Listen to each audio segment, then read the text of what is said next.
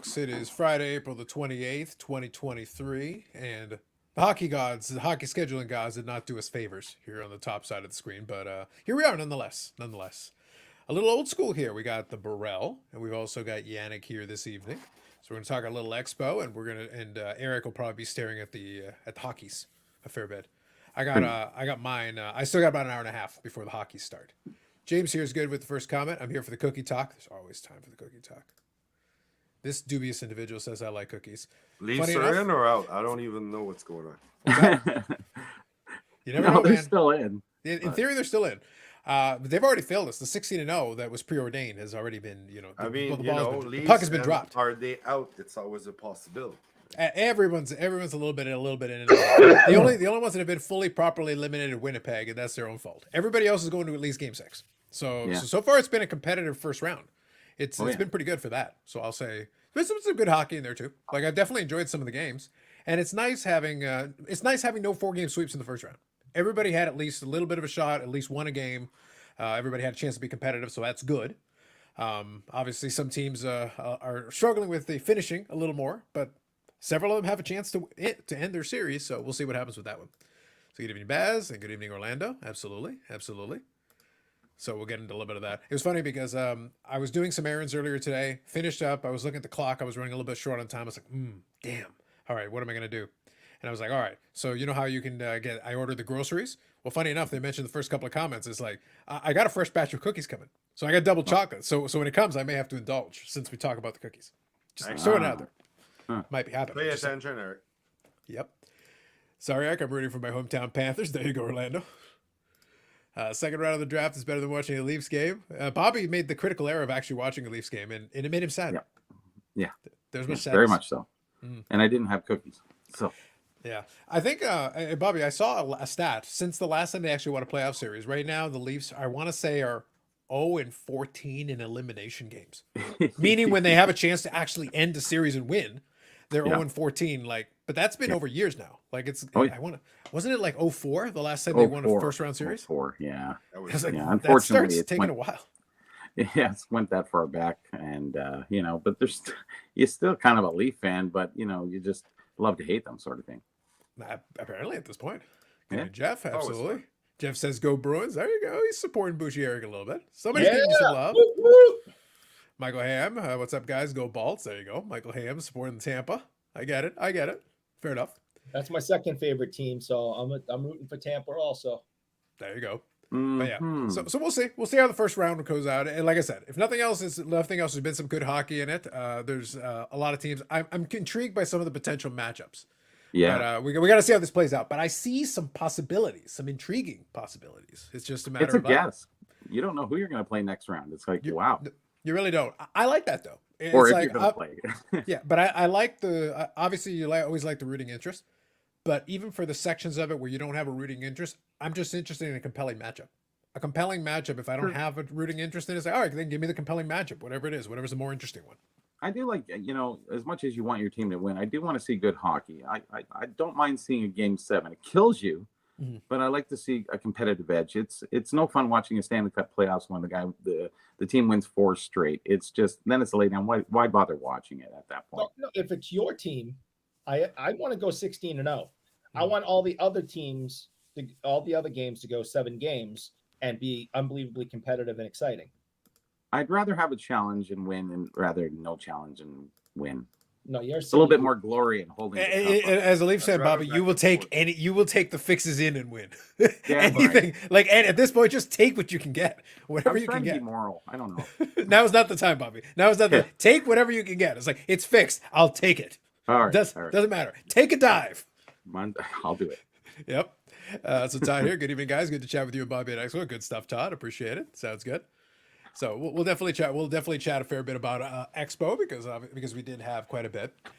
So let me kind of start with you, Bobby. Obviously, you take a different approach to it than a lot of us because you have very specific things you're looking for. But obviously, you, like myself, have been around the Expo a long time. You definitely know a lot of folks. We were actually having a side conversation about that as well, about being there. Some of the perks of being there a long time is that you do have those connections and you can have those conversations all over the map. How was your overall experience for this one? How did you feel about it? This one was a little bit different for me opposed to most of the other ones. This time, I think the commercial edge of it kind of took over a little bit too much. It is disjointed with the other room there. I find that you don't. That's where the autographs are. We have there's just for people who don't know. There's a big main hall. I think it's 100,000 square feet or what have you. Then there's this big long hallway to another small hall, which is I don't know. No, Bobby, help me out 300,000 here. square No, feet, Bobby, maybe? question. Help me out here on this. Sure. When you're saying disappointment, are you referring to like Eric's general life as a Bruins fan disappointment, or are you talking about the cookies weren't delivered yet disappointment, or are you talking about the Golden Touch releasing all 6 episodes in one day disappointment? There's See, different I didn't get levels to and see layers that. of I don't disappointment. have Netflix, so I can't relate to that one. I'll give a little after some of the Expo talk. I will share a couple of initial thoughts on the Golden Touch. I might have binge watched all 6 episodes already. Really? Might have, allegedly, just throwing it out there. Well, when you don't have a freaking job, you can do that. Yeah. In fairness, I would have done that with a freaking job. With a freaking job. It goes pretty fast. There were he's working. literally years that I would do this shit with a freaking job, Eric. While he's working. Yeah, like this. I this mean, is, lunch. what the fact that I'm retired is bonus. It makes it even easier, but I did it with the job too. Like it didn't change anything. Yeah, like I was saying, it was a little bit different this year. I found that we missed Derek being there. That was the big disappointment. And A lot of people were asking about me. and Timmy Two Hats wasn't there. Corey was there. Mostly curses and mostly wondering where to. They were loading ammunition while they were asking about you. Does that count? Is Yeah. that the kind of asking you were hoping for? Yeah, hey, any type of asking. Yeah, fair enough. But it's like all of a sudden you see like somebody's got like a 9mm and they're just putting bullets in it. It's like, say, Marcel, do you really think that's necessary? He goes, protection. Someone has to do it. Somebody, whatever you got to do, my man. Whatever you got to do. I keep telling you guys, Marcel likes me. He likes to aim at you. Yes. I know. I was with him and I mentioned your name and he went, "Who?" Anyways, That's not nice. I found the "He." Expo. He said, Well, I did go "Oh." around and it made some fun. I took pictures with all the owners of, Beckett, Canada PSA and the KSA and what have you. It was kind of fun to do a few little pictures and have some fun during the show. I found everything that I needed to find on the Thursday. So after that, it was a social for me, which is fine. I don't mind the social part of it. But, the hunt really wasn't there for the next few days. Like I said, it was more social. I was kind of looking forward to more stuff because the other shows didn't happen already. And I think that's what I was concerned with the last show, is that all the shows in Montreal and at Western Canada already had happened. And we didn't, and our show kind of came late after all those shows. And I think I found more stuff last show than I did. Oh, actually, I didn't find much last show. And this show, I found a few things. I grabbed one There of we the, go. I grabbed one of the ones we have with Eric's favorite guy. Like, come on. The only Jeremy that Eric likes. All the other Jeremys he thinks are trash. But this is the Jeremy that he likes. He appreciates this man. Look at how happy he is. Yeah, when you said that was hysterical. It was perfect. I knew you'd like that. I got that in lieu of you not being there. But anyway, way. So I had a fantastic time. It goes so fast. I had a fantastic time with my friends. I didn't really find much, unfortunately. There's times that I used to bring 10K in my pocket and I could spend it 2-3 times over. And that's going back quite a few years. But we're in a different era of collecting now. Anything you find, you can find it on eBay, golden auctions, or a host of other places that sell stuff. So nobody's really saving so much for the Expo, but it is nice to, especially for card guys, to see the cards in their hand when they're, going to buy it, and it's right there, transaction done, everybody's happy, and there's no question after that. And you can grade on site. You can go to PSA and stand in their lineup and have some fun talking with other people. It was a fun weekend anyway. Oh, well, it's more than a weekend. It's Wednesday, Thursday, Friday, Saturday, Sunday. Yeah. That's right. Yep. And I will say, and I'll share a couple of stories, because I shared the cards in the video recap thing. I shared the cards that I picked up, but I didn't elaborate kind of on what went into purchasing them, because kind of playing into what Bobby was saying is that it does give you a chance to see it in person. It does give you a chance to kind of go through that. That's helpful. But another thing as well is that you can actually work out, in a lot of cases, you can work out reasonable deals. Even in the era of eBay comps and your ability to do that, and I'll give a couple of examples for a few of the ones that I picked up. Even with the knowledge there of what those comps are, sometimes some of the dealers are interested in making the sale. So you can actually get something that's advantageous, because a lot of times when we're using eBay comps, it's in American dollars. We're in a Canadian card show. So the exchange rate can kind of work in our favor. We could pay equivalent comps, and technically we're getting a discount versus if you went and bought it on eBay and had to do the exchange rate, taxes, shipping, all the rest of it. Yeah, the fees is definitely the offset, but I think, guys have to pay for their booth where they don't have to pay for sort of eBay kind of being the host, so they want to get things sold. They don't want to keep cards around that long. Just the big priced ones I found. Mm-hmm. No, that's fair. Bob here. Good evening, Bob. He says, I heard people saying they brought their tire irons for no reason. Facts. He says, I watched the new Broken Lizard Super Troopers Beer Fest movie last week. Saw a scene where Kevin Heffernan, Favre, kind of looked like Eric, and I couldn't unsee it. Interesting. Bobby, was that before or after you asked him about the grading changes? True. He might have interrogated Jeremy from Becca and gotten some answers for him. It's an inside job. Yeah. It's facts. But no, I think you could take advantage of the exchange rate. You could, because even in one of the examples of it, the price that they had there was fair in American dollars, because I laughed when I was walking by, and I'll share for one of them. I walked by, this was on the first evening on the way out. I was watching one of them and I shared it on the Instagram. It was the dual patch, dual autograph card. And I went and looked at the price and they had $300 price tag on it. And I was like, okay. And then I was like, that's probably sounds about right. And then I go look at it and I checked the eBay comps and it's about 300 US. And I was like, oh, it ranges from like the low 300s into like the 330s. All right, you got to tack on about 35% ish. And then shipping, whatever. So, well, let's call it $400 just to make it easy. Call it 400 Canadian. So right there, you're already getting about 25% off comparatively to what those auctions went for. This wasn't buy it now, best offer. These were auctions, and they went right around the same, hovering the same price point. And I was like, already, it's kind of fair. And it was annoying to me because I was like, normally this is where I like to super lowball, and I'd be like, it's like, but you're not completely unfair, and it's like technically compared to the alternative options, you're actually pretty fair. Now, this is where I talked to my buddy Steve Angel. Bobby knows Bobby and Eric and Yannick know him. And I was chatting with about it, and I was joking with him. It's like, I'm very frustrated about this. He goes, why? Because I hate the fact that this is an eminently reasonable price. That's what irritates me about it. It's like, I'm not a fan of this. This like, I don't like it. So what happened is between the second and the third day, he went over to him and he talked to him. And what he did is he actually put a higher sticker price on it. So when I walked over, I go, all right, so you want the 300? He goes, yeah, your buddy came by. He goes, I'll take the 300. There, I got to talk him down. It's like, it's all for the illusion. It's all for the gram. Well, opposed to negotiating for McDavid, you're negotiating for Medano. So it's actually, the odds are in your favor. They would be, except those comps were based on auctions. It was for the Medano card. So that's what the going rate was. It, to me, even that was 3 times what it should be. In my mind, it's a $100 card. And this is a separate discussion because as a longtime collector of it, I have my head set at a certain price level, a certain price point that makes sense to me. And the problem is the market has steadily moved on it. And it's just across the board on those cup cards, the cup patch cards and the autographs. They've all moved up because a lot of folks were building those sets. So it doesn't matter who it is, really. It makes no difference. It's like, it's one of those cup ones. It's one of those patch sets. And then all of a sudden you're trying to figure out what the price point is. And it's gone up. 5 years ago, it would have been a $100 card. An equivalent situation, it would have been $100 for the same thing.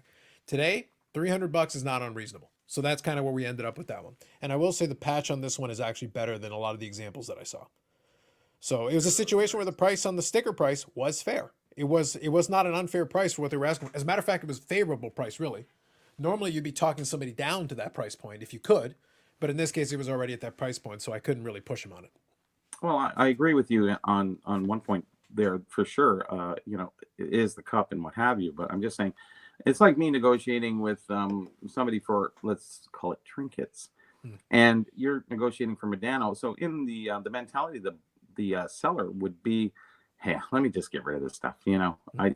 I really just have Gretzky's, McDavid's, and all these other cards on my table, and it takes a little edge off getting a good deal. So it can, but it's one of those things where the dealer, if I was in the other place, I wouldn't have even put it on the table. I would have literally put it up on eBay and taken the extra 25%. Exactly. Like you would have had to do almost, even with fees and everything, you were ahead.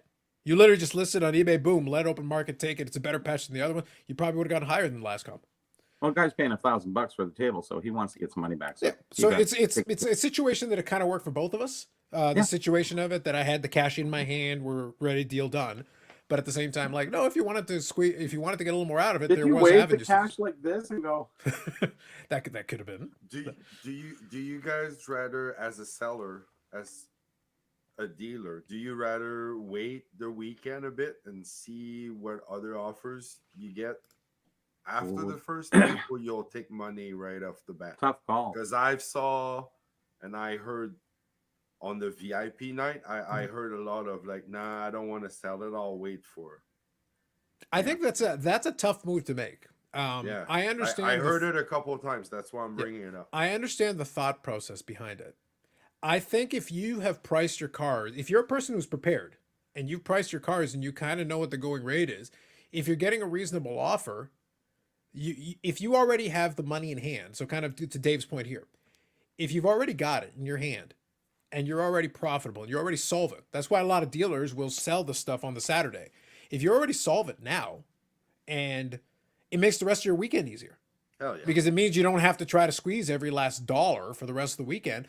Because for some of those dealers, they probably made their show between, Wednesday and Thursday. And then by the time you get into like Friday and Saturday, it's bonus time. It's like, what else can I add? And because my buddy Steve doesn't have like these crazy low prices on his stuff, but he's willing to be flexible. He's willing to adjust a little bit to it, and he can make big enough deals because those repack folks will come by, and the repack folks will buy stacks of stuff. So by the time he's on Friday, Saturday, Sunday, he's already got a pile of cash that he's already made from the show. And now there is a little bit more flexibility on some of this. He's not going to give it away, but at the same time, he's not intent on holding every last item and squeezing every last penny. Yeah, I think it's a little bit different because I was dealing for, 20 years there, and I still do it any which way. But we had a table set up because basically I had to sell my books. We had to throw some of my extra stuff on the table. So it was kind of stimulating to do. And what I did find is that if I got, whatever the comp is, it could be a comp on a trinket or a card, I found that if I got it for a good deal, I'd rather be the one selling it. So I don't mind taking the lesser value. And you say there's a comp, yeah, but one sold. One does not make a comp, especially if 6 months is the last sale. So, things well, it depends up on the and item down, you're you talking find a about. sucker. It depends on the item you're talking about. In the card I'm talking about, in the last month and a half, there were 6 separate cards. They were all different serial numbers. It was the same card, but different serial numbers. So that's within like a 5-6 week period. So you're seeing a consistency in it, and the price point was in a certain range. So you could feel pretty comfortable. That's probably about the going rate. Just the phone going off. And ended the conversation well. Yeah, I always go straight to voicemail. I just hit the button on the side. No, I understand, but I was just giving another point of view too. Is if you pick something up cheap, you want to be the guy selling it in the room, because other people maybe have, let's say, $100 on an item, and you picked it up in a deal, and it actually ends up almost being free. You don't mind taking $70 and making the sale rather than the other people sitting there making the decision point at the $100. So, there are some dealers who will get the amazing deal, and they'll insist on every last penny. We had some fun with that one. We had some fun with that one. And they pack up 99% of the stuff going back. So yeah, no problem. I get it. It was very, very funny, very interesting. I won't name names on that. I'll be nice, but at the same time, it's one of those things where they're around often enough that there are people that buy from them and do like doing business with them. But at the same time, I always find it very interesting that I'll put it this way: anybody who pays attention to Instagram, social media, you can figure out who I'm talking about. They will talk about buying these big collections and everything, and then brag about how they basically paid nothing, and then in turn put a gigantic price tag on it on the table. And I'm sitting there like, I don't begrudge you making money because as a good capitalist, like, I have no issue with that. And a lot of times when somebody buys these big collections, I expect that you probably paid relatively little, but don't brag about it and then put the high price point, because guess what? A lot of the people that you bought from also have social media. And this came to roost a little bit during the show because a couple of them expressed some anger about it after the fact because they realized that they got ripped off basically while the show was going on. I was like, don't brag about how you paid nothing and then slap a gigantic price increase sticker on the card and then brag about how you sold it to somebody else for 5 times what you paid for it. We know that happens. That is very normal. That totally happens. But you don't need to like put a gigantic spotlight on yourself, pointing out to everybody that you did it. People Welcome like to put it social on media. Everybody wants attention. There you go. And that's how the business is done: is buy Yes. low, sell high. Correct. But Yes. you don't, and if you don't do that, you're not going to have much of a business. Yeah. But you don't want to rub people's noses in it. Yeah. And that's not good business. You want people to feel good about coming to you, and to let them know that you got over on them is not a way to have people come back. Exactly, and that's the thing where like you can still do both. That's why I made sure I was trying to be very specific about this. I don't begrudge somebody being profitable, because a lot of times buying those collections, you're getting such a low price point per item that on some of those items you will do extremely well. But you don't need to emphasize it quite that way, because as soon as you do it in that way, and like literally you're showing, because you want to talk about transparency, you basically told us that you paid nothing. And it's like, okay, cool. But at the same time, like the person that you just bought it from that didn't know any better also saw that you just explained to them that they're a moron. And then you have the audacity at the same show to put their card on the showcase with the markup so that everybody can see it. Yeah. So it's like you're teaching them that they shouldn't trust you. Whatever price you come up with, you should probably ask for double. You're training everybody to be like, oh, if you think it's a good price, then it's way low. I need to increase my price. I wouldn't sell you anything for anything you ask for. Yeah, getting to what Eric said, buy low, sell high. I'm under the understanding in the last 5 years is buy low and sell, because there's too many people sitting on too much stuff. Oh, have a look at eBay and see the listings. It's just never ending, and it's just like, okay, you can sit there, but I'm buying and I'm selling, and you guys are buying and you're sometimes selling. Exactly. And put it in my watch list for months. It's a simple commerce, and people don't understand commerce. Like and the problem that I have with it, the problem that I had with it, well, like I said, at the end of the day, it's not my money, it's not my concern. But, and this is kind of a bit of a twist on it, as the person who wasn't involved in the transaction, I also know that you paid nothing. So when I go over to your table, if whatever, it's like whatever price point you got on it, I'm like, yeah, okay. So you probably, you got $100 on it. So what'd you pay? Like $10 on this card? How about I give you 30? But it says 100. It's like, so what? You paid like 10 for it. The problem is you bragged about it, so I know you paid nothing. But you're not so I'll give you 3 times what you paid for it. Yeah. You're not supposed to know that part. That's just it. And again, I've been at these card shows for years, like Bobby in the same vein. I've literally been to this card show for decades. And I hang out at the booth with dealers. I've bought and I've sold. I've been on both sides of these transactions. We know that people will buy low and sell high. But you also don't then dunk on them in a public forum where everybody can see it and make it obvious what you did. And then after the fact, put a really high price on it and demand that others pay the high price. It's like, you want to be profitable. I get that. But it's like, in that case, but you don't need to share everything in that situation. Maybe that's the one where a little disclosure goes a long way on this one. Obviously they do. Yeah. I saw a few, I'll buy everything as a dealer price, so I'll give you nothing for what you got, but I'll sell everything on my table as collector premium price. And there was no kind of like in between, or like, can you meet me halfway there? So not funniest, but I saw a few. Yes, very similar. The funniest thing I get is I had some stuff on my friend's table there, and the guy comes over and he asked me twice how much you need for that, and I said, it is what it is. I didn't have to sell it. It was one of those. I knew who he was. He's another dealer. And then he comes over, he goes, I'll give you this. I said, no. And he goes, I can't make any money at that. I said, I'm not here for you to buy from me to make money off of your table. He wants all of the good stuff to look nice on his table. Yep. I said, that's not how it works. You kind of do that like privately or something. You don't do it on the table. Anyways, it was just funny. I can't make any money on it. Yep. Oh, really? Okay. That's your problem. Yeah, exactly. I'll read a couple of these comments here. So, Duvix of Life, good evening. Stubbornly high prices, no one willing to take a loss. Damn needs to break prices at some point. The funny thing is, there are some people who are willing to adjust. They just accepted the reality, and those are the people who made sales. The people who understood the reality of it, they got their money out of it, got some money back, but then in the same show, they bought correctly. They made the adjustment. Like, okay, the market has moved on this. All right, let me get out of this. I'll get some cash back. And that cash, I will then buy correctly based on the current and then sell that stuff for a little bit of profit. And I'll start getting it back that way. I'm not sitting here holding it forever, hoping for a rebound that isn't coming. So some of them who have been around a long time do have that ability to ride those waves, those ebbs and flows. You won't get it all right. Like most people will have a couple, especially if you're buying enough volume, you will get a couple wrong. And that's okay. That's not the end of the world. In the aggregate, though, you will profit in the long run if you're successful with and consistent. Hmm? Okay, so you're trying to sell or show off. Yep, go ahead. Go ahead. Oh, the surprising thing is the inability for people to understand that what they're selling on their table is, they bring what they bring and they put it out on the table. If they make the sales, they're happy, and then they sit back on their prices high. Mm-hmm. If they're not making the sales, then you can get. So you kind of ask them, how you doing at the show? Mm-hmm. That might lead into a better deal for you, I agree. possibly, or when to approach them. I agree. Oh well, I'll wait till Sunday. All right, good enough.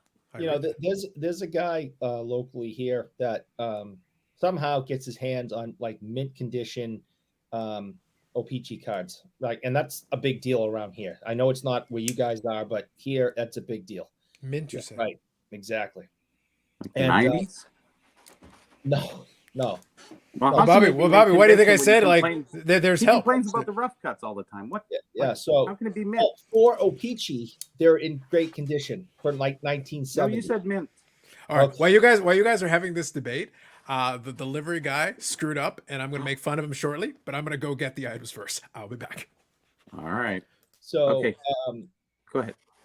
He really sells them cheap, and I'll go over and pretty much empty my wallet at his table and come home with a stack of stuff. Where if I tried to buy these cards or something similar other places, my money wouldn't go as far. I know this guy has good stuff and he prices it to move. So I just walk in and go directly to him. And if that is how you are running your business, that's what customers are going to do. Yeah. If you are buying low and selling way high, I have no, I'm not coming to you. Sometimes they have that rare item and they get you. So Hey, listen, if it has something that I need to complete a collection, I'm going to spend whatever it is I have to spend within, a reality. Sure, of course. But sometimes you're caught, paying the piper. Yeah. It happens. It does Usually happen. you know what you're gonna spend on what you need, like you said, Eric. Like, you don't necessarily go out the blue like, oh, how much all things gonna cost, right? Like, you already know what you're kind of in the ballpark or willing to spend on. So yeah, like there's when very you few bought- booths you go up to and you can find like great deals on things, and you just keep adding to your pile. Yeah. Yeah. And You scored a goes nice one on the move. weekend too, like Here's my that. money. I did 2 Oh, two flips, or like whatever you want to call it. Like you find a rough diamond in the diamond in the rough. diamond in the rough there, and then turn it into, you don't even know, you're kind of like, oh, look at this, like, that's Yep. unique. A couple hours later you find out that someone is willing to give you twice what you paid for. So Well, you it's have great no when the guy strings goes, I haven't attached, been and at... you're like, sure, like, here's my dinner for tonight. Oh yeah. It's nice when you hear a guy, yeah, I haven't been at a show for like 7 or 8 years, and it's like, oh, okay, let's have a That look. guy, the Where'd you guy we spend- found out that morning, the guy never set up at a show ever. He's like, I never sold anything, and he's unloading his cart. As he's putting the box on the table, me and Bobby are just Yeah. yeah, he had some pretty cool, nothing like crazy or anything. No. Actually, like super nice prices, like $5 And super good stuff, deals. $20 Yeah. stuff. Yeah. Those are the best tables. Oh, it's Yeah, fun. it was volume. It wasn't big savings and deals, but it was volume of sales and savings. It was good. It was good. And it was nice, unique, different kind of stuff too. Something for everybody almost, right? Yeah. He had signed cards. You would have gone crazy on that. He had tons of those in the game autograph, but he had them signed in person on top of. So some of them had the card twice autographed. Wow. It's kind of weird. I don't know if that helps or hurt the card, but you I think it don't would know. help, but it probably hurts because then it's a pretty stain on it. special. It was all in the binder, and most of them, I'm like, I don't even know who these fellas are, but I know Eric would have been. If it's good stuff and it's at a fair price, I'm gonna spend time at that table and I'm gonna give them money and appreciate them, and I'm not gonna hesitate to give them money. Where if I go to some place and the prices are really high, now I'm like, all right, I'm watching my money. It's not coming out of my wallet as fast. I'm leaving some things there. I'm trying to, do math in my head and say, okay, you just go to a table like you're talking about. It's just like, I can't pass this up and the money's just flowing. Yeah. That's how you should be doing business. And that's the truth, because, people will come back to you time and time again as a dealer. If you're not negotiable or you're very hard on a lot of deals, then they just don't feel good going back to you. So if you have an item and there's another guy who has an item, they'll probably buy it from the other guy next time around, right? Even if it's another 10, 20 bucks more. Hey, I spent $200 at that table, and I needed a bag to walk away because there's so much. Oh, yeah. Those are fun. It was hard for finding a bag, $200. wasn't it? Like, Charity's not in earshot, I hope. no. Oh, okay, good. You can't be yelling out numbers like that, man, if your wife's around. Those are that's small nothing. numbers. Come on. Like, what? You spend your wife's money? I don't spend my wife's money. I don't have any money of my own. Oh. Yeah, I'll tell you exactly. Like, show's over now. I'll tell Show you was exactly covered whose from money deals that I spend. made, and now I need 2 more grant for November, so everything is covered. So I got 6 months to get 2 grant. I just go downstairs and ask for my allowance from mom, and then that's my card money. You get money from your wife and your mom? Yeah. Good for you. And as soon as my daughter gets a job, I'm gonna see if I can somehow get in on that. 2%. That's right. That's it. She's driving my car. She's driving my car to work. Bring some of that back here. Yeah, wear and tear fee. Yep. One thing at the show, I found that a lot of dealers have the inability to realize that if you check eBay prices, you have to look at the solds, not the still current. Asking. And it's just like, there's 3 on eBay for 150. It's like, yeah, but they're not sold. Yeah. It's like one guy lists one thing, and then the other guy, he looks at the other guy's stuff and goes, oh, he's asking 150. I'll put 150 on mine.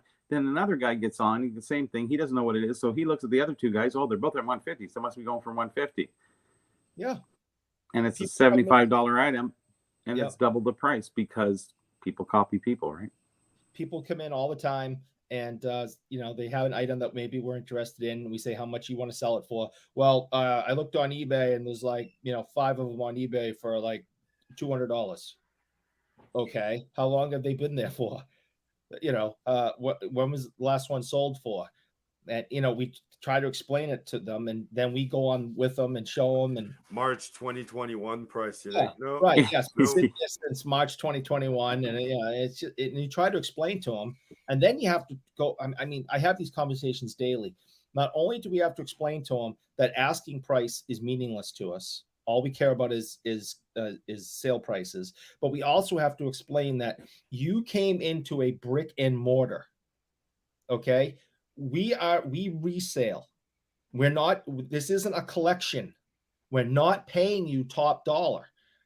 And some people just don't get it. And there's actually a lot of people don't get that, but then there's a small amount of those people who flip out. Or get mad. Yeah. They insulted them. This is worth $300. Yes, it is $300. I will give you $150. Eric's going to cold cock somebody there one day. We're getting closer every time. We get a little bit closer every time. It should be a CFL. A lot of times I start rubbing my temples when they're talking, and they're telling me that, I should give them all this extra money. And it's like, I feel like I'm getting ripped off, and it's like, okay, how do you think the lights stay on? You're like, with the switch. You put the switch up. You came to see me, not I didn't come knocking on your door. You walk through ours. Why? We're not giving you full comp price. We'll give you half, and then we'll make money. Carlos, you missed a good part of this. The show there. I would have been happy if it hadn't been. They might as well put it in another neighborhood. They weren't even close. Like they take a little picture to tell you where it is, and I was like, okay, so I know where that is, and that's nowhere near my front door. Oh, not even close. I literally had to go run down, go all the way over there, grab a bag, and cart the stuff all the way over. And I was like, Not even close, my dude. Not even close. It's Is it like, at the store again? what's that? Is it at the store down the corner again? If it had been down the store, I would have needed a little more time. Did the cookies make it? I did. I was able to get a plate, and we got the double chocolate. We got so not all is lost, but I had to go get it. I had to go earn that one. As long as you don't have a chocolate milk with it, you're good. There you go. Might be a little excessive, yes. Okay, so real quick, I'll get caught up on some of these comments here. Panel, what are your thoughts on PWCC issues that came to light yesterday? I caught a little bit of this. Now, again, I'll take it with a grain of salt because anybody can post anything on social When media. don't they have issues? Yeah, but no, Please write us up, Carlos. I my have understanding no idea. was based on the posting I saw. Again, I didn't verify any of it because I hadn't gotten around to it. I was doing other stuff. But presumably, some people were laid off at PWCC, and then from there, everybody speculated on what PWCC's status is. And I don't know what their status is. We're going to find out because I if it's a I can cost cutting add measure. one little thing. I just logged on my account. I haven't in like a week. Mhm. And you had to reread and re-agree to everything and like throw. Oh, they did that one. That one's like a couple of weeks ago. They had that a while ago. So I kind of took a break, I guess. you know what will be my indicator? I'll take it with a grain of salt, but because I don't know any of those people. So, and I also have no reason not to believe that they wouldn't post that they got They laid didn't off. look that busy, by the way, either. Yeah, what I would put as a good indicator is let's see what happens with the PWCC sponsored live streams. Yeah. If the marketing budget gets cut, that'll be a good indicator for it. Well, So- you don't want to lose that advertising though. That's a big part of keeping their business going Well, too, right? But it depends. Like how much business is it actually drawing in? Like I look at some of those streams; they're not drawing that many eyeballs, and are those people actually spending money? Some of them might be. It's sort of like Kraft doesn't need to advertise for ketchup, but they do just to keep their name brand out there. And I think it's important for them to do that. If they don't, then where do they go? Yeah, but there is also a cost incurred. Like with Sure. getting those folks to do that, there is a cost, and you could always cull the ones that are least effective. Let's say in getting eyeballs on the product. So I can think of one or two. yeah, The 20% fee doesn't keep the lights on. maybe not. Okay, but I'll put it to you this way. I'll leave it to you guys. Like for me right now, I need to see a little more to have an actual thought on it. My thought on it is okay, it's interesting, worth keeping an eye out on. What I would say is if you have a lot of stuff in the vault, then it might be wise to go get it. Right. Yeah. Well, the thing is, I looked and I was like, okay, so what's left that I got? I have 4 items in the vault. You still I have went to that go ship Barry them over, Bonds? and they had a whopping total value of $56. And I was like, Ooh. well, worried. I'll take it anyway because one of the cards I want, and one of them is for my 63 Fleer set. So it's like, yeah, okay, I'll ship it over. But I had 4 cards of $56. If I wouldn't have had that much of an issue leaving it in there, unless other than the fact that I wanted the one card, and I go, well, if I'm going to take one, I may as well take the 4. But if you've got like hundreds of cards worth tens of thousands of dollars, then you might have a very different consideration. It's going to be a run on vaults. Oh no. Yeah, exactly. It's like we'll all run to the Golden Vault. Yeah. I should look more to that one, the Golden Touch. Yeah, you got. Yeah, we'll get to the Golden Touch here in a minute. But so Yeah, just in general terms, I don't have too much to add because I saw it, but I didn't look into it too much. Anybody got a Yeah, thought they want to add? I didn't know. I took a break, I guess, for the last 2-3 weeks. I do use PWCC, but Mhm. I don't have anything in the vault, or I don't. As soon as I buy, I get my stuff out of there. I ship Mhm. it. I know it Yeah. costs maybe a little more, but I'd rather that way. I do business with PWCC, but I'm always aware and I'm always kind of careful. Well, but that's the reason why I said I have 4 cards in it because I haven't won much on there lately. Usually I'll grab a handful, and once there's a handful of like decent cards that I want in my possession, then I'll ask to get it shipped right away. You know, Because at that point it's like, so all the cards that I've won on PWCC minus those 4, I have already had in my possession for some time. So the last couple of months there hasn't been a lot. It's pretty slim pickings for me. if Well, they built that big vault in laid there. off or let go people, maybe I don't know if that's what we're talking about here, but let's say in that regard, let staff overstaff or under. Maybe they had to readjust with post-pandemic ish. Like PSA, we haven't heard anything yet, but like how many people PSA hired? They kept the job for everybody yet? Mhm. So Yeah. well, Well, they probably other won't than that, tell you I'm that. not aware. I don't know. Like I said, from what I witnessed at the show, Yeah. it's a booth anyway, so it's kind of hard to judge and Yeah. measure volume or what they do because lots of those corporate booths all you have is a backdrop with a counter and flyers, so you don't really know. Well, what you're talking about is overhead. What you're talking about is how much overhead is there. So Yeah, I know there's a couple of other comments on this, so I'll get caught up and I'll grab a couple of those comments on it. But I'll share a couple of other thoughts on it as well. Good evening, Dr. Exclusive. Absolutely. Joe. The old-fashioned quartet. They're trying to say you're old, Eric. Oh, Terrible. maybe it's just fashion. Yeah. What I used to do to shows many years ago, I'd look for a card that's general idea cash value and then see if the table is reasonably priced or completely nuts. Yeah. Yeah, you can use one of those as a gauge. It's a good tactic. So it makes sense. My biggest issue is making up these freaking prices. The dude.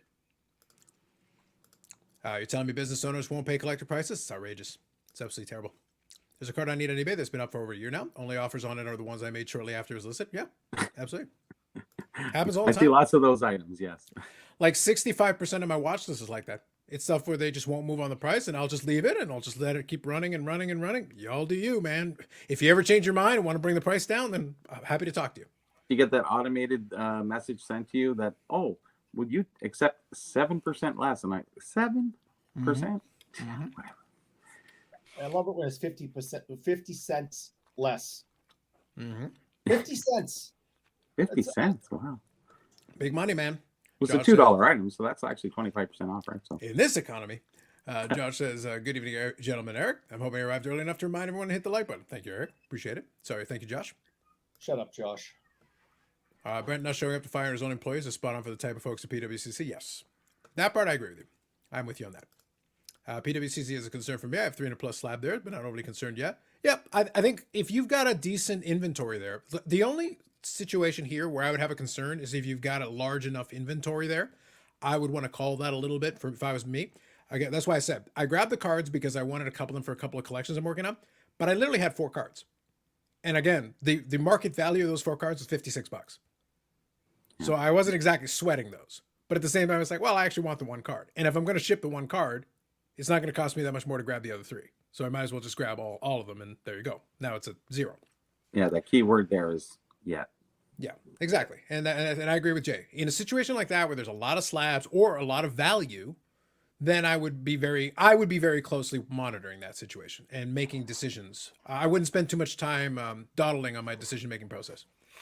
But we also don't know what specifically the actual. Here's the thing: so a company could be in the hobby space could be laying off people, and it could be nothing more than they want to cut down on overhead. What do those people do? That's the question that I would ask. What specifically are they doing? Is it something where they're expendable because they could be just making sure that they keep themselves stable by getting rid of unnecessary overhead? Big meeting there, and they said, "Can we replace Eric? We need Eric. We don't need Eric. But what do we do if we don't need Eric? Eric Myers? Any Eric you want. Just any Eric. Any Eric you choose. It's like, what happened? They just laid off everyone named Eric. Indiscriminately. All of them. All of them. And there was 14 of them. I was just going to say this earlier is that I don't have any real knowledge about any of this, but I'm sure by next Friday with the people that I know and talk to on a regular basis, I'll have a lot of information about it. But Well, so kind of going back to Hockey Hawk's thing. I don't have enough additional information other than the initial post on it to have much of a strong opinion one way or the other.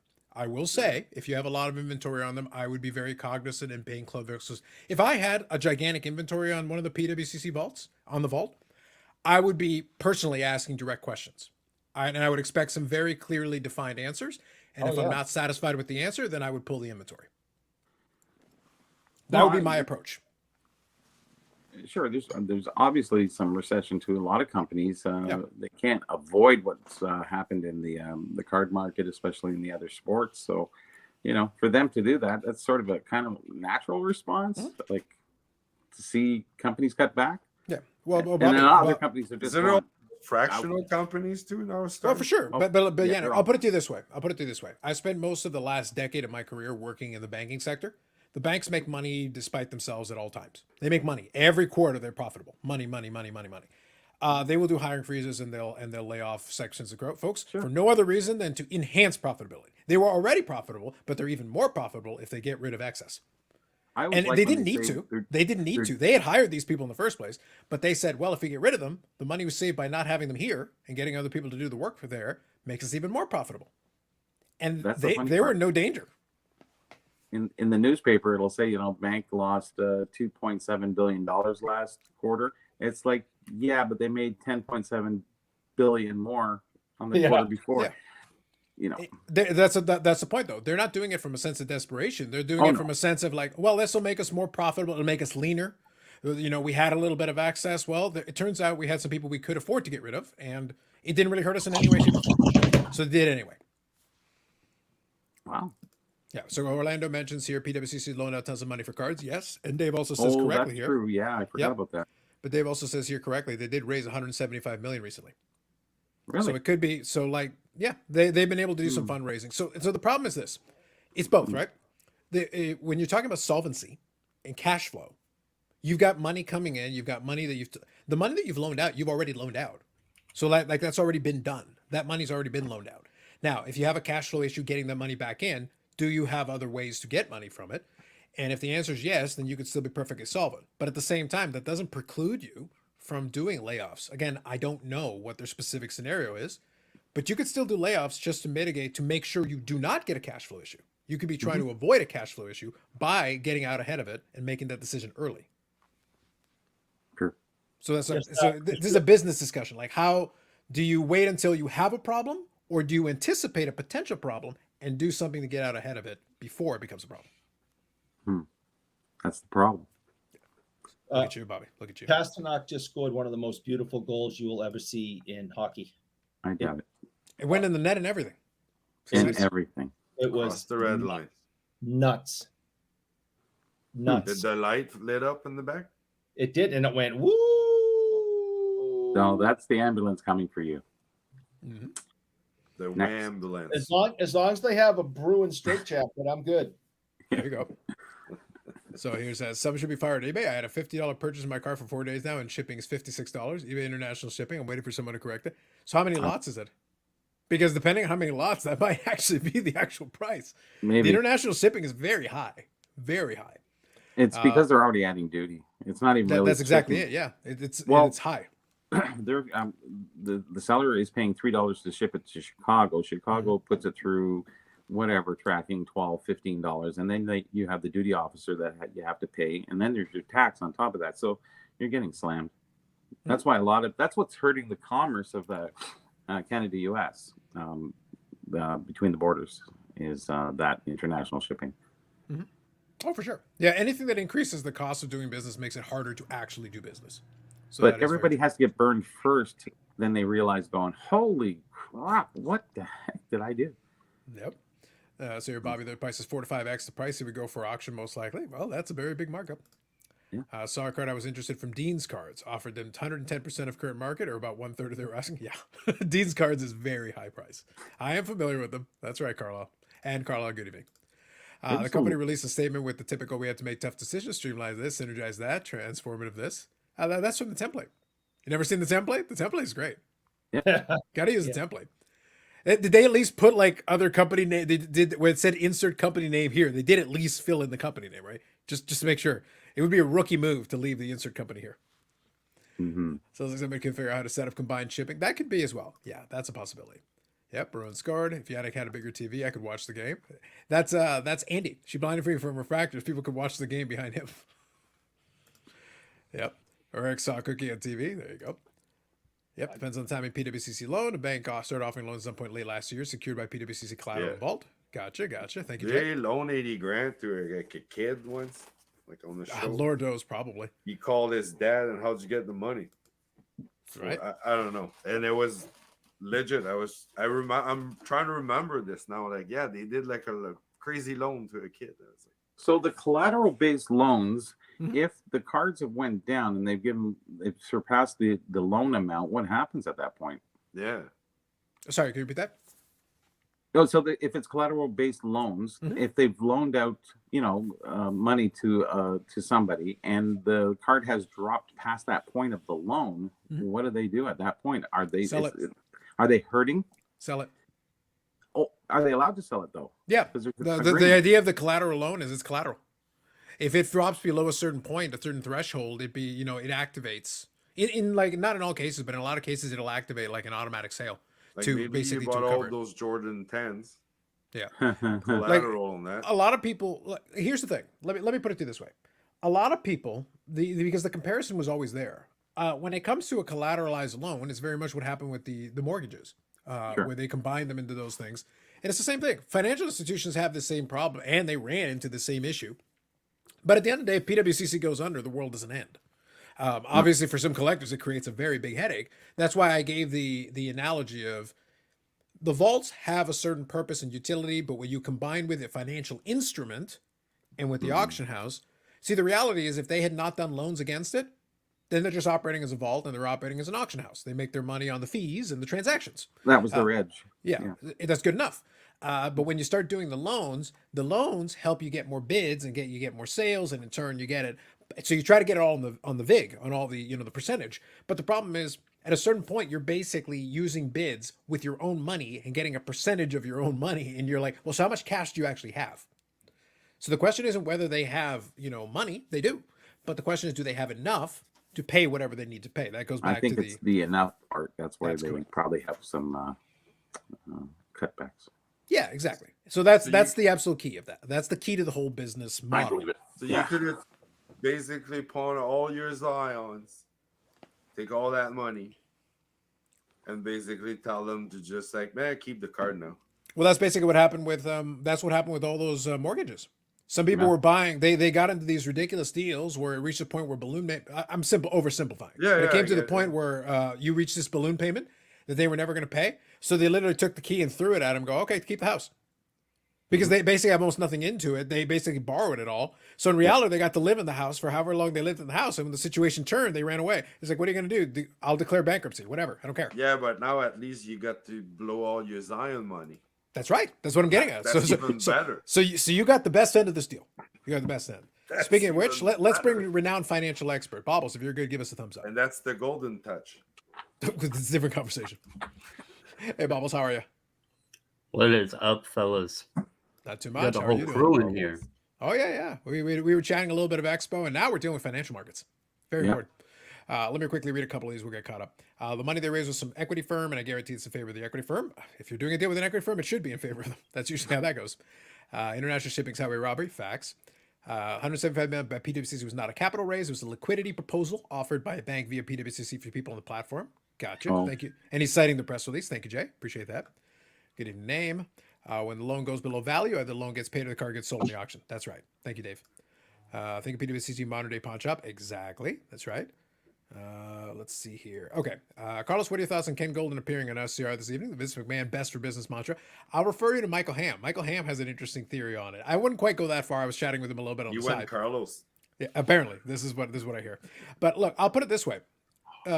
Again, we've talked about this before. Sports card radio know exactly what they're doing.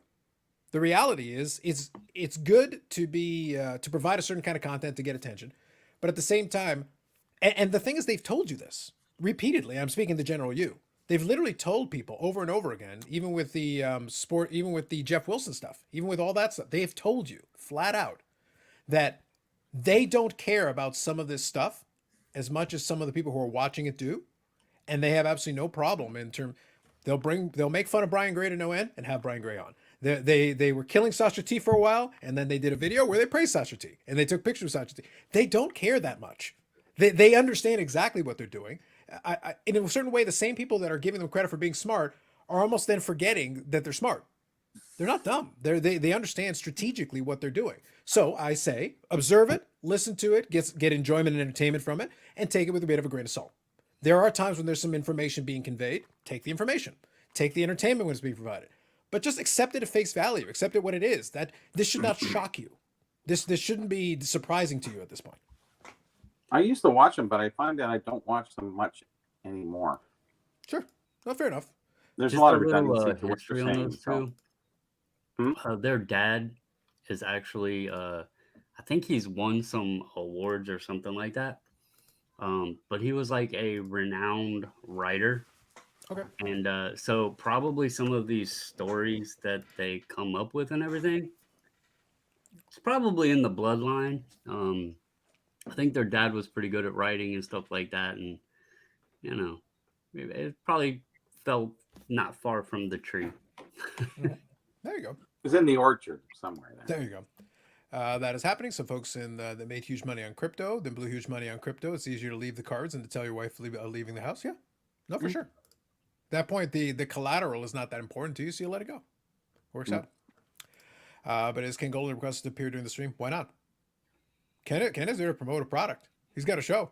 He's going to go wherever they go. Yeah, why wouldn't you? Makes sense to me. And it also makes sense for them to bring him on because he is a notorious hobby name. Why wouldn't you?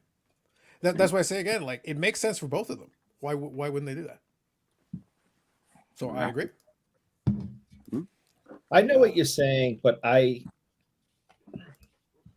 with all the silliness that's gone on in the last 6 months with those guys, we're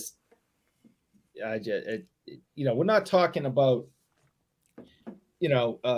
Elon Musk going on ABC after ABC did a hit piece on him, because he needs to sell cars and get money for SpaceX. We're not talking something huge like that. We're talking about some guys that go on YouTube and talk about the card hobby and one of the biggest auction sports memorabilia auction houses. I don't understand why he needs them. Who's eating the bag of chips? Who's opening cards? It's me opening my addiction to money. No Cards. I can't think of what they are. The missus keeps yelling at me. The little mints, lifesaver. Okay. Mint All right, cards? gotcha. Yeah, I get your point, Eric. But the reality is, for them, it makes perfect sense to do it. And for Golden, honestly, I don't think Ken Golden cares that much either. He's been in the hobby a long time. He's been called a lot of names by a lot of people. And at the end of the day, what's best for business is best for business. 9.3 acres. Yeah. Listen, I just don't. And a see 9-figure bank account, man. And a 9-figure bank account. That's right. Don't be questioning 9-figure bank account. And your own 4 show. billion-ish. And your own show now. That's right. Right?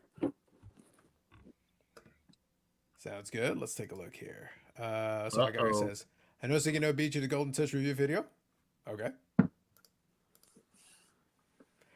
Golden came on the live stream because the eye candy that was on the stream, he tried to hire her by the sounds of it. Hey, why not? Go for it. Josh says, go Panthers. Go Panthers. There you go, Mike. Quick, throw your rats at Eric. I like that. All right. Bobbles is opening a cookie to torture Eric. Notice that crinkle? Maybe. Nice. I like it. All right. I like it. Sounds good. One word, marketing. Yeah. Look, all I'm saying at the end of the day, all I'm saying to you is take it with a grain of salt. From all sides involved, take it with a grain of salt. Everybody is fully aware of what they're doing. They're fully aware that some people will be mad about it. Some people will be happy about it. Some people will have an issue with it. Some people won't have an issue with it. And as long as you take it in that vein, you can just watch it for what it is. Just treat it as entertainment. And I'll talk about so kind of in that Golden Touch thing, as Hockey was saying, it's like right now, I could have made a video about the Golden Touch thing at 5 this morning because I finished watching it pretty early in the morning. It was available in the wee hours of the morning, and I basically binge watched most of it. But at the same time, I started watching it, and I'll be honest, I was really disappointed. I'll just say at a high level, I was very disappointed. Because it basically, and I'll talk about it more. I wanted to take some time. I could have done a video maybe before this live stream too, but I said, no, let me take some time and think about it. I'll chew on it a little bit more, and then I'll make up my mind and do a video.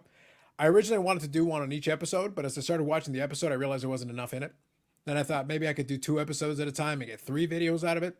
Now I'm going to do one for the whole thing, for the whole 6 episodes. There wasn't enough there. And I'll also say, it wasn't a bad show, but it didn't get to where I expected it to. I wanted to see a couple of high notes in there that would have made it kind of interesting, or something memeable, or Ken Golden says something silly that's entertaining. And it never quite got there. It's like they kept threatening to be interesting and never quite got to that level. It was professionally done. Without saying too much, I'm at episode 3. There's 6 episodes. They're 30-minute Because, episodes. I mean, they're like They're really 30-minute short. episodes. Like, They're less it's than 6 30-minute episodes. After all that time, it's the equivalent of 3 hours. Like, you take credits and everything, I think they're not even 25, 26. So Anyway, there's almost long story there's short, so little content relative to the amount of everything. And it was like, that's it? All this time, you give me 6 episodes? You give me 3 hours if I'm being generous and I count opening and closing credits? I'm having a hard time finishing going to get 4, 5, and 6. That's just what I'm saying. Yeah. Oh. But Yannick, you gotta get into it, man. If you're watching on the computer, there's a setting. Oh, You just I will. put it finish 1.5. Put it 1.5. Oh, That's what I did. I sped it up. I go, get to the point, man. Get to the point. I'll explain it this way, and I'll elaborate more after. All I'll say is this: I think there's some really interesting memorabilia that's featured. I think there's some fun. There are little bits and pieces that I think are interesting. There is some good stuff in there. There are some celebrity cameos, but some of them are too short to be as interesting as they could be. And the other piece of it's well produced. It looks slick. So from that perspective, it's got that going for it. But if you're doing a reality show, you got a couple of things you can do. You can either have these, showpieces where like something crazy happens that's kind of fun that leads from episode to episode, or you've got these breakout personalities that like add to it. It falls short of both. So I think Ken Golden puts a little bit too much emphasis on Ken Golden, and Ken Golden by himself is not interesting enough to carry that segment of the show. There's a reason why Don West was the entertainment value in that duo. He needs the foil, somebody who brings that energy, who can make it fun. And he's got folks on his staff who might have been able to do that, but they never get established. They never get out of the gates. I'll just put it in the 6 episodes, we never get enough of them. I don't know enough about them to care about them one way or the other than at a very base level. So I've got a cast of characters I don't know too much about, I don't care about. I've got a main character who doesn't ever get out of the gates. I've got some celeb cameos in there, and James here has got it right. It sounds like they're auditioning for a second season and a more expanded version. This feels like it was just a pilot. They gave him a 6-episode pilot, basically. And if it was me, I wouldn't renew it. And it's not because it was bad. I'm being clear. It wasn't a bad show. But we thought maybe it'd be like Pawn Stars. It is. But I think it's like Pawn Stars. And if you watch Netflix, Selling Sunset. If you ever check out Selling Sunset, it's like that real estate show. They've got several of them. Oh, yeah. It's for the Oppenheim group or whatever. But they're way over the top, way overly dramatic. But they've got 6 seasons. So like it works for what they're trying to do. They've been doing it. And they've had multiple spin-offs. So that formula works. It doesn't get there. And it's not Apex Pawn Stars either. It's like a Diet Coke Pawn Stars with a Diet Coke Sunset, Selling Sunset, and then you blend it together. And And it's flat. cherry Coke. Yeah, and then you put a little Splenda in there for artificial sweetener. It never gets there. It's like I keep waiting for it to arrive, and it's like it never gets out of second gear. It's not bad per se. It's just not great. It's basically you play it in the background, and if you see something that's cool, you watch that segment a little bit more closely, and the rest of it you just let it go. Items are cool. Yeah, there are some items that I think are legitimately cool items, and I'm interested when they give a little explanation on them. But for comparison, Chasing Cardboard, the guys who do Chasing Cardboard on YouTube, they did an episode just their last episode was where they went to Raleigh Fingers' house and hung out with Raleigh Fingers and saw some of his memorabilia and stuff, and that was better than any episode of The Golden Touch I watched, and that was available for free on YouTube. So my review in a nutshell, and I'll elaborate more in the video. My review is, if you already have Netflix, there's no harm in it. You can watch it in the background. Just enjoy it for what it is. I wouldn't go out of my way to get Netflix for it. The thing I got out of it is since I added Netflix, I got caught up on the Blacklist. I watched, I got caught up on the Manifest. So I binge watched some other shows. What about Squid Games? I will watch Squid Game. I commit to Bobby before I turn this off. I will watch Squid Game. You'll enjoy it. Yeah. But I'll just say I was disappointed compared to what I was hoping for. The opportunity was there to have something very memeable, very enjoyable, and we never get there. You just turned Netflix back on for this? Really? I did. Wow. Yeah. I don't keep Netflix on most of the time. So as soon as I started watching The Golden Touch and I experienced the disappointment, I started getting caught up on Blacklist. Great show, by the way. I enjoy Blacklist. Yeah, I never did get into it, but I know who's in it. I forget his name. Yeah, James Spader is good. I enjoy James Spader. He's weird. He is, but it works for him. It works for him. And his roles that he does, it works for him. Like Keanu Reeves, yeah, it works for him for certain roles. Yeah. And don't see the number 4, John Wick 4, because it was just no. Whatever. Oh, I love John Wick. This is a shame. This makes me sad. And then some people are saying it's the best one, and I'm saying, come on. I heard it was long. Really? I heard it was long. Yeah, it didn't. There was enough action in it. Oh yeah, nonstop. Okay, sure. Nonstop. So it was good that way in that sense, but honestly, it was too much action. If you really want to know, I can't even say it because it'll be a spoiler. But I'm just saying it was. it's sort of like if you're who's your best superhero, and you kind of sit there and go, well, I kind of like Batman because he's like a real dude, and he's not a superhero. He doesn't have any special powers. So you know, he's rich, but I mean, so it's sort of like that, and I'll leave it at that. All right, fair enough. I'll just get caught up on a couple of these comments here. Dave says, Ken knows he's rolling on easy street and wants the trip to last as long as possible. I don't blame Ken for doing the show. I just think they made a lot more out of it. And there's another comment here that I'll elaborate on as well. I guess if I pledge for cash advance, then I understand. Yep. Bob Boozle here. Good evening. Sounds like Golden needs to hire some sassy employees for the show. Here's the thing. I think, based on the little bit that I got out of it, I think there were a few that would have potential to be that character, but they were never given enough screen time to develop it and give us the chance to have, you needed that person. And there are some candidates I think could have been that person, but they were never allowed the time to actually develop it. You need that. You need 3 people for everything. You need the main character, and then you need 2 kind of side. Interesting. Some of them, and like Carlos said, though, you didn't have the chance to let them. You'll hear them. They'll talk for like 30 seconds, and then they move on to something else. And I was like, no, I need you more time. I need to give this person more. I see potentially interesting in you, but I need them more time to allow them to showcase that. And they never got there. Maximus says at the Expo, could you find any deals on Michael Jordan rookies, or do you think there's still time left before they explode with the Air Jordan movie? I don't think the Air Jordan movie is going to matter to the Jordan one. We already had the Apex for Jordan. That's done. It's going to explode. Yeah, there was no explosion. Yeah, there's the problem is there's tons of Jordan rookies. Jordan rookies have the same thing as the Gretzky rookie. There's tons of them. There's no shortage. I think there was more Jordan rookies graded in the pandemic opposed to prior to. There you go. 357 says, hey, Carlos and everyone. Predictions on the NHL playoffs. Nothing beats playoff hockey. Bruins going all the way, even though the Panthers are currently winning. Look, I already said, I'm firmly in the Boston Bruins are winning at all camp with complete and total sincerity. The most sincere of sincerity. Nordics in 5. Hey, Bobbles, you see the sincerity, right? You see the sincerity. Shut up. Bruins, all the way. No questions asked. Anyway, moving on. We'll come back to the predictions. Thank you for the question, 357. We'll come back to it. So is the show about his current auction business? Basically, yes. I will say also, by the way, just so we're clear, at the same time, there was too much lag time between the start of it. I will say in the first episode or two, Yannick, and I'm sure you saw that already. This isn't really spoilers. They do make reference to the Drake break. But in a show that is highly produced, that's slick, that's HD, it looks good, they use the potato footage from the stupid live stream. Yeah. And I was like, come on. You're telling me you knew you were going to do this. You knew you were going to do this show, and you couldn't hire you couldn't even get somebody with a cell phone and set it to HD and record it.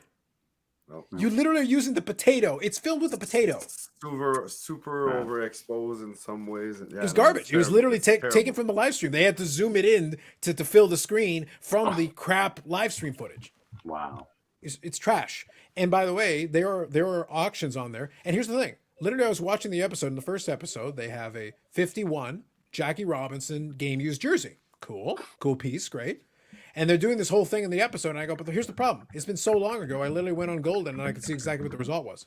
So they try to make it all dramatic, and I'm like, I know what happened. I remember when they talked about it. It's not a spoiler if it's on the Golden website. You just go Google it. They didn't meet the reserve. Sorry, they didn't meet the reserve. They never sold it. So nothing that happened on there mattered. All right. I was like, but the entire show is like that. It's like, the strength of the show isn't going to be showing me something that you auctioned off a year and a half ago. Why? Who cares? And it's kind of, I know we all look up to big sales and what have you, but you got to be relative to the people too that are watching and probably the mass viewers, I would say. And if they don't have those characters, like you were saying, the show drops off because it comes all high end stuff. It's like Lifestyles of the Rich and Famous. We all like watching that, but it can only last so long. So that was the problem, Bobby. That's the reason I gave the Selling Sunset as a second comp with it as well, because there were moments where they almost tried to go into that realm, Lifestyles of the Rich and Famous, showing off a little bit of a jet-setting lifestyle. But it's like, but you're not leaning into enough of that to make it interesting, and you're not leaning into enough. You basically have to manufacture drama. Then you're not like there's nothing that we can do here. Like you again, Ken Golden is a weird dude. But he's not interesting enough to carry the show. He can be the lead character of the show, but he's not the star of the show. Somebody else has to be the star of the show or the entertainment of the show. It can't be him. And we can't resurrect Don West. No. That So would be Ken cool. Golden's like the straight man. He needs Yeah. a couple. Yeah, he needs a foil. He needs somebody to play off of. And there were some folks that maybe could have played that role, but I don't think Ken wanted to play second banana to anybody. It's like your name's already on the show, man. You don't have to you don't have to try to be the star. You're not the star. But anyway, fair enough. My Graham says not authentic at stage. I'm disappointed. Fair enough. I get you, sir. I get you, sir. You guys know I'm messing. Yeah, no worries, Maximus. I hear you. But believe it or not, there's some people who would still legitimately ask that question. I know you know better, Maximus, but there's some people who would legitimately ask that question. Still confusing me how Gretzky and Jordan cards get what they do. All the monies. The Jordan P came in during the pandemic during its 30 for 30 debuting with no sports being played. Basically, yes. Carlos says, you seem sincere. Jimmy Stewart said the key to acting was authenticity. You have to be authentic. As soon as you can fake that, you'll be fine. Thank you, sir. Did they talk about the Aaron Judge $62 ball, the 62 ball that fell short? Nope. But Ken Golden definitely overshot on a lot of estimates in the course of that show. Really? Yeah. Oh, big time. A lot of them were like the most ridiculous numbers. I was like, dude, no, you're not getting that. Get out of here. Done right, I guess you could have an interesting show about auctions, but it needs to be real time, month to month. It needed to be more up to date. You needed to be closer to the present day. You were too far off. Where is Chum-Li? That's exactly the point that I was making. There was no Chum-Li type character to add that. There were moments where they tried to be funny, and I was like, but none of you are funny enough to carry this. No. It feels too weird, and you don't have enough time to develop it. We didn't jump to Chum-Li in episode 1 of season 1. It took a little while for that to develop, and that show had it. No, it doesn't work. Gold Touch could have taken a page of WWE Most Wanted Treasure Show. Yes, that's a fair comparison. That's a good example of one that is done similar concept, and they did it. And they did have Ric Flair in it. They had celeb cameos. Ric Flair was there for an episode doing a piece. Mike Tyson was there for a piece. Peyton Manning made a cameo appearance on a couple of occasions again. So there were people there, but not long enough to be interesting. Peyton Manning was by far the most interesting character on the show, and he was there for like an episode. So I was like, no, man. Anyway, all right, we're all caught up here. Sorry, Bobbles. We needed to talk about the Golden Touch briefly. I will elaborate on this further with more specific examples, but I needed to give the high level overview. I am disappointed. Well, wasn't that expected? It was, Bobbles, but I needed memeable content. If Ken Golden had lit himself on fire, that could have been amazing. That would have been different. Yes, anything. At that point, do a stunt. I don't know. Now we're do talking something. about Is Eric okay entertainment. up there? He's right now in the middle of living and dying on the Boston Bruins happenings. I have seizures. He's got the game on and the TV he's staring at. I think they called for his allowance, so I'll leave it here for Baz. He enjoyed his moment. At least he spelled Golden right. There's a reason Pawn Stars was a history channel. There was a diverse history to talk about with each episode. Sports collectibles a more limited topic. Here's the thing, though. They didn't stick to sports collectibles. They went into pop culture entertainment collectibles. They even had an Apple I computer. of course they did. Well, they do sell other kind It's of marketing, collectibles. right? Yeah, exactly. They didn't. And believe it or not, they actually downplayed the sports collectibles for some of the chunks of the episodes. They actually went out of their way to be like, I don't just want sports collectibles. Bring me other stuff. So that's where you get pop culture, you get some other technology, all that stuff, Sure. which is fine. That helps broaden the appeal of the show. That's helpful. The But- more selection is better for them, right? For Yes. them, for their auctions. So it's not just sports collectibles as it kind of got to. Remember before, prior to, the sports card boom and what have you, most of the auction houses would carry memorabilia, jerseys, game worns, all those things with the headliners. And now we went through cards. What's next? Video games, the first Apple computer, whatever it is, So they're all kind of trying to be the Sotheby's of the whatever. I love 90s baseball inserts. He bet his allowance on the game. True. And now no cookies. You think the reason the UD Legends series sucked is because they saved the Legends for the new Tim Horton set? No. The reason it sucked is because they had Legends in both, but also had a lot of people that were not Legends. That's why it sucked. I Ever kid seen you the not. videos? Carlos, I kid you not. One of the items that came in this week, Hal Gill game use stick. Oh man, you must have been pumped about that. And we missed the cutoff for the Golden Touch. I would have loved the breakdown on the Hal Gill game use stick. That would have been amazing. How We did could you have photo compliment- matched Season it. 2. What was that, Bubbles? Season 2. I don't know if they're gonna make it to season 2, bro. Like, I was one other thing. Like, give me completely serious. If you're doing a reality show, you need some kind of a narrative thread, even if it's through the episode. You need some kind of a, do a wager. Hey, I bet I can get, this consignment or anything that resembles like you guys are not just going from segment to segment. All right, here's an item, and here's an item, and here's an item. And it's like, that's it. That's all we're going to do for, again, they're only 30-minute episodes. You don't have that much stuff to go through. And we're including the closing credits, the opening credits. And it's like, guys, we don't have that much time. Out of the little time that we have, you've got to put some kind of narrative thread in here, something. Okay, here's the important question, though. Go ahead. I came on just to answer or to ask the important question. The important questions. Go ahead. Aoki's show or the Golden Touch? Wow. Wait, which one was the Aoki Is show? there a third option? I think I remember this, but I feel like I'm blanking The it one out. that the producer got on and got all offended and all that. And, Oh, that was the movie. You're talking about the movie. yeah, whatever. Okay. Ooh. Oh, hold on. This is a good question. Hold on. Ooh. The director declared war on me. The review of that one. I got to be honest with you. Okay. I will say the Golden Touch was the better production. The end result was a better product for the Golden Touch. For the comedy, the jokes, and the review, the movie was way better. Because the problem with the Golden Touch is for all the potential glory content, there was almost nothing that I can sink my teeth into. It wasn't bad. It wasn't good. It was legitimately mid. It was right smack. It's a C. C minus, C plus, depending on the day. It was literally smack in the middle. I was like, if I had never seen this, it would have made no difference. And if I sat there and stared at every frame, it makes no difference. It is what it is. So I'll find something. I've got plenty that I can talk about with it, but it's like, that's why I ended up taking the idea that I could have made it into multiple videos. It's like, there's not enough here. There's too little footage. There's too little content. I'm like, it would be a waste of my time. Like, I can't do it. And I can turn a 90-minute live stream into 4 hours of content.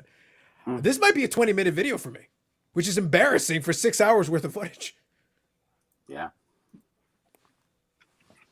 Happens. Yep. Stephen Reinprecht is in a legend, maybe in his house. How about the 2 Bolt Cup rings Classic has up for auction? There you go. Yeah, but who are they? We get rings like that all the time.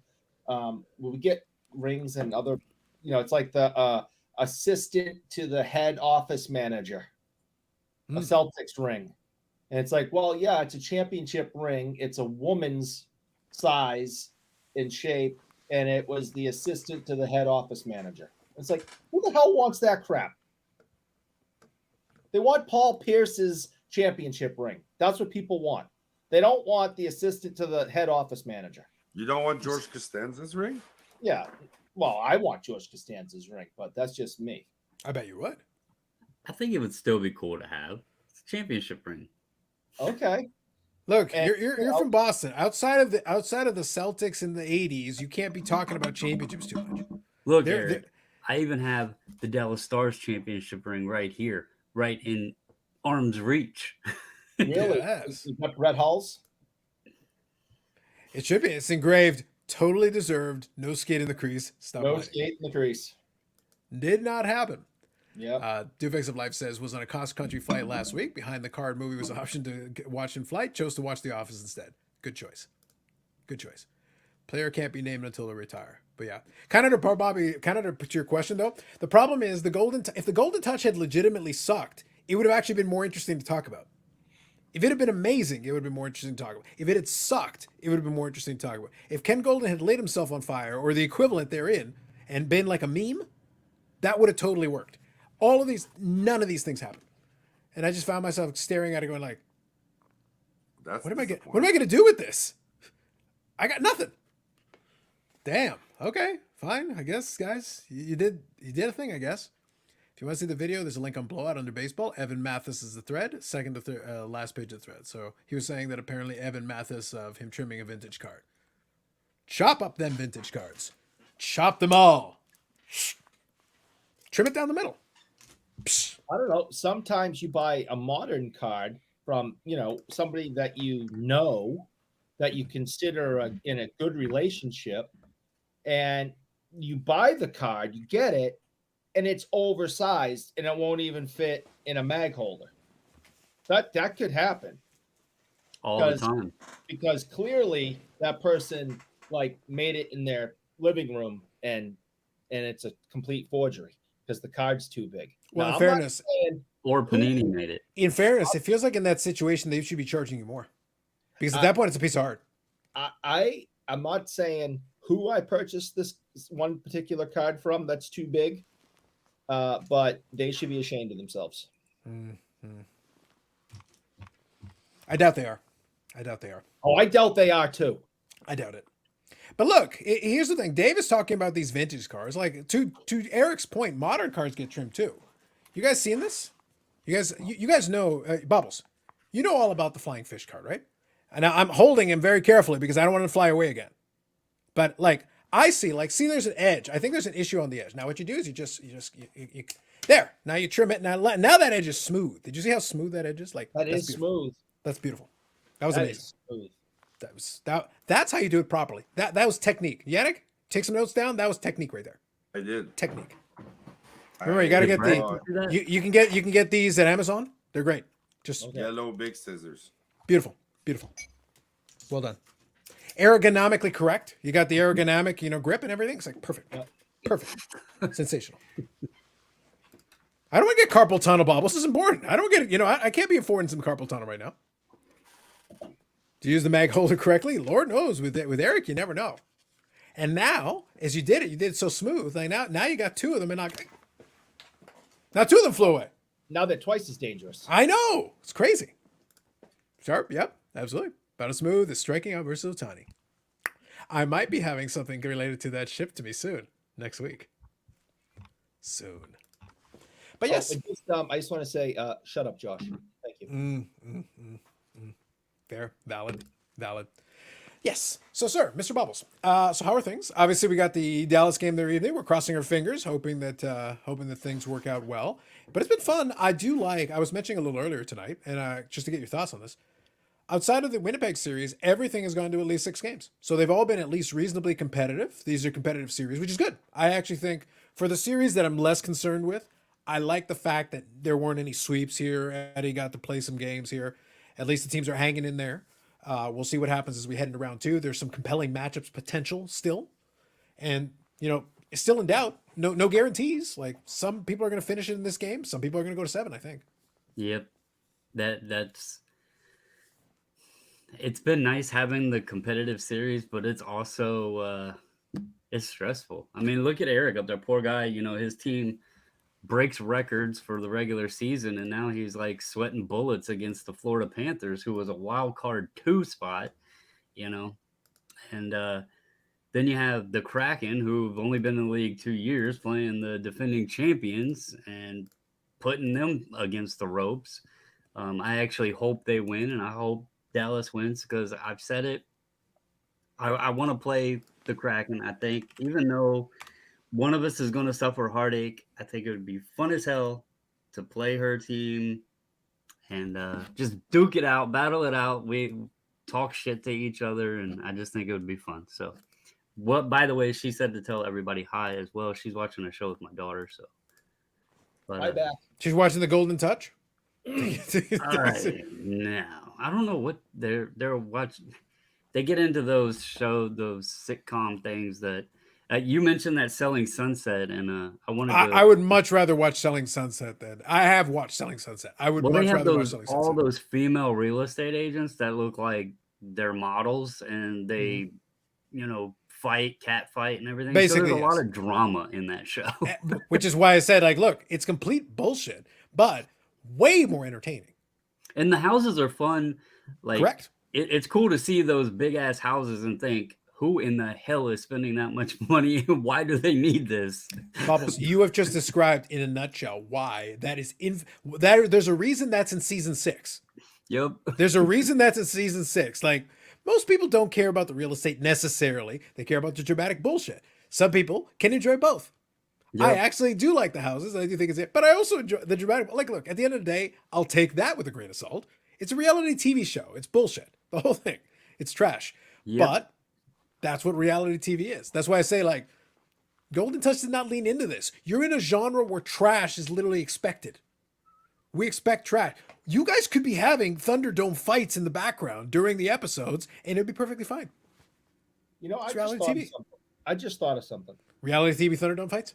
Maybe all the ridiculousness in the last couple of years with Beckett, they've actually been undercover filming a reality show that's going to come out soon. What you're going to see, Eric, is that will be a reality show that will be 1,000 times better. Because what's going to happen is it's going to turn out, you're going to realize you're going to change your tune on Jeremy from Beckett. Because it's going to find out he's a bloodthirsty tyrant who's having employees killed. And It's going to be like Game of Thrones in Beckett. And if that is the case, Eric, it is guaranteed to have at least 2 seasons, because you would have to have the first season, and then second season will be the rescinding season where they switch it up to what the customers wanted. So it's a guaranteed 2-season show. Yeah. So you might be onto something there. Look, I could see a 4 or 5 season arc where they try to overthrow the evil Jeremy. And well, all Jeremys are evil. But they could try to overthrow this specific evil Jeremy. That's not entirely All are true. evil. But the point is they try to overthrow this specific evil Jeremy, and that he repels the rebellion. That's like a whole season arc right there. That's sensational. You know what his really good show was Phil Castanetti, where Eric works. He had a show. How long did that run for? I don't remember how long, but yeah, he also tried to do something like Pawn Stars, and they actually did a professional. They did a good job. They actually did a professional advertising for it. You know, like what the opening of the TV show would have been, and it was all done professionally and stuff. And yeah, there was talk of moving that, doing something with that, a few years back. Well, I think right now, like aside from what I said earlier, I think the other thing Golden Touch suffers from is that you've got stuff like Chasing Cardboard that is done on YouTube for quote unquote free. Imagine if Netflix had provided them the budget. They're already producing a better show now. And then imagine if Netflix had decided to throw their money behind it. They would have a much easier time producing an infinitely better show. Yeah. Well, of all people, Ken Golden should have knew. And I'm wondering if he didn't want to do this show to portray a different image of himself. Because we all sit here know what gets all of the views, the attention, and everything in this hobby space. It's drama. Like, people watch the drama, they talk about the drama, everything else. And Ken Golden he's involved in a ton of it. It's probably just not like, I don't know if it works. Like you're saying, the Pawn Star thing, it needs that aspect of it. Like, even imagine if Pawn Stars didn't have the drama and the silliness involved in that. Would it have survived? Yeah, a pawn shop, but the thing is, the comparison is valid. A pawn shop inherently is not that interesting. Now, you can have weird cast of characters, people that come in regularly that are kind of the regulars, but they're a little bit odd. They have some quirks. That could be fun. If the people running it, they have that could be fun. You could have some fun with that. There are ways that you can make it interesting. It is interesting. The reason why I say the Chasing Cardboard thing works is because they focus on a narrative thread in every episode. So when they go visit somebody, if that person does have a story, then they'll share the story. Oh, how did you get the collection? Oh, yeah, I did collect it with my dad and blah, blah, blah. Or, my dad built up all this thing and look at this packed out thing with all these cards and this is how they got all this stuff. But you're giving this whole story. So they're spending a lot of time on this one collection or this one specific thing, in addition to other stuff they're doing in that one episode. And then you're able to build a whole narrative thread around it. So you're not relying on the host to be, wacky, wild, and entertaining, but you've got enough narrative thread, and you can give information along the way. So already right there, you got a better show. Several of the Golden Touch episodes felt like disjointed segments. It felt like you could take this one segment, put it on the Golden YouTube channel, and in and of itself is fine, but then you just copied and pasted another one, and then you copied and pasted a third one, and then you made it into an episode, and you go, all right, guys, it's an episode. But none of these things interconnect. They're all because it's like everybody's going in different directions, and I've got a camera crew, you got a camera crew, and we'll just splice it together in editing. Okay, fine, I guess. Again, it's not bad. but it's also not interesting. The show has a 4.4 star rating on IMDb right now. Sure. He got all his friends to. The thing is, it's slick. Like if we're just talking about the show itself, it looks slick. Like it's well edited, it's well produced, but it lacks any flavor to it. Like that Detroit pawn shop. Now that lacks a lot of character. Oh, is it like Hardcore Pawn? I think Pawn, yeah. Yeah. I know what you're talking about. Like, you can't turn away. You got to keep watching it. It's a bit of a train wreck, yes. Carlos says, I like this. Show either. I like this vintage card restore like they do in the Baumgartner Restoration YouTube channel. Get wrinkles out. Reversible color restoration. There you go. 357 says, Eric, who's the bigger rival of the Bruins? Islanders or Rangers? My guess is the Rangers, but I don't know because I live in Chicago, not the East Coast. Rangers, original 6 teams. And, we still talk about, which garden was the better garden, the original Madison Square Garden, the original Boston Garden.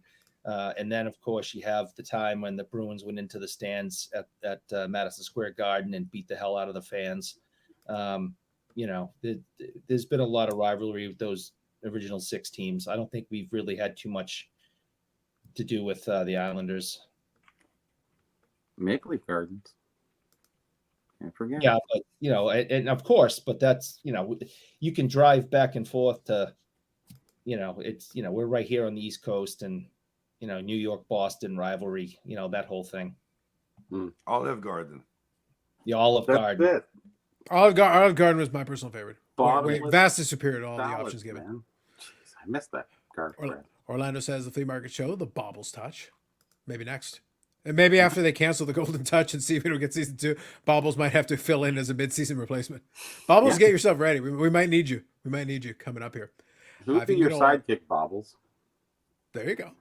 If you can get old master catalogs, you can see the PSA 6, TO6 plank and dugout line built basically from scrap. The entire bag is redone as part of the plea agreement. There you go. Carlos, what do you think of sellers selling on eBay that decline with no reason given, even with the recent comps are provided in the offer? It sucks, but it's their right to do it. Yeah. So let's see here. Need Eric and Justin Bodie in the show. We don't need them in either show. There'll be none of that. You should get rid of me right now. I could. But then it's much more fun watching you suffer as the Bruins do what they're doing. Yeah. Losing? Yeah. Yeah. Awesome. Hey, listen, you got to tell your guys. Get on the hotline and be like, hey. Well, this organization does not tolerate failure. They're like, we're still the Boston Bruins, right? Okay, look, this organization tolerates failure, but like, not today. Not today. So it's funny you say that. I wasn't. It's only because you just said that.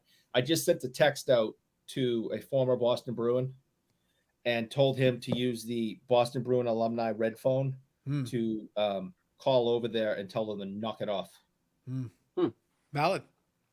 What did I click into tonight? Lord knows, Duke. Lord knows. Pawn shop worked because the mix of the guys, the customers, the item story there. Yes. That's exactly, but you're basically in a nutshell explaining what is the key to any of these shows. If it's just the business running, that's not that interesting. There have to be some interesting items, but it's not always interesting items. You got to have some characters. You got to have some people that walk in and add that flavor. The interactions between them can be part of the entertainment of the show. Would there be any? You can't forget the old man too, because he was great. He was a character in his own way too. Yeah. Go ahead, Bobby. He was the best. Yeah, if you guys could guess, who would be his best adversary? Well, I guess it would be adversary. To go along with Ken Golden in the hobby. Oh, in the hobby? In the hobby, yes. Well, for a little while, if you had done the Sports Card Radio Golden feud, well, then that was happening. That would have been kind of fun, incorporating the back and forth between them. You could have done that. But his adversary, you mean like long term or recent? Oh, recent. I guess long term wouldn't matter. Just trying to think. SCR not his adversary, but I mean someone who'd play against him. You know I what would I mean? say it'd have to be another auction house because. Well, okay, if he had a Rick sidekick, let's go with the sidekick then. I was thinking more adversary, but let's say sidekick instead. Oh, Probstein would be good. I can't stand that guy. Maybe. But that's what I mean. Like you could play that in. You could play that. There's a narrative thread there that could totally be played. You give a little background on these guys, give a little background on they're both places in the hobby. Then the drama can be built in. You don't have to go out of your way to manufacture something. There's enough going on in there. Questions that could be asked that you could have some fun with that. Again, you don't have to work that hard. But I think they shied away from it. They sanitized the hell. I don't think Golden is even like that in real life. I think they basically took these little snippets and super sanitized it. And I'm like, well, you took away everything that could have been interesting here. All of it. You stripped it out. It's like, well, then why do I care? It's not that interesting after that. I think what made the show is having like a Ziggy No in there. That'd be funny, wouldn't it? Right beside Ken all the time. That'd be hilarious. Well, what would probably happen is he'd try to come in the front door and he'd be like, hey, guys, you thinking? Just keep slamming the door shut. Later. We'll talk later. But later. It'd be a small role, but I mean, basically you're saying he'd be like Jazz from Fresh Prince of Bel-Air. Basically, he goes, Tony, take care of this. Yeah, I just wanted to talk. Hardcore Pond guy passed away recently. Les, okay, gotcha. Thank you, Baz. Which one? The old guy? Apparently, I guess the owner would be the old guy, probably. Oh, really? Another quick. So I saw that he wrote. Delete. Yeah, no, he wrote Len there first. So that reminds me of a certain somebody. Did you want to fight with? So, Bobby, a show that I could pitch. Mm-hmm. I could pitch like a documentary in the Expo, and we could have Len fighting Eric.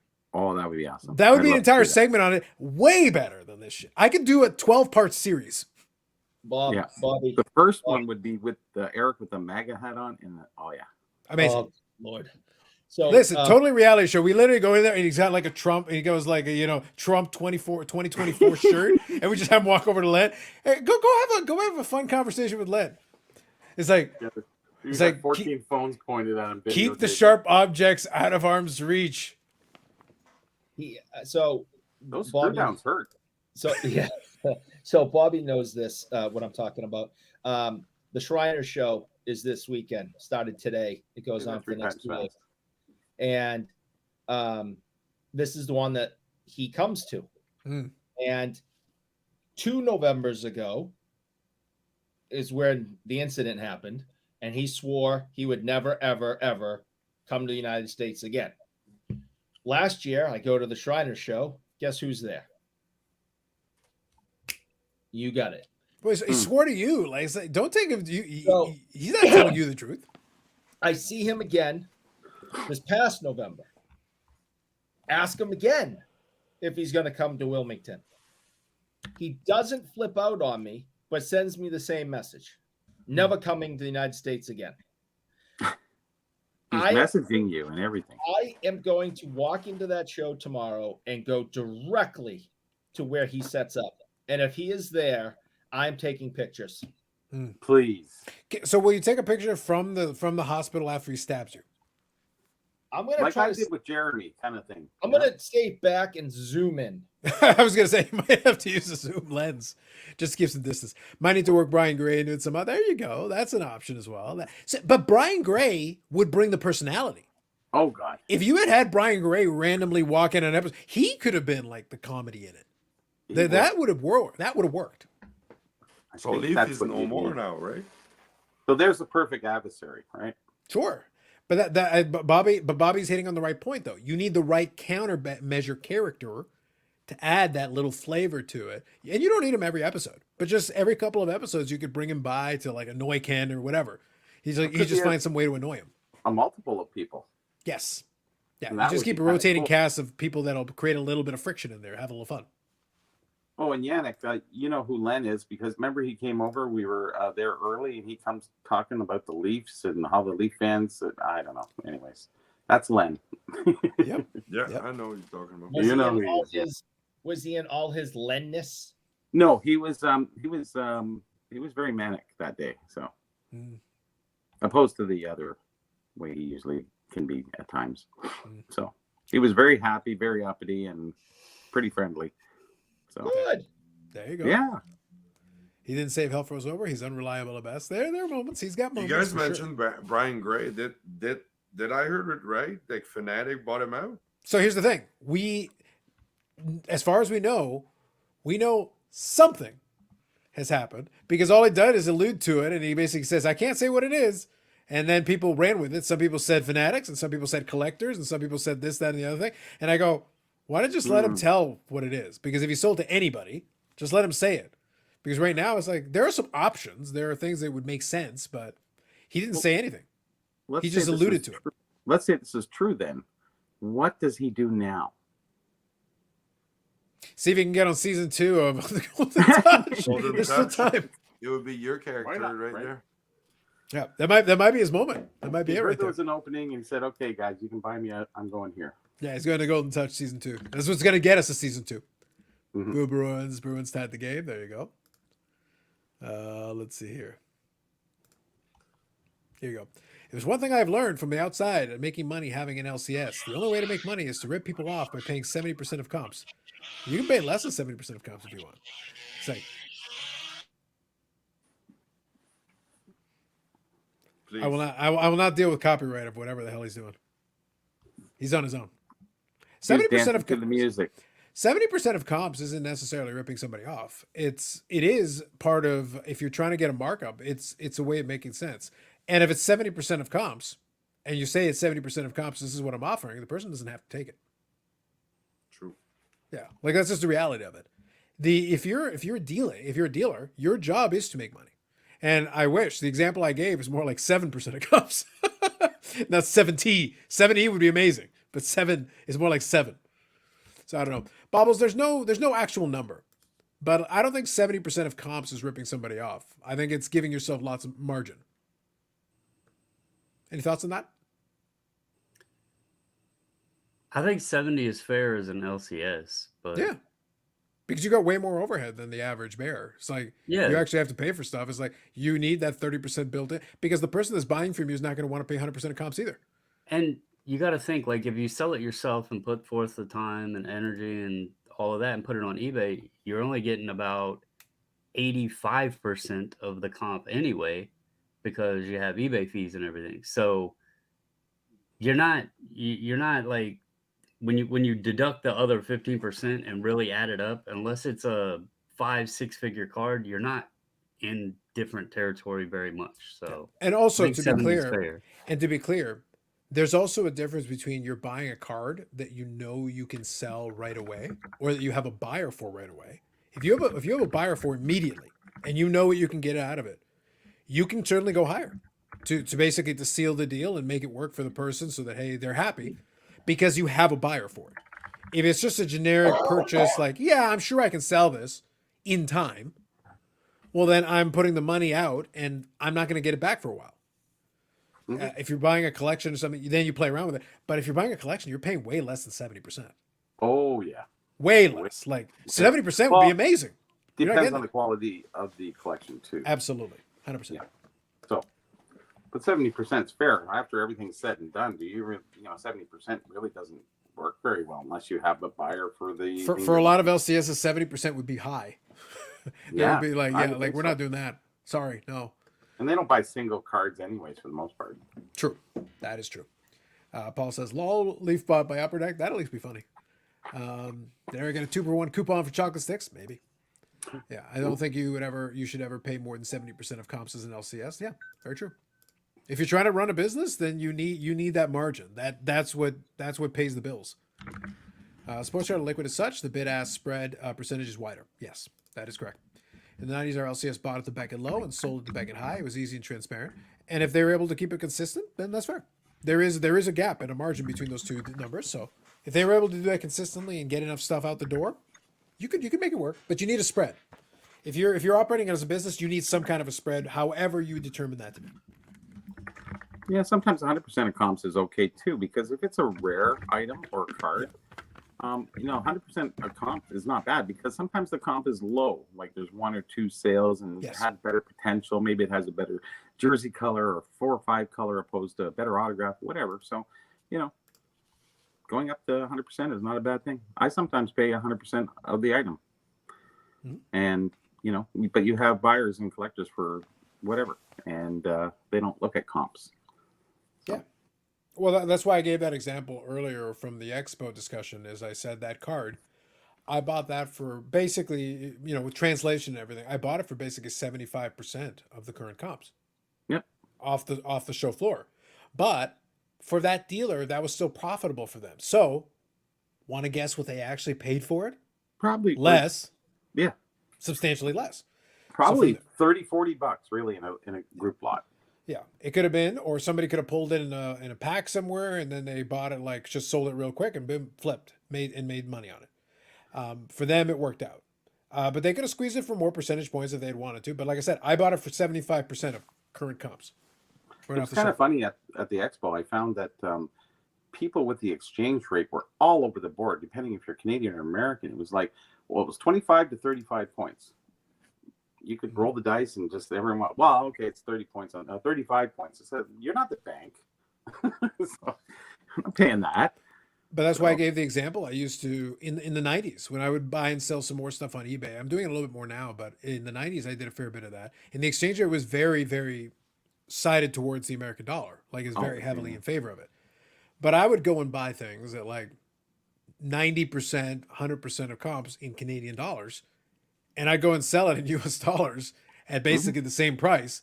And we tack on 40%. And I'm getting margin just on the exchange rate. I remember when the exchange rate was 1.6. And you know, when you sold something for $40, you went, wow, $300. How'd you get that?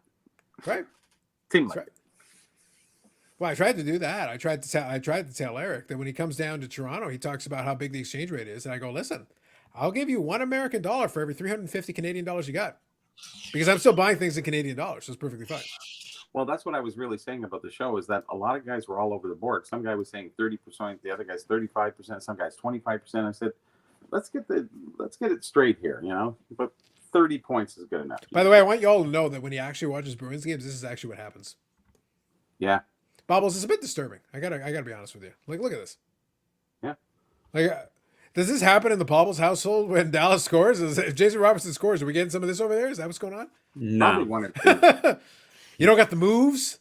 Like, Eric has a replaced hip. Like, it's being worn down now. He might need another replacement hip soon. Yeah, I know. This is actually very injured in the first place. It had nothing to do with the biking. Yeah, none of that bullshit. Dancing at the Bruins games. That'll do it. Fighting the crowd, all that stuff. You having yourself a moment there, Eric? It was pretty good. I see. So Paul here says 50%, 75%, 225, whatever. Comps only matter on what you're giving up to. I love walking to local shows with liquid cards, looking for stuff that's been the case for months. Comps don't matter then. Yeah, no. If you're taking stuff off their hands that isn't moving, and you're giving them stuff they can sell, you can negotiate a better deal. That's true. I offer the just above comps after fees. Sellers hate that. $1 Million Man laugh. There you go, Michael. Yeah, love it. Have Eric's happy dance. The Bruins scored again. Yep. Eric is a dancing Boston minion. There you go. That sort of dancing never happens in SEC football stadiums. I always say it does the gritty if they win. Eric, do you know what the gritty is? I've heard about it. I feel like you would injure your hip. How he hurt his hip. Yeah, I was going to say. The last gritty attempt is what put him in the hospital for the hip. Yeah, I know that's some kind of dance move and stuff that's hip and cool now, but I don't know it. I don't know how to do it. I want to say, since people are bringing up the comp thing and percentages, Eric, I clicked in a little bit earlier before I got on, and I heard Eric talking about, I guess, people bringing cards into the shop, and then they're looking, and Bobby mentioned something about you got to look at sold prices, you can't look at listed prices. And I think that it sometimes can go both ways, because if it's something that's more limited, or, you know, the comp, the sold is older, and there's maybe one on eBay, or even if there's none on eBay, and let's say for shits and giggles, the last comp was 100, and somebody puts one on at 200, I don't think that's out of reason. I mean, if they have the only one there, and just because it sold 100 before, I don't think it's out of reason for the next person to be able to ask more, because it's obviously not available, and you can't get it anywhere else at that time. So I think it goes both ways. And now, if it's something that there's a load of them on there and everybody's asking more, obviously they're probably not going to move. But, you know, I just think, and I see that a lot with a lot of this other stuff too.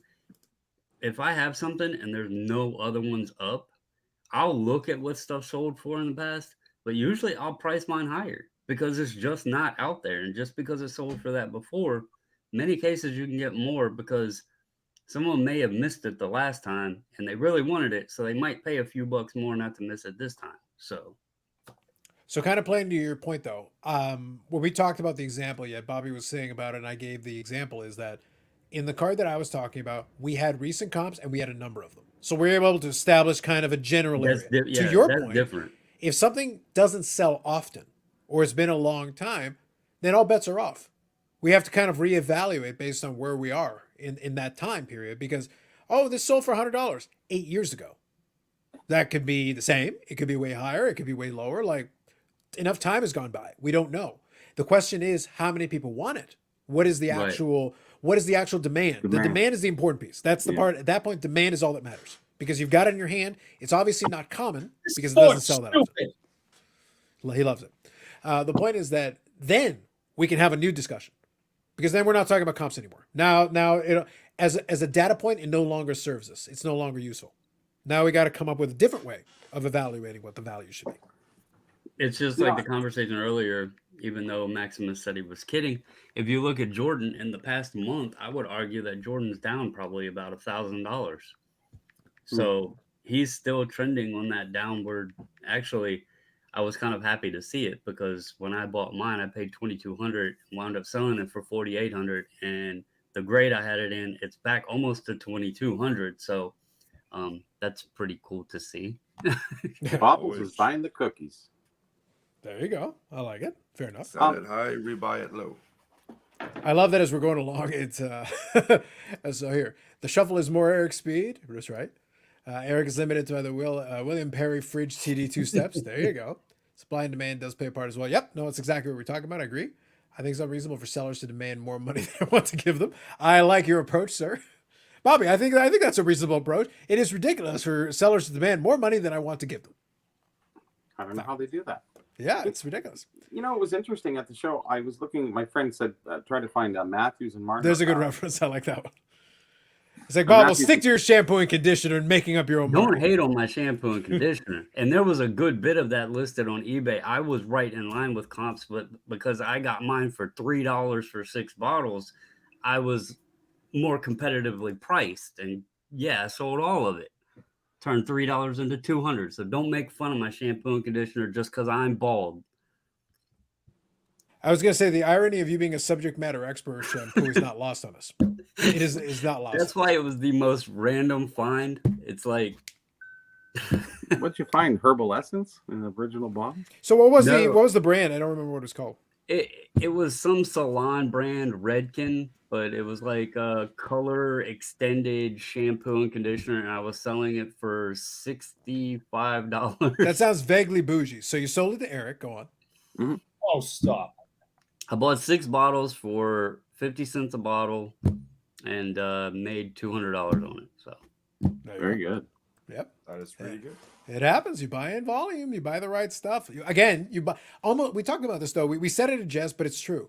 You buy almost anything at a low enough price, you can make money. You just need somebody who wants to buy it. That's But that's why when we talked about the sports car thing, people kept arguing about whether it's investment, it's not investment. It's arbitrage. It doesn't matter. Like, oh, but this thing, it doesn't matter. If you buy almost anything at a low enough price, if someone is willing to give you more for it, you can make money on it. That's it. That's all you need. Just buy it low enough, and there's always a possibility. That's been the trend for the last few years. Is a lot of people are buying stuff from Alibaba, and then they're listing it on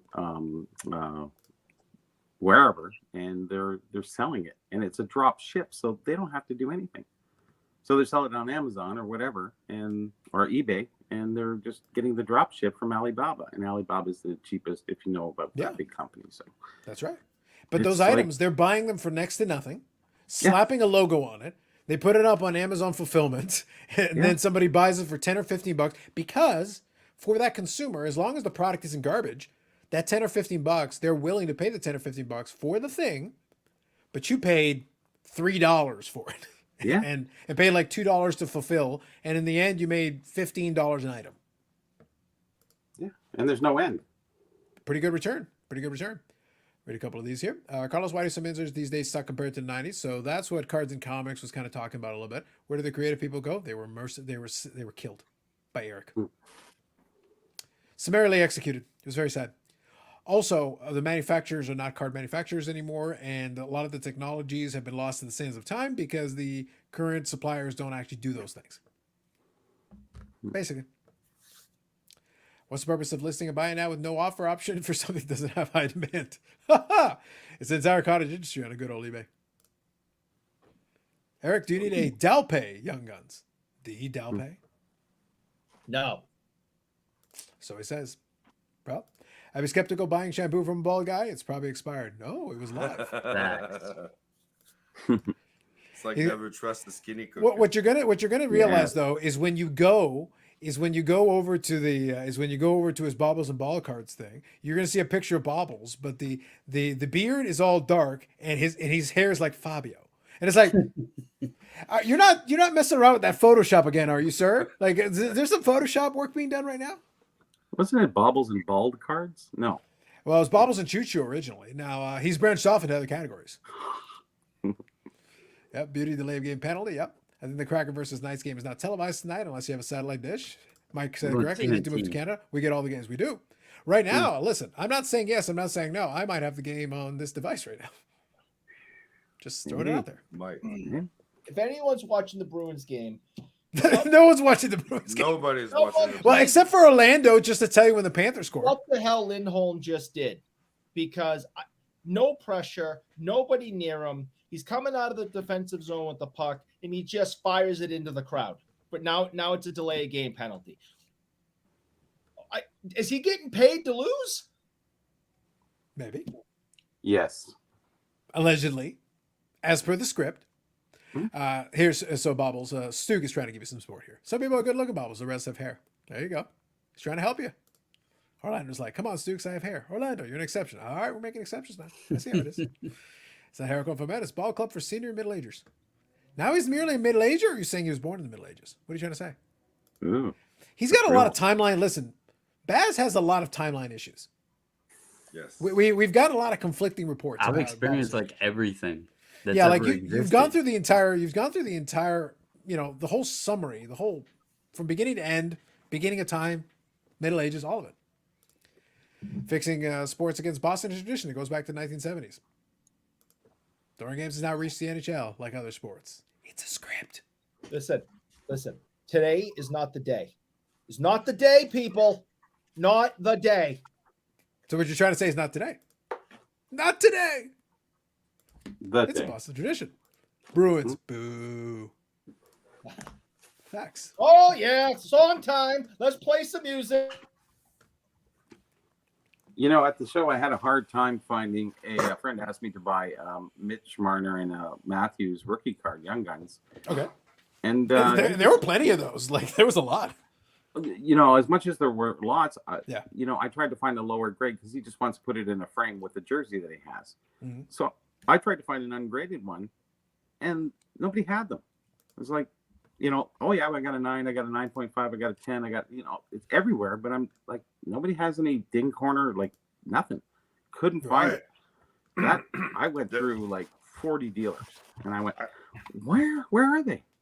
I saw 2 Ovechkin Young Guns in the wild there. One had a dented corner, but he wanted 500 for it.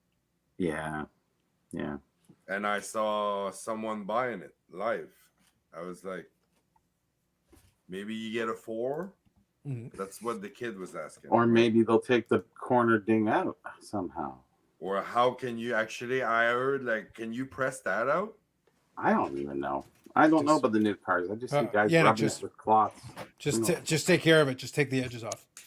Problem solved. It fixes everything. Trust me. But $500 for a dang Young Gun rookie Ovechkin. Well, there's more than one ding in that deal, I'll tell you. Wow. Anyways. See? Mike says, better stop the dance, Eric. Facts. Oh. Mm-hmm. Look, we're getting like real-time updates here, man. Bruins scored, and now Panthers scored. It's back and forth, man. You know, you guys could try playing defense over there, Eric. You could try to play some defense. That might be a yeah. I'm going to a collectible show for the first time. It's a collector show for collectibles. It's about 90-minute drive from here, and there's 175 tables. Nice. Bubbles, this is a good callback here. I like this reference. I agree. Yes. Baz, this is your best reference tonight. He does. I agree. How bad was the ding on the Ovechkin? Because I was just curious. I have a PSA 8 of it, and it looks like the last one in an 8 did 1,600. So 500 might not be bad if it wasn't too terrible. That's what I thought too. But again, like, how bad is the ding when you're not even the one evaluating the ding, right? Well, look, my thing with a lot of these young guns is that ding or no ding, there's tons of them. So it's one of those things where, like, from in terms of the amount available, there should be enough for you to be able to get one at a reasonable price. What most I would saw consider reasonable two. Like I said, I witnessed two Ovechkin young guns with issues, but still at a tag price, and people bought them.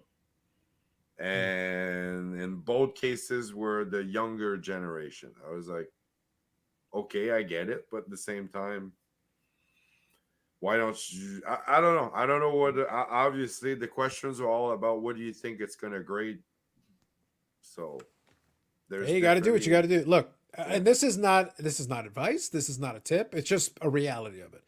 As a collector, I still have some cards that I will try to go after in like a 10 or whatever. Like, and again, you don't need to get graded cards. It doesn't matter. The point is you could get one equivalent of it. When I did the Expo thing and I showed, Bobbles and and folks when I shared it, I grabbed the Ultimate Collection Robertson. So Bobbles, you know this one.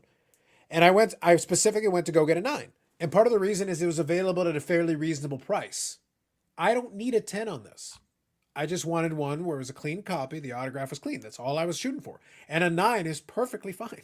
It's still a very nice card. It's still a clean card. And the price that I was able to get this for was very reasonable. Now, you could pay more than double and go get yourself a 10. But I'm like, what am I getting out of this that requires the 9 is a 10 without the 10 tax. Yeah. That's why this isn't a custom slab. Because I got it at a very good price. And there's a time and a place, but my point that I'm making, and Bobbles, you know this, a 9 is still a perfectly nice card. Like it's like there might be a small thing that keeps it from being a quote unquote 10, but it's still a perfectly nice card. If you just want it for collecting purposes, that's fine. There's nothing wrong with that. It's perfectly okay. Again, but I guess it depends on how picky you are. If the grade drives you crazy, again, in this case, it's a label. If the grade drives you crazy, then so be it. But not a big issue for me. We got some different contradicting ones here too. Bob Jackson says, I thought Bobbles knew how to thrift after looting soldiers of the American Revolution. And Baz here has it. Bobbles was the first pilgrim to trade a stick of juicy fruit for teepee. So he invented juicy fruit. There's a lot of time and space continuum violations here. I didn't watch Back to the Future 3, but I feel like that was a plot point. I wanted a McKinnon. Machine. Yeah, I wanted a McKinnon, but not at his prices though. Facts. Scroll through. Yes, Bob. Yes. I think Eric's TV feed is about 30 seconds behind. He's a Boston sports fan. It's right now about 30 years behind from relevance. Bobbles is the first pilgrim. I covered that one. Must have been a delay. When are they going to pull Ulmark? I have a heavy delay on the game. Yep. After his move the other night, no idea why they didn't switch. Fair enough.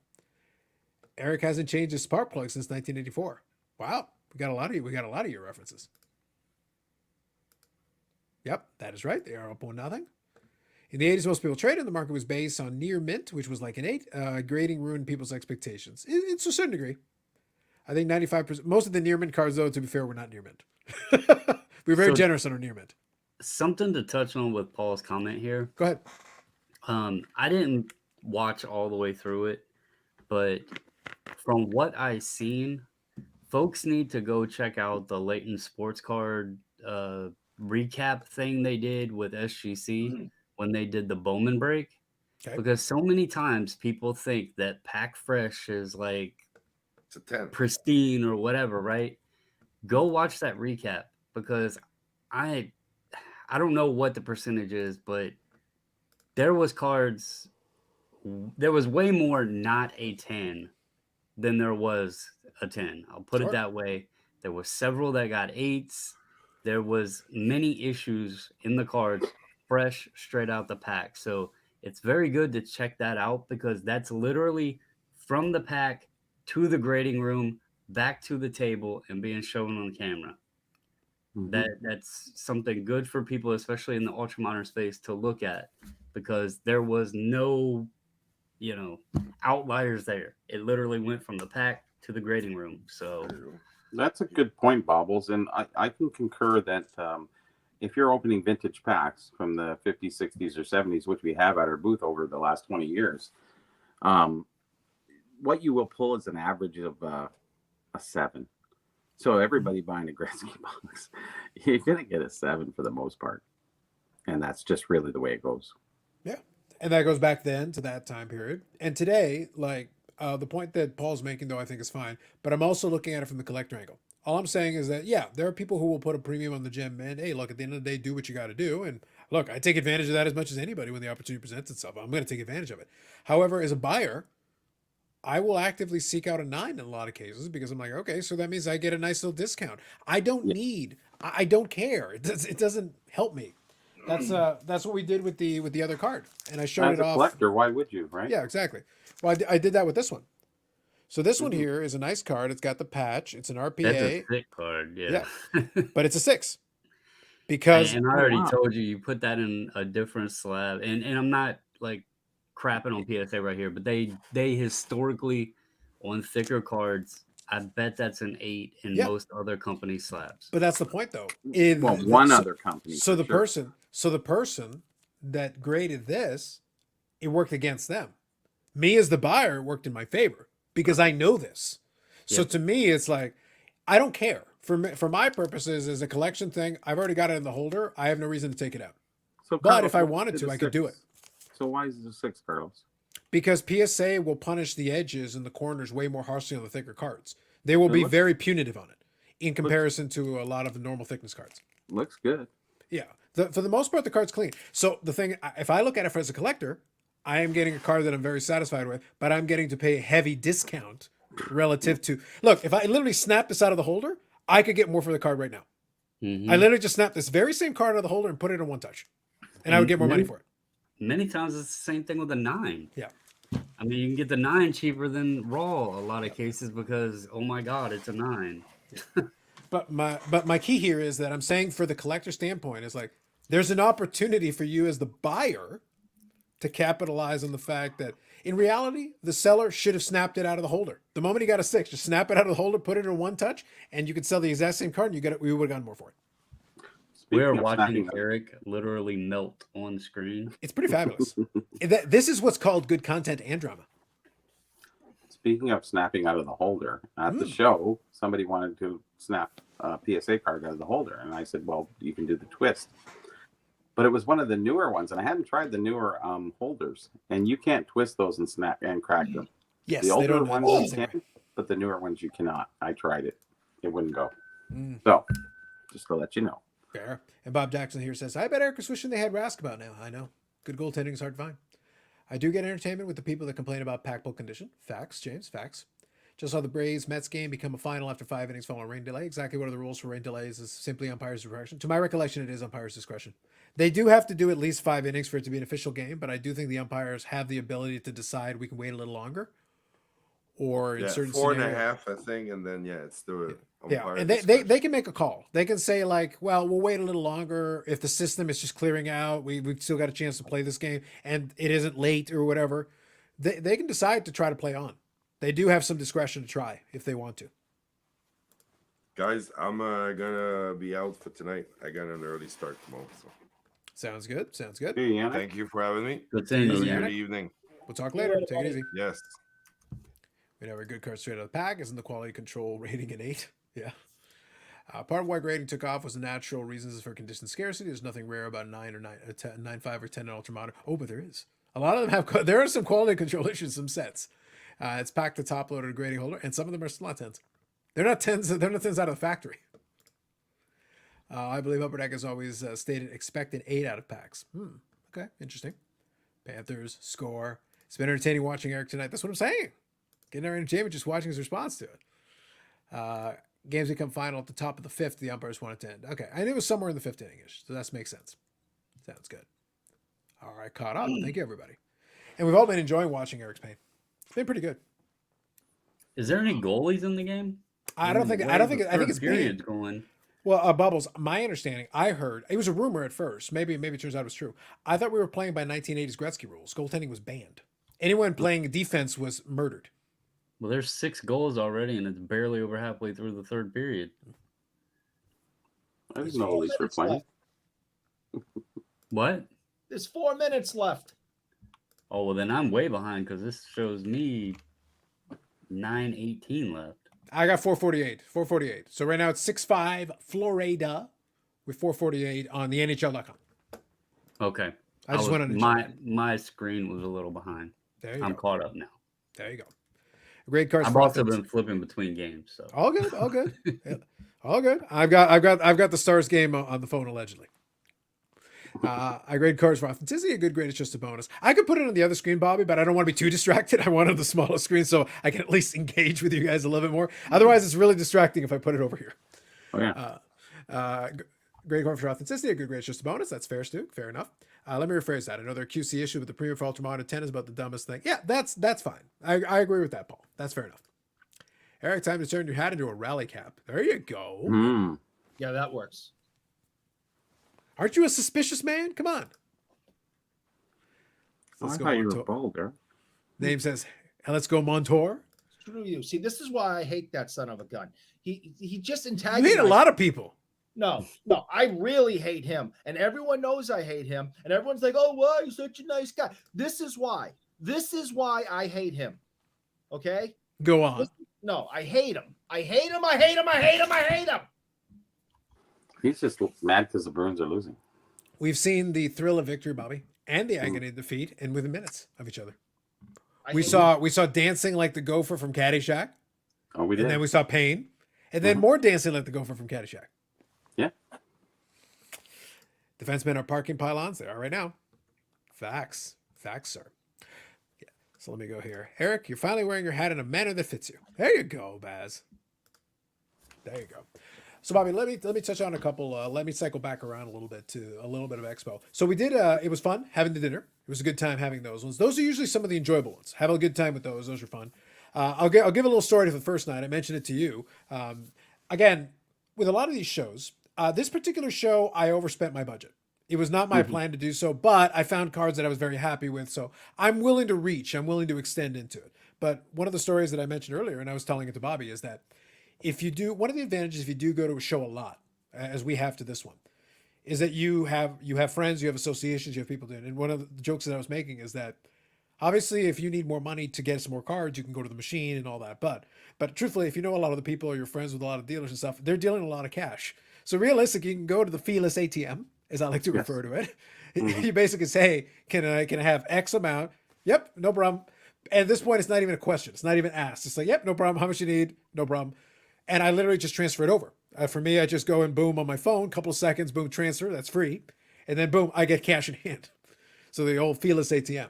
And then I was able to make the deal in cash and everybody's happy and everything's good. But it is a nice to have. But in the same vein, carrying over into the dinners, the most enjoyable part is when we get off the show floor. Because obviously while the show floor is happening, there's a lot going on and a lot of craziness. Yeah, you're always interrupted too. Yeah. But at dinner, you have time to sit and chat and have conversations about all kinds of stuff. How the show's going, anything else. And on the first night, I went with Steve and a couple of our friends there, and we went over to Moxie's, and we encountered the horror of horrors that is an IPA and a non-alcoholic IPA, which is an abomination against the Lord. It deeply disturbed me. I was having an existential crisis. It was not good. It was no bueno, no, unacceptable. And I'm sitting there like, an IPA that is non-alcoholic? Why would I want dirty water? Why would I want Boston Tap? I don't need this. This is not required. It's like the point of the IPA is to have the alcohol in it. And in fact, have more alcohol than normal because usually they're stronger. IPA is generally a stronger drink. I remember when Budweiser came out. What was it, Prohibition or something? It was like, really? Okay. I don't know. Some people bought it and drank it, I guess. I don't know. But so that was the first anymore. So yeah. There you go. But that was the first night, and then the second night we went over to Chopped and had a great group. It was a great group, some great conversations, a lot of fun. It was enjoyable. And Bobby and I did a break of AEW. The Pack War, you won the battle, but didn't win the war on that one. Yeah, that's for sure. I had a stack of cards. He had a small stack of cards. He had 10 times what I had. So yeah, it didn't work out, but it was fun. It was fun, and it was nice to get it a little bit cheaper, which is good. It wasn't crazy. Bad. $40 each. So yeah, so it's one of those things where like again, but it goes back to what I said before about the boxes. If you can get it at a low enough price point, it can still be a fun experience just to open the box and open the pack. It was fun. It's the expensive boxes where you now all of a sudden it really matters. The checklist composition becomes super important because it's like if you pay $200, $300, $400 in a box, it's like, oh my goodness, you really need something to to make it. It's like, no, if you keep it well under $100, that's not so bad. You can have some fun without going too crazy. Well, sure, it wasn't an overly exciting box. It wasn't like opening the cup or anything, but it was still, a little bit of a thrill. Yeah. But the key though is it wasn't priced like the cop, number one, and number That's two, right. Upper Deck still has a little bit of work to do. From what I understand, this next year's think issue, so. yeah, Yeah. they can still compile it in a better way to give you a more satisfying experience to open the packs. It doesn't have to be expensive. Really it can just be a little wasn't bit. that. It We was, need it was a more. little bit of that, mostly for you. But I mean, it wasn't that for me. It was very whatever. Milk toast. Yeah, but here's the thing: it was a Melba Toast box anyway. Like it wasn't like even what came out of it was fine for what it was, but it wasn't. I'd call it like a 6.5 out of 10. Like So it what wasn't. would you say? Okay, at the end of the day, what did we say those cards are basically worth that you pulled? Probably $30-$40. So about half. So half the book, About half. and that's your typical box, anyways, Yeah. right? Or Yeah. not even that. Yeah, so that's why I would consider it an average. Like gave it like an average grade. I think you gave it above average. Yeah, but Beyond I gave it the above average because it had the second numbered card, but it was a lesser name. So That's like right. it beat Oh, the yeah. odds, which helped bump it up, Like- but it was still a lesser name. So it was like it kind of evened it out a little bit. Gotcha.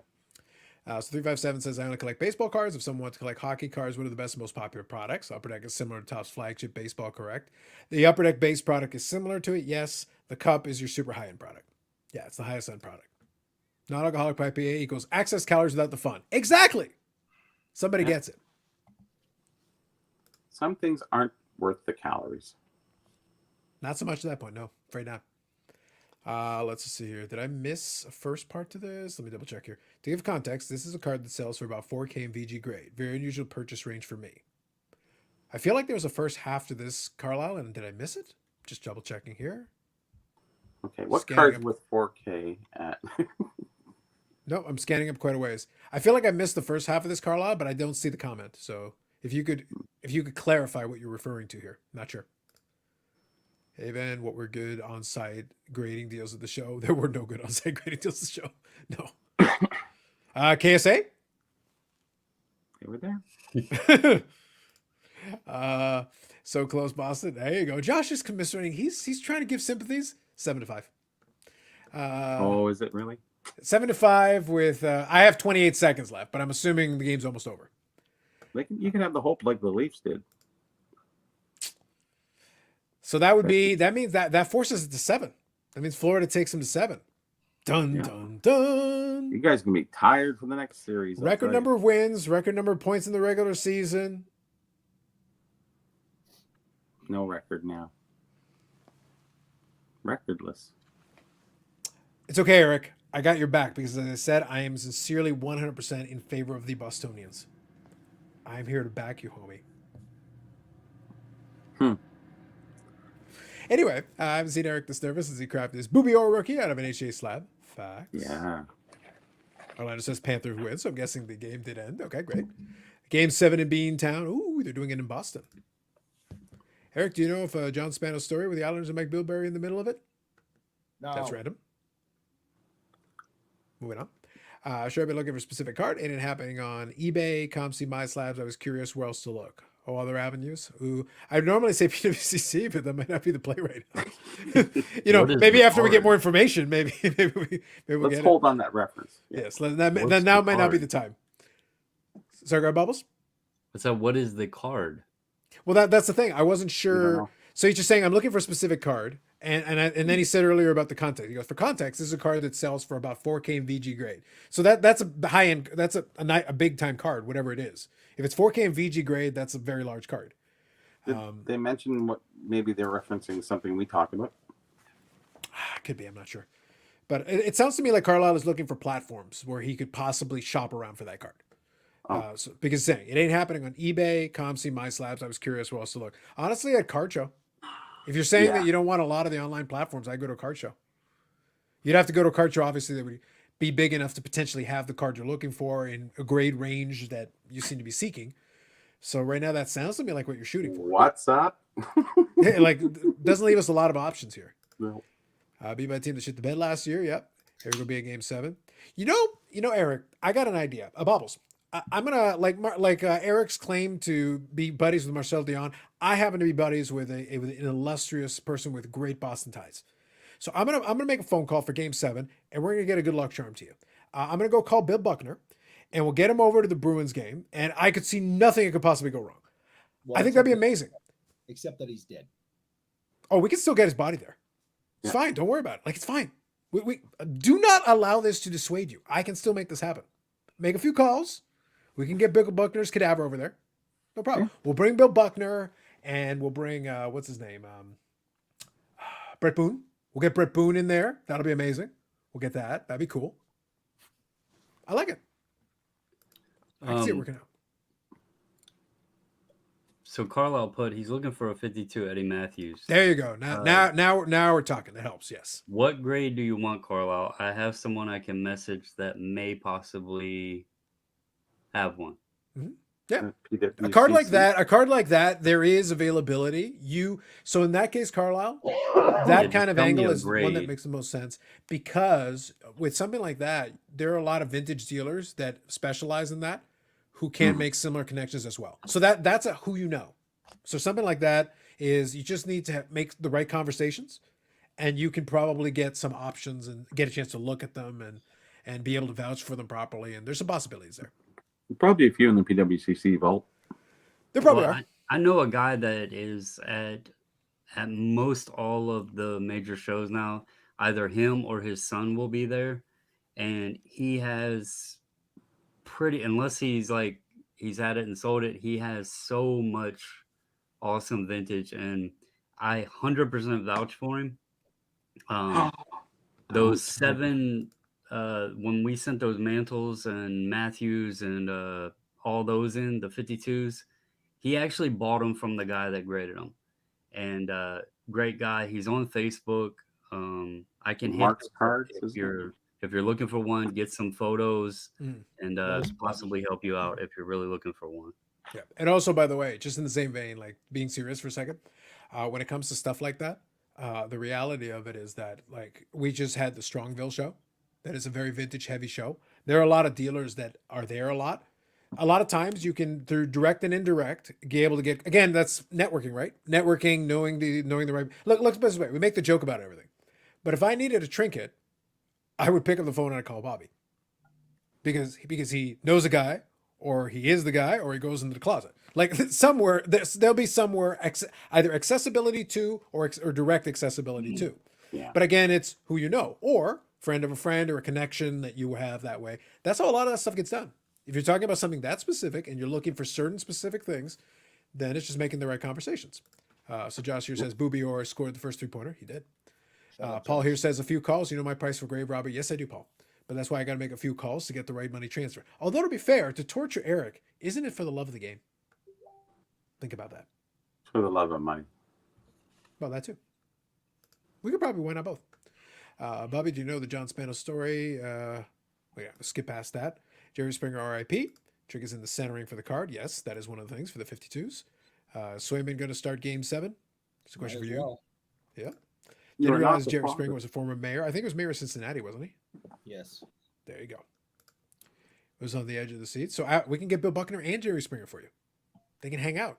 It'd be amazing. I want a reason. Eric, you're not the father. No, that's Maury Povich. Maury is the "you're not the father" one. He's definitely a big one, but I think Jerry probably had a couple of those over the years. No, he's definitely done it, but like Maury Povich became infamous for that specific line. Became infamous for it. Yeah. He was the main guy for that one. Luke, I'm not your father. Yeah. I want a reason to believe for the card-centered version with a cleanish front. Fair enough. Yeah. I would say, like, in all seriousness, reach out to Bubbles. Like he does know a lot of dealers that do have vintage, and it's a starting point. You can start a conversation. You never know. What grade is cleanish? Well, that's kind of the question, right? Yeah. So that's why I say, the beginning of the conversation will be to establish the particulars. It's like, the more somebody knows about what you're referring to, then it can be like, oh, okay, so I know a guy who might have one like that, or I know this guy who might have one like that, or that deals with those specifically. This guy gets inventory all the time too, and if he doesn't have it, he likely knows somebody that might have it. So it's just that rolling connection of the Rolodex, and so I can get in touch with him, see what he's got, and then pass that on. If you're not happy with those, he might know somebody else that has one.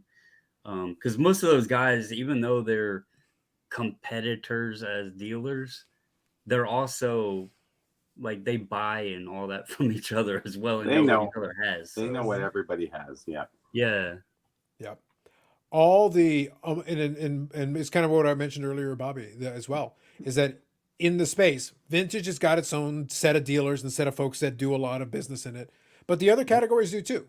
If I needed a certain thing, a certain category, so we talked about your thing with the Marner. If that was something that was a concern, then I talk to this person who knows 5 people who carry stuff like that, but they leave it in a box. It's not in the front. It's over in the back, and they just say, "Hey, I got 5 of them. Pick one. Which one do you like the best?" Yeah, it wasn't. Leafs are in the playoffs. Sure. It's Toronto show. So yeah, but it also depends on who you're asking, because some of them don't care. Some of them, that's again where who you know the network. Because if you talk to the right person, they'll be like, "Hey, can you do me a favor?" Yeah, sure, fine. Here, we'll do it at this price. I walked around and asked quite a few dealers. I did. It's probably almost 30 or 40. Mm-hmm. No, I got a 9, I got a 10. It's like, no, because they wanted too much money for it, right? So yeah, that's fair.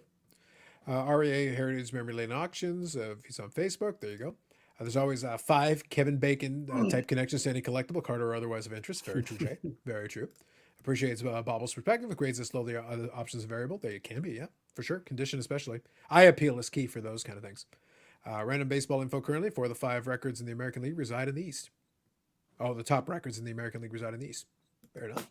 Shut up. Hey, I just have to say, after saying that my Nationals double sucked worse than Boston, we almost swept the New York Mets. Almost. We had the lead going into the 9th, and the Mets came back in the 3rd game, but we had beat them the first 2 and had the lead in the 9th inning in the 3rd one to almost sweep the Mets. So did you have like the text ready for Big Scott, and you're just like, wait for it, finish the job? I'm gonna just say I'm eating crow, because although they're still bottom of the division, they're playing much better than I expected. Because I said I would be surprised at 40 games, and I think they have 8 wins already. So they're making me eat crow a little bit. They're being competitive, so can't ask for much more than that. Fair enough. well, I had the mint.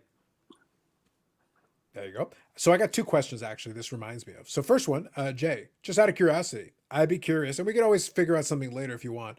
I'm just curious some of your thoughts about some of this Disney stuff.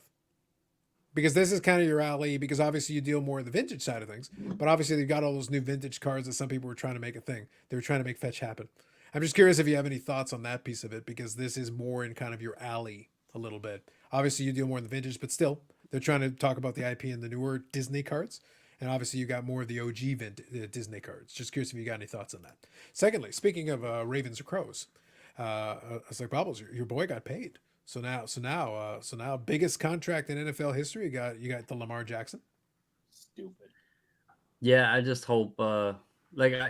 So from my perspective, I was okay if he left to go to a team that he could be successful and win. Because I like Lamar, I like his drive, I like how he wants to win.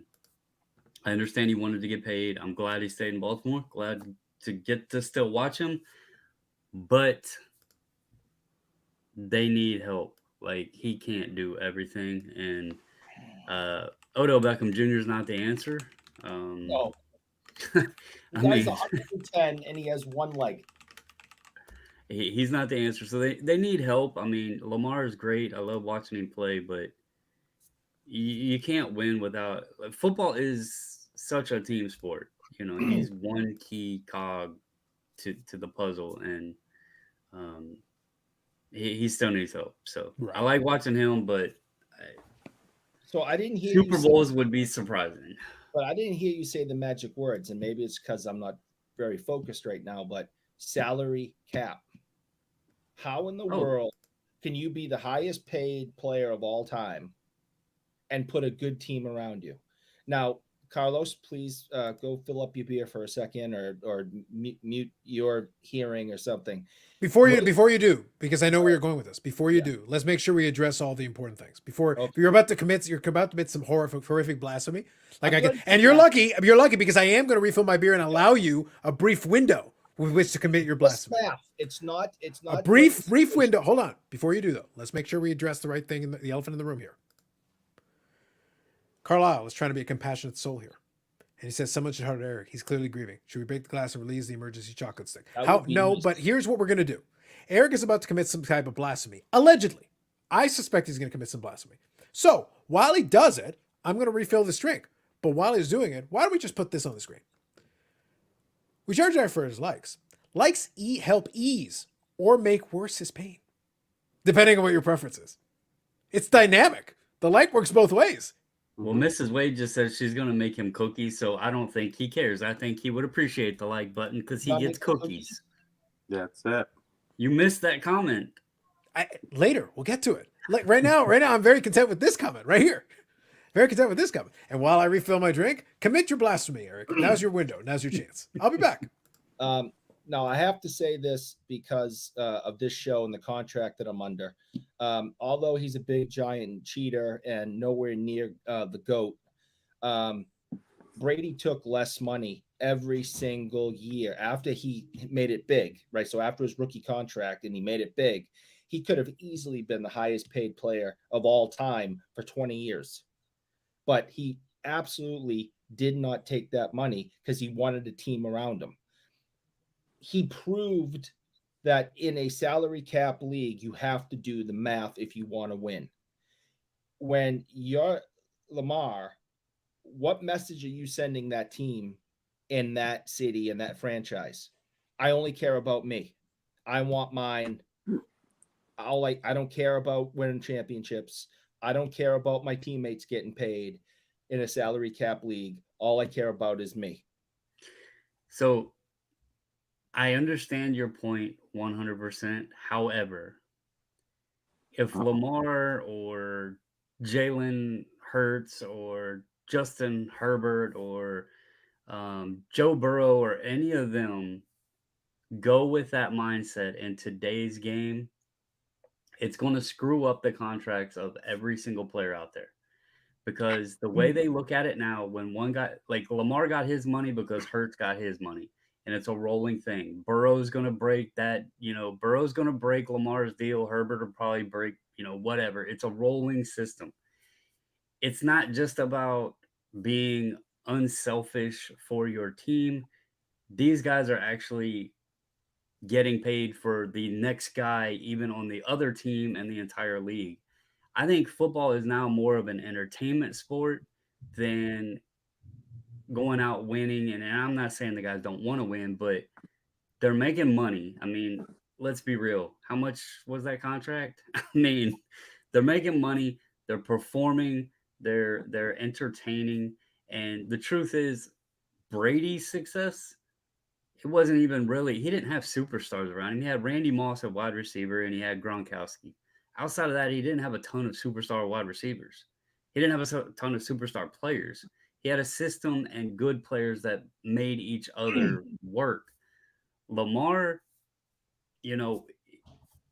it's the way the league is now, and I don't even know that if he took less, that they would be able to build a team enough around him. He's in a division now with Joe Burrow and everything. And I still, as bad as I hate to say this, I still say the Bengals are the best team in that division. They're the best team in that division. And, it is what it is. So for the longest time, it was the Steelers and the Ravens were two dominant forces in the division. And now I would argue that the Bengals are the best team in the division. So there you go. So Eric, I assume Eric got his blasphemy in there. I assume he managed. I did math. It's all it was a math problem. Mm-hmm. Yep. I think Carlisle covers this very well. I offered to work for significantly less money, but my employer couldn't provide a supermodel wife. I required to supplement my income. Facts. Oh, I'd quit. Yeah. But I think that fans are just happy to have a top player, and they don't really care about the other things you were talking about, Eric. So there you go. Well, I think also every year that goes by right now, the salary cap steadily goes up. So and the next contract that's going to be signed is going to be higher. So he's going to be the highest paid player until the next quarterback signs. So and that's what I said. Like in about a year, he'll be the 5th highest paid player. So it's like, it's a distinction for the moment. But I just and again, this isn't an attack on that one individual. It's an attack on anybody who, and this is just my opinion, of course, is who isn't doing the math. And I just, you're going to get rich either way, especially him, who is a superstar MVP caliber player. You'll get more in endorsements than you ever will with your salary. Why do you need a huge salary? You know who needs a better salary? Your linemen who are keeping you upright, because they're not going to get endorsements. Nike isn't coming to that 300-pounder. Okay. Hey, Michael Orr got a damn movie. Yeah. True. That is true. He did. He did get a movie. Yeah. Right. Okay. So 357. You just blew my entire theory out of the water with that. Your theory was really founded on a very, very, very thin layer of math. No, like dried straw, chocolate sticks, melted chocolate sticks. It's not One great. of the most famous social media in sports now was a damn punter, Eric. True. And he's getting endorsements out that thrown at him. Right. But he's not even getting. But what did he make in his entire career? That doesn't matter. He got Super Bowl rings. So 357 says, really, I shouldn't even make arguments on this show anymore, because I'm not thinking as clearly as the rest of you. Well, I was deeply concerned about the fact that you leaned on a foundation of math when it's like, do we need to discuss your standing war with math? I don't like math. I was going to say, you and math haven't exactly gotten along. Are you sure? This is like Bobble's giving us, reviews on the shampoo again. Yeah. Look, I hate math this many times. So he brought up linemen and talked about money and endorsements. And there was another lineman on another team that was brought up earlier in the sports card hobby that made millions of dollars playing the sport of football, Eben Mathis, and he still needs to trim cards to then make more money. So I'm going Some people are hustlers that are willing to do that extra step. Yeah. Carlos, you're going to become a New York Jets fan now because of Rodgers. No one has become a New York Jets fan because of Rodgers. I do appreciate the synergy, and I'm being serious about this. So this weekend, I have two videos that I want to work on. One of them was going to be the Golden Touch one. I will still do it. I'm a lot less enthusiastic about it than it was. The actual show kind of ruined this for me. The other one is I do want to talk about the Rodgers thing a little bit. So I will have a separate video about that. But no, nobody's going to become a Jets fan because of a Rodgers thing. However, with that said, do I get some entertainment out of the fact that they've copied it and look forward to his foray with the Vikings next year? I mean, allegedly. Yes, I do. There is a reason why. Just above this, there are some McFarlane figures. I have some Brett Favre McFarlane figures. What point does Rodgers start taking photographs? Now he might have already done it. We just don't know about it. Does that? I mean, was it right after the press conference and he signed the contract, or does he wait a little bit? I mean, in fairness, what might be preventing it from getting out is that he did at one point date Olivia Munn and Danica Patrick and Shailene Woodley. Like, he's already got a pretty good track record of ex-girlfriends. Mm-hmm. That Woodley girl is a special case of human being. Regardless, though, it's a pretty good track record, all things considered. He didn't even need to cheat on a wife. Rotating cast of girlfriends might make that a little bit easier. Just throwing it out there. He's got to take pictures of his junk. That's all. Well, he obviously needs to get married first, right? Because if you're going to do that while you're married, otherwise, what's the point? Otherwise, it's a Tinder profile. Yeah, pretty much. Yeah. Like, one step at a time, my man. One step at a time. Focus. Right. But you got that. No, look, what I'm looking forward to is, like I said, the rest of the synergy to follow the Brett Favre, steps, Infinity Stones. He's got to go to the Jets, they'll do that. Then eventually go to the Vikings, do that. And then defraud the state of Mississippi's welfare fund. Mm. In accordance with the prophecy. And then Sir Pat McAfee. Mississippi, or could have just defraud any state? I feel like it's got to be a poor state. So what else we got? Like Mississippi's a pretty poor state. Like, is there like another one? I don't know, Bobbles, help me out here. What's like another poor state that he could defraud? If it's not going to be Mississippi. The hills of Kentucky. Major. Kentucky's pretty rich. Washington State? It's probably pretty rich too. Starbucks is from there, and like Microsoft. What about Louisiana? I feel Louisiana. Okay, 357 is on the same vibe as me. What about Louisiana? Atlanta. There you go. Georgia's not so bad. I feel like Louisiana. Oklahoma's dirt. Hey, Oklahoma. That's a good. For sure. That's a good call. That's a good one, Jason. There you go. We got options. Oklahoma cannot be dirt poor. They have their own play. That's stupid. Do you know how much money they make every year with people going to see Oklahoma? Come on. All right, let me quickly read a couple of these here. Brady and Welcome to Emerald, who were awesome for a long stretch, and Edelman, who may have taken his vitamins and said his prayer with the year that he won the Super Bowl MVP. Moving on. Jay says, and then there's Mahomes, who's trying to do what TB did. He was the 10th highest paid QB on a seasonal basis, not at the time he signed that contract. At the time he signed that contract, it was a pretty good contract. And it was a long contract. It's a big one. It was like a $500 million plus contract, wasn't it? It was a very big contract. So he's not shy. He's got a couple of bucks. He's doing all right. So good evening, Jason. I saw you coming from later, so I'll go backwards and get caught up here. Logan Mankins held out against that old hooker loving owner Kraft. There you go. He does love. He is old and he does love hookers. He just likes massages. I don't know what the issue is. Eric likes piggyback rides, and we don't judge him. Yes, we do. Yeah. Robin Todd, piggyback ride. We judge him a lot. A lot. Is Michael Orr and Booby Orr related? Maybe. They're half spelled. Same father, different mothers. 5 out of 4 people struggle with math. Facts, Carlisle. True. What is F war and D war? Lord knows. Michael Orr. Never heard of French. Mississippi, Arkansas, and Alabama are the 3 poorest per capita. Okay, so Mississippi, sorry, and Alabama. What was the other one? Arkansas. Gotcha. Can't wait for you to get your Rogers jerseys and back your father jerseys. Yes, that's why I say I need him to go to like Minnesota, and then I get the Rogers Jets jersey at super discount. I get it from the clearance rack as God intended.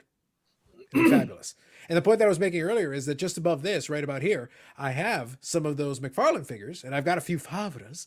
And funny enough, I don't have a Green Bay Packers one. I have a New York Jets and a Minnesota Vikings one because I'm a troll. It's kind of what I do. I appreciate and enjoy that aspect of his career. That it's just nonsense. It's all nonsense. Oklahoma's dirt poor. Eric must be asking for a friend. Maybe. Here's a funny thing about Pokemon IP and revenue. True. Here's a funny thing about Pokemon IP and revenue. Just Google Pokemon franchise, the most valuable media franchise of all time in terms of revenue according to Statista. I love that you put that in quotation marks. It's a very, very long search. Chart says not really.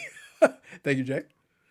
West Virginia. He could do fraud California, but criminal activity in California is just a random Tuesday. We appreciate criminal activity in all states, sir. Alabama, Arkansas, Oklahoma's full of oil wells. The rights are now free domain. Okay, gotcha. Kansas, Montana. Here you go. Poverty rates. Highest rates in Mississippi, Louisiana. So Louisiana's still a good call as well. New Mexico, West Virginia, Kentucky, and Arkansas. Gotcha. Casinos and pot dispensaries. A noble people. Montana is not poor. Let's see here. Phil Jackson lives there. That means nothing. People live in Hamilton for years, and that sure as hell was poor. Hamilton was super poor. Unless you were in the mountain, in which case they're not poor. The mountain is opposite of poor. Another note about Kekawau, great looking cards, but a 2023 1-of-1 Mickey Worth. It's likely the 100th best Mickey Mouse card in the last 80 years. So that's the reason why I was asking a question, Jay. I figured you'd have some strong opinions on this. So totally fair. I appreciate you adding it in. Hit the like button, Eric. There you go. Love it. Hey, Mike, there's nothing here to win for free tonight, and to lord over all the other people in the chat. So why don't you just hit the road?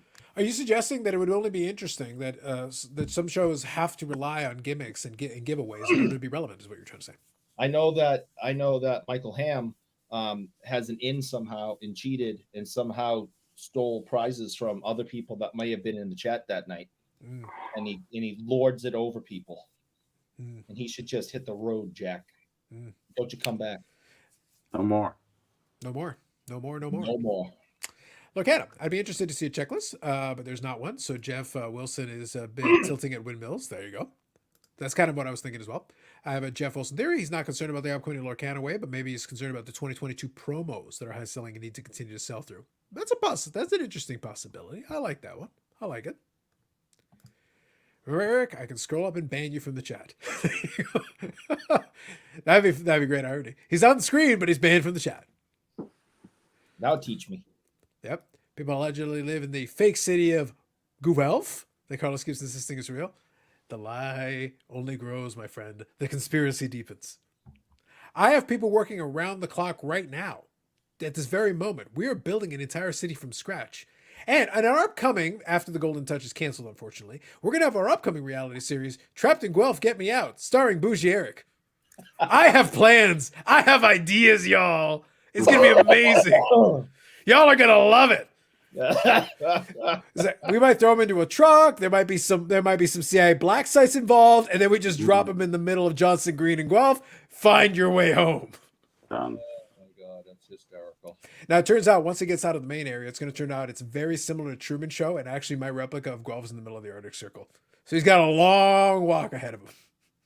Long walk. I hope you got your comfortable shoes, Eric. Comfortable shoes. Wear comfortable shoes. That's right.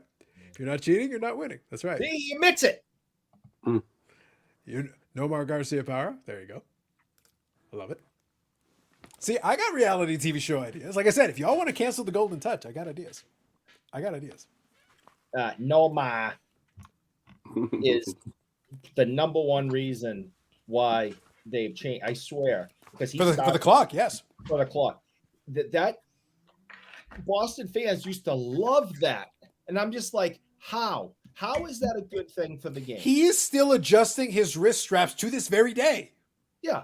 I would sit there and go, this guy's an idiot. What he really wants is the cameras on him. And the more time the cameras are on him, the more money he thinks he's going to make with endorsements and all that stuff. And he wants to be a superstar. He's battling Jeter over there for, best shortstop in the league. And this is just a way to get more attention. Bobbles, this is very interesting. I find this angle very interesting. Bobby, I find this angle very interesting this tack that Eric is taking right now. He is suggesting that it is Nomar Garcia Parra's thing that he was so starved for attention, so desperate for people to pay attention to him, that he would go out of his way to create these scenarios so that people would pay close attention. Like, what kind of an egomaniac would you have to be to demand the attention of everyone so that everyone's just looking at you? Just staring at you like some kind of weird farm animal, or dance like the gopher from Caddyshack. Like what kind of a sad individual would do such? Or deck yourself out in a room with all of that stuff from a team that he knew was going to lose, and then sit and pout about it. Yeah, and that some would argue doesn't even exist, because I happen to know the Boston Bruins were founded in Guelph. Yeah. Just saying. And you can find the headquarters if you complete the tasks as part of the new reality show. It's going to be spectacular. You're going to find out the real secret of the Boston Bruins. It turns out it all started in Guelph. I'm getting Netflix. Mm-hmm. And I'm saying we're going to get a season 2 renewal after episode 1. Yeah. Oh, my God. Amazing. 357 says, Eric, what's nicer, New Hampshire or Vermont? I prefer New Hampshire. Vermont. Oh, there you go. I got some contradictions. I love the White Mountains, and Vermont's beautiful, but the White Mountains is it's incredible. I love it up there. So I picked New Hampshire. Baz says, Guelph was home to North America's first cable TV system. Guelph's police force had Canada's first municipal motorcycle patrol. There you go. Wow. Facts. You can make up anything you want. Guelph's the home of M&Ms. I mean, you can make up anything with someplace. We've already made up the entire career of Booby Orr. He's from Perry Sound, not Guelph. That's not a place. Bobby, tell him that Perry Sound's a place. It sounds like Perry. I don't know. Not sure. Help. I think it's somewhere up there. Anyway. Northern Ontario. Nobody cares. Johnny Damo will be remembered as a Red Sox or Yankee. Kansas City Royal. No, he's definitely a Red Sox player. I mean, he was one of the the guys that kind of led the team to their first championship in 86 years. Guelph was the 1874 World Baseball Champions. Love it. Carlos, is this proof the Bruins are a joke since they're from Guelph? Maybe. Today's not the day, Bob. Not today. Bob seems to be invoking those powers. He seems to be invoking the wrath. Eric stars in Dude, Where's Guelph? Like I said, it's amazing. Bobbles, I'm really digging this fake reality show I just made up. It's getting better all the time. The best part is I could literally send him to Guelph and he would still get lost. It'd be fantastic. There's so much open space, he'd probably randomly wander off into the wilderness. No, there's no such place. Let's be honest. You'll find out when you end up in the wilderness there. It's gonna be Mhm. great. Befriend the moose, Eric. That's your best bet. Befriend the moose. And don't go to the veterinary college. Those people have scalpels. Okay. Don't go. They have scalpels. Just saying. Eric should try extreme bike riding while promoting the consumption of random premium cookies. Facts. Facts. Oh, and also, but while you should never go to the veterinary college, veterinary fraternity, though, definitely. And I hope you're thirsty because they drink a lot. Just throwing it out there. Just not that I know from experience. I'm just saying No. they throw great keggers. Just saying. That and the engineers. The engineers will drink us all under tables because they're basically desperate. They have no lives. They hate their lives almost as much as you do. And then when the moment they get a chance to drink, they make up for it. Yep. All at once. And why do they always put engineer on the back of their jackets? I'll never understand. Hey, they thought someone cared. The rest of us just go like, but when you did get them out to the bar, though, they were great to drink with because the Lord knows they would drink. Fantastic. They would pay too. If you played your card right, absolutely. If you played your card right, that I might have done that once or twice. David, Oakland A's, there you go. I love it. Love it. But yes. All right, I'm gonna bow out because I'm getting tired of standing for 2.5, almost around in 3 hours. But it was fun. Thanks, guys, and we'll good. see you. You gotta get a spot there with a chair, Bobby. The way it's situated, it isn't. But I'm Our gonna. school. I'm working on something. So. All right. No, that sounds good. But thank you, Bobby, for joining in. Appreciate you as always. It was a lot of fun chatting at the expo as well. We'll chat a little bit more later I had on. a good time. And we'll plan out some stuff. I think we'll be. I said it on the Thursday show with the PSA guys. Fall show, it'll be a lot easier to plan stuff out. We'll figure out some stuff so that maybe we'll put ourselves in a place so that it'll be easier for people to find us. We'll intentionally be like, we'll be here. You guys want to come by and say hello? It'll be a lot easier to track us down. We'll make it easier. Well, I'll have a booth actually because of the Even the better. app. Great. The app Even might be coming out. I Oh, don't shut have a up. Shut up. plan. Too sure, but I'm having like the worst night. You've got crap on top of it. Your code, Bobby, as Bobby, will leave Eric's code for the app in Johnson Green Guelph. All he's got to do is go find it. I will leave it right there for him. we'll draw you a treasure map and everything. Be fantastic. You'll love it. We'll I do hate that. you all. Just go right past the Albion bar. Go by that one. Just down the street there. You got to turn at the cathedral. Turn at the cathedral. 50 paces. You can't miss it. Buried in a shoe under a chicken coop. It's there. That's in play. I'm just throwing it out there. It's in play.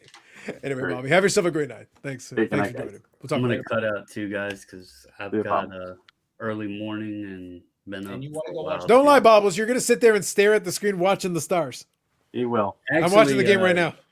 No, the Stars and the Kraken both are playing tonight, so They are, it'd be that's cool true. if they both win. But You're going to flip between them? I do have to. I got to get up early. I was sitting here making a list of addresses and stuff. So, He's gonna go and it's snuff not off fun the waking up early on a Saturday. I'm Picture not in gonna lie. picture. But Nah, Yeah, that's man. all right. I get you. No, we'll talk later. Thanks, Bobbles, for joining in. Appreciate you. no problem, guys. And Eric, I'm sincerely sorry for your loss tonight. Good luck in Game 7. I'm not going to talk any shit because we're both in Game 6s, and I don't want to jinx anything. So It's a game 7 Sorry in for Boston. your It's a game loss, 7 for sincerely. Boston. What's the worst that could happen? what's the worst that can happen is I want the damn Wild done because, yeah. By the way, I haven't paid attention. Did Pavelski play tonight? He doesn't even know how to spell Pavelski right now. I they know. were talking about I that saw. he I was saw he looking was available. good. I thought he was available, but I'm not sure if he actually got in the lineup or not. I didn't see anything. Yeah, I seen they said he was looking good and that he could possibly play. So I forgot to check to see if he was playing. Hopefully he's okay because that was Yeah, a hopefully. terrible hit. Anyway, fellas, as always, it was fun and hope y'all have a good weekend. And Eric, I am sincerely sorry for your loss. Well, good luck, Dallas and Kraken tonight. Thanks, man. I'll talk to you guys later. Take it easy, Bubbles. Have a good one. Oh, I didn't read the whole thing. He should try extreme mountain biking while Yes. promoting the consumption of random premium cookies. I like where you went with this, Jay. I like where you went with this. I can't do extreme mountain biking because I need and eat a cookie at the same time. Because I got to have both hands on the handlebar. But maybe I could wear some kind of like cookie outfit while I'm riding bikes. I'm actually locking up because I'm trying to decide which angle to take this joke. There's about 12 different. I was like, all of a sudden, it's like I'm spoiled for choice. Which direction should I take this? While I'm figuring that out, Baz's questionable facts. The jockstrap was invented in Guelph. That's why Eric doesn't know about it. Making crap up too. Yeah, pretty much. The Guelph elastic hosiery. Hey, the code for Bobby's app is the Guelph elastic hosiery. How coincidence? Oh my god. Eric, why did the Bruins lose? Shut up, Bob. Because Florida scored more goals. Ha ha! And I like that he added the ha ha. The app preview was really nice, Bobby. Facts. Yeah, that was real nice. Yeah. Yep. Almost been up since 1911. Gustafsson is getting peppered tonight. Yep. Perfect. Here we go. Eric, just wear a feed bag. I like that. Here you go. Cookie Monster suit, bike rider for Eric. That would go viral. That's what I'm talking about. I'm saying, man, we got possibilities. I like our chances. This reality show is really coming together. Like I said, after Golden Touch gets canceled, because I wasn't sold. I wasn't sold for a season 2 on this. On the back of this, I'm just and half seriousness. I really am surprised that you had kind of a positive review on it because obviously it would be very easy to attack it and make fun of it. There just wasn't enough. Like I'm being serious. I would love nothing more than to tear it to shreds for entertainment purposes. Right. But there wasn't enough to sink my teeth into. It just kind of was. I'll definitely check it out, but I'll try to watch it before next week, and I'll give. They're only half-hour episodes. Just to be clear, if somebody already has Netflix, they're literally just 30-ish minute episodes. It's not like this big commitment of like, oh man, like 25 episodes, hour long. No, it's like 30, 35 minutes most of the episode. And honestly, you could speed it up and you're not losing anything. Yeah.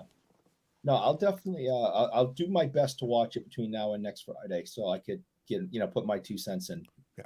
Usually you'll get the gist basically within the first couple of episodes. You pretty much get the gist of the style, the format they're going for. And then after that, you're like, this could have been really interesting, but it's like, and again, it's not bad. I can't say it's bad.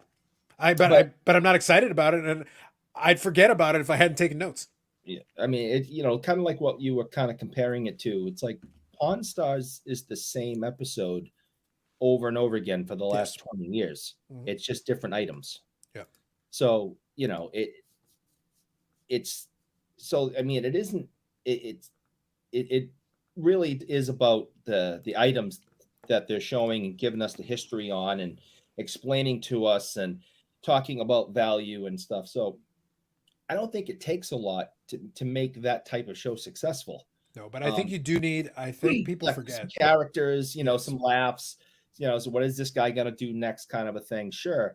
So there has to be that, but I don't think people just watch it to see how stupid Chum-Li is. No. But it adds a little flavor to it. Sure. It gives the, because otherwise it's just item, celebrity cameo item.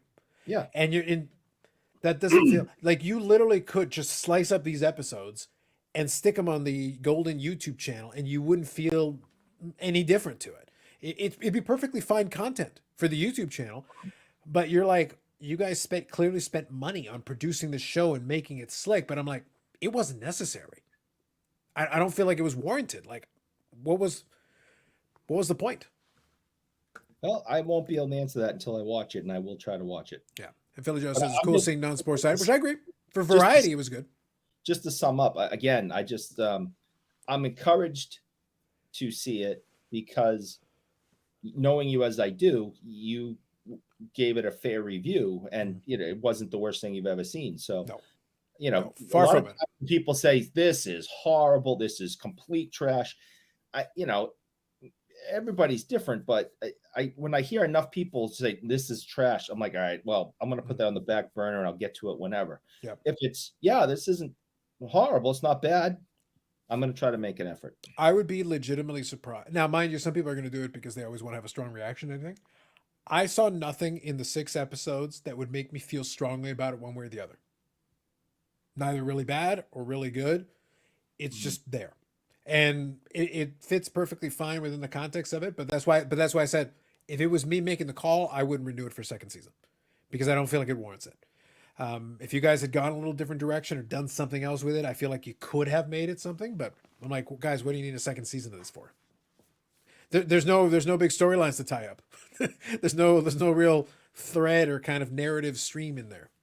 So I kept trying to find something, and there was like everything just felt like half-hearted when it came to trying to give some kind of a narrative. It's like, okay, well, good luck. You know how it turns out. Is Golden the Chumley? I wish. That would have been more interesting. Carlos, what is the worst thing you've seen? Tom Brady trying to be athletic. Oh, you mean beyond that? Oh, no, that's bad. I don't care. It's really horrific. It was absolutely heinous. It's hideous. Bad. Like, let me take this for like a TV show. Worst thing. Just trying to think if there was anything that would fit this. There are some really bad documentaries they came up with. Like I've watched some bad documentaries on Prime Video with it, but that's a mixed bag. I'm trying to think like what's the TV show? I think what's it called? Just trying to remember the name of it. It'll come to me. I got to think about that one. I like the question, Bob, because there's some room for some possibilities. I feel like it's hard to produce an actively bad show. I think you can produce an uninteresting show. Like, oh man, this is boring. I'm going to tune out. But it's hard to produce a truly bad show. I think you almost have to try. And then if it gets bad enough, then it's almost entertaining because of how bad it is. So there's that weird line that you can build in there. Don't really have to watch The Golden Touch. You can listen to background while doing chores. Yeah, absolutely. It's a simplistic conceptualization of acquire items to sell at auction to collectors. 4 or 5 stars. There you go. Jay gives it as background noise 4 or 5 stars. Fair. Out of 10, out of 100, out of 5. I mean, I think his point though is that you can listen to it in the background, which is true. Like you don't actively have to be observing it or paying super close attention. It can just operate as background noise on the show. I would say now that I'm thinking about it a little more, there were a lot of those really bad dating shows. I don't know if you guys remember like Blind Date and stuff like that or whatever. There was a version of that on a boat, and those were really bad. And I remember watching those in university days when it was like 3 a.m. and I was like trying to write a paper and ignoring the paper that I should have been writing, and I'd have it on in the background. Those were pretty hideously bad. They were trying to be they became unintentionally funny after a while. After you're delirious and you're up at like 3 or 4 a.m, you should be sleeping, but you're trying to finish something. Any laugh you get out of it is unintentional because they're not trying to make you laugh. It's cringeworthy. the worst thing, I'm being serious. I'm kind of lumping it all in. I'm actually was trying to be serious. That's why I was struggling with trying to find the right. I think the worst things I have ever seen regarding entertainment, movies, television, is any reality TV show that does not have some type of educational piece to it. You know, like American Choppers had some education to it. Pawn Stars, Pickers, you know, those shows have some education piece to it. So I don't mind those. But Kardashians, Jersey Shore, MTV Cribs, and CBS Big Brother. I was about to say, how do you feel about Big Brother? Yeah, it's all garbage. It's absolute trash and garbage, and I hate all of it. And I think it's really been detrimental to our society since these things began. How are we with Survivor? Survivor's fixed. Everyone knows it. They're not.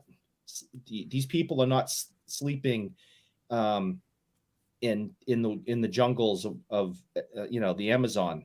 There's a hotel they go to. Yeah, not like when I drop you off in Guelph, because I'm literally going to drop you off in Johnson Green. We're just gonna that'll be after they put the boots to you, but then we'll drop you off in Johnson Green. Oh, okay. That'll be legit. It'll be great. There is no NHL Hockey Hall of Fame. There is a Hockey Hall of Fame, and it's located in Toronto. And I used to work in the building that housed it. And yes, I have visited it, and I was for 3 days in a row. I was the first person in and the last person kicked out. 3 days straight. Mm-hmm. And I worked there, visited to a couple of different times, and went to it on a work trip when our manager was killing time. He goes, "Want to go to the Hockey Hall of Fame? Sure. Make it a team bonding thing. Why not?" Bobby says, "Hey, Survivor's not fixed."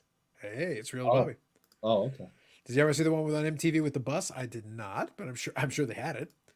Apparently in Japan, the Jersey Shore is known the Macaroni Rascals. That seems like a Paul fact. MILF Manor. Amazingly bad. With a name like MILF Manor, what network is this on, Jay? I have questions. Don't ask questions. Just let it go. U.S. Hockey Hall of Fame. It's in Minnesota. Evan Linth. Yeah. All right. So this is another reason why, and I don't remember if I had this discussion here or on another platform that will remain nameless at the moment. About Evan Linth, Minnesota? Is how in the world did the Minnesota North Stars lose a franchise and have to send it to Dallas when Minnesota and New England are the two hockey hotbeds in the United States of America? So much so that the U.S. Hockey Hall of Fame is in Minnesota. I will never ever fully understand why the North Stars had to move. Because build me a new stadium or else.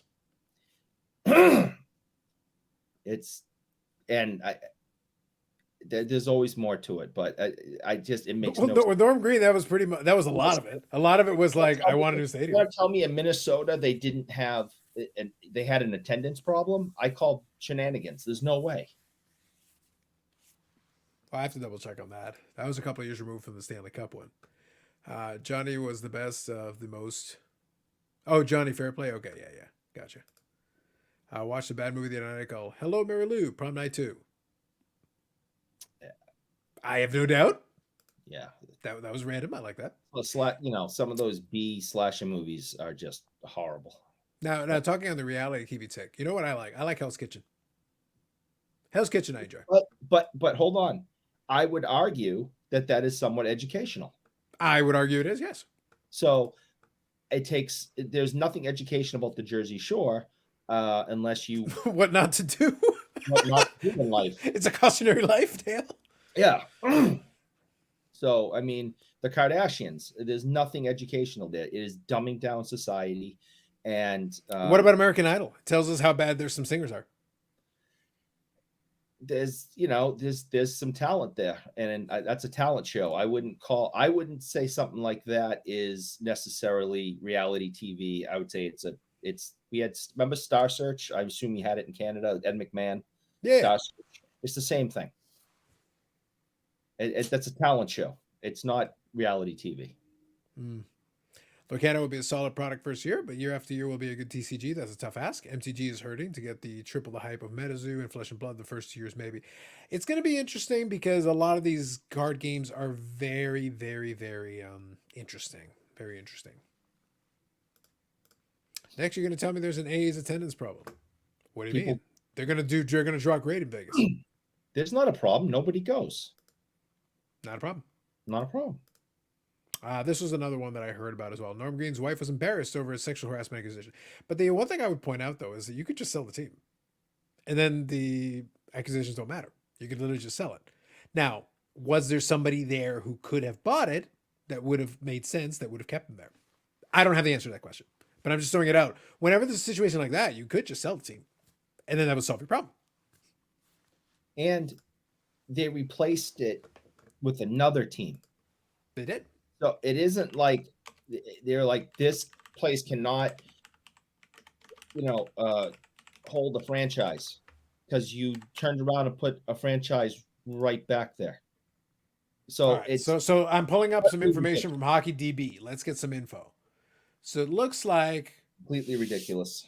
So it looks like they were drawing just shy of 14,000 a game in 92-93. They had drawn 13,400 the year before that. So they were actually trending downward before they got to the Stanley Cup final. Obviously, the year they got to the final. Because the year they got to the final, they were at 7,800. So not so great. And then by 91-92, they had bumped up from 7,800 to 13,000 and change. So they got a nice boost post-Stanley Cup final appearance. And then 92-93 was almost 14,000. So it was actually very strong. It had trended nicely upwards comparatively to a couple of years before. As soon as Modano got drafted, they should not have had attendance problems. Well, mathematically they didn't. Clearly, they had gotten some of their highest attendance since the mid-'80s. American in the U.S. hockey hotbed. There's no way. There's just it's just so. I still to this day get aggravated by it. Mm. If you want to put a team at Dallas, great. Start a new team in Dallas. But to move Minnesota I'll never understand it. I mean, it's an original 12 team. It just makes absolutely no sense. Jay Can here says, young kids want their parents' Pokemon collections. Very few want their parents' sports collections. Of equal value, Lorcana has no history. Even new Marvel UD is slowing down. No, that's fair. You're trying to establish a legacy from nothing. They haven't even gotten out of the gate yet. Promise the owner's a piece of shit. There you go. Most are. Fisher will sell the A's within 3 years of moving if the team moves or gets a new stadium. Well, the A's presumably are already going to Las Vegas, so that's pretty much it. Within 3 years of moving, if the team moves or gets a new, well, the team is moving. I think that's pretty much a fait accompli now. Yeah, I think it's pretty much done. They're not staying in Oakland now. Pokemon started as a game, became a collectible. Lorcana was starting as a collectible. MTG started as a game, became collectible. Yes. No, I'm sorry. Jay's 100% right. It's very difficult when you're starting. So, let's have this conversation for a second. I don't mean to interrupt, Carlos, but I have no idea what Lorcana is. It is a Disney-based trading card game that they're going to come out with. So that's part of that. Jeff Wilson, Disney is a bigger thing than Pokemon, blah, blah, blah. Okay. Where he got himself into an argument with people. I didn't know that's what it was called. I'm on board now. Yeah. So basically, they're going to start a trading card game, which is fine and dandy, whatever. But trading card games are tough because you're trying to create. Now, yes, you've got an IP, but at the same time, you might like it goes back to what I talked about when sports cards were in their apex. And people talked about how Luka Doncic was very popular in China and a lot of these other international, a lot of countries, which is true. But my point at the time was you can be a Luka Doncic fan, a huge fan, a super fan, and maybe you get a jersey, or maybe you go see Mavericks game, or you watch every game they do on TV, buy a hat. That doesn't necessarily translate to buying cards. It's not necessarily the same. The other piece of the puzzle is when it comes to this game, yeah, there are people that like Disney. Does that mean they like cards? Not necessarily. Does that mean they want to play a trading card game based on cards? Not necessarily.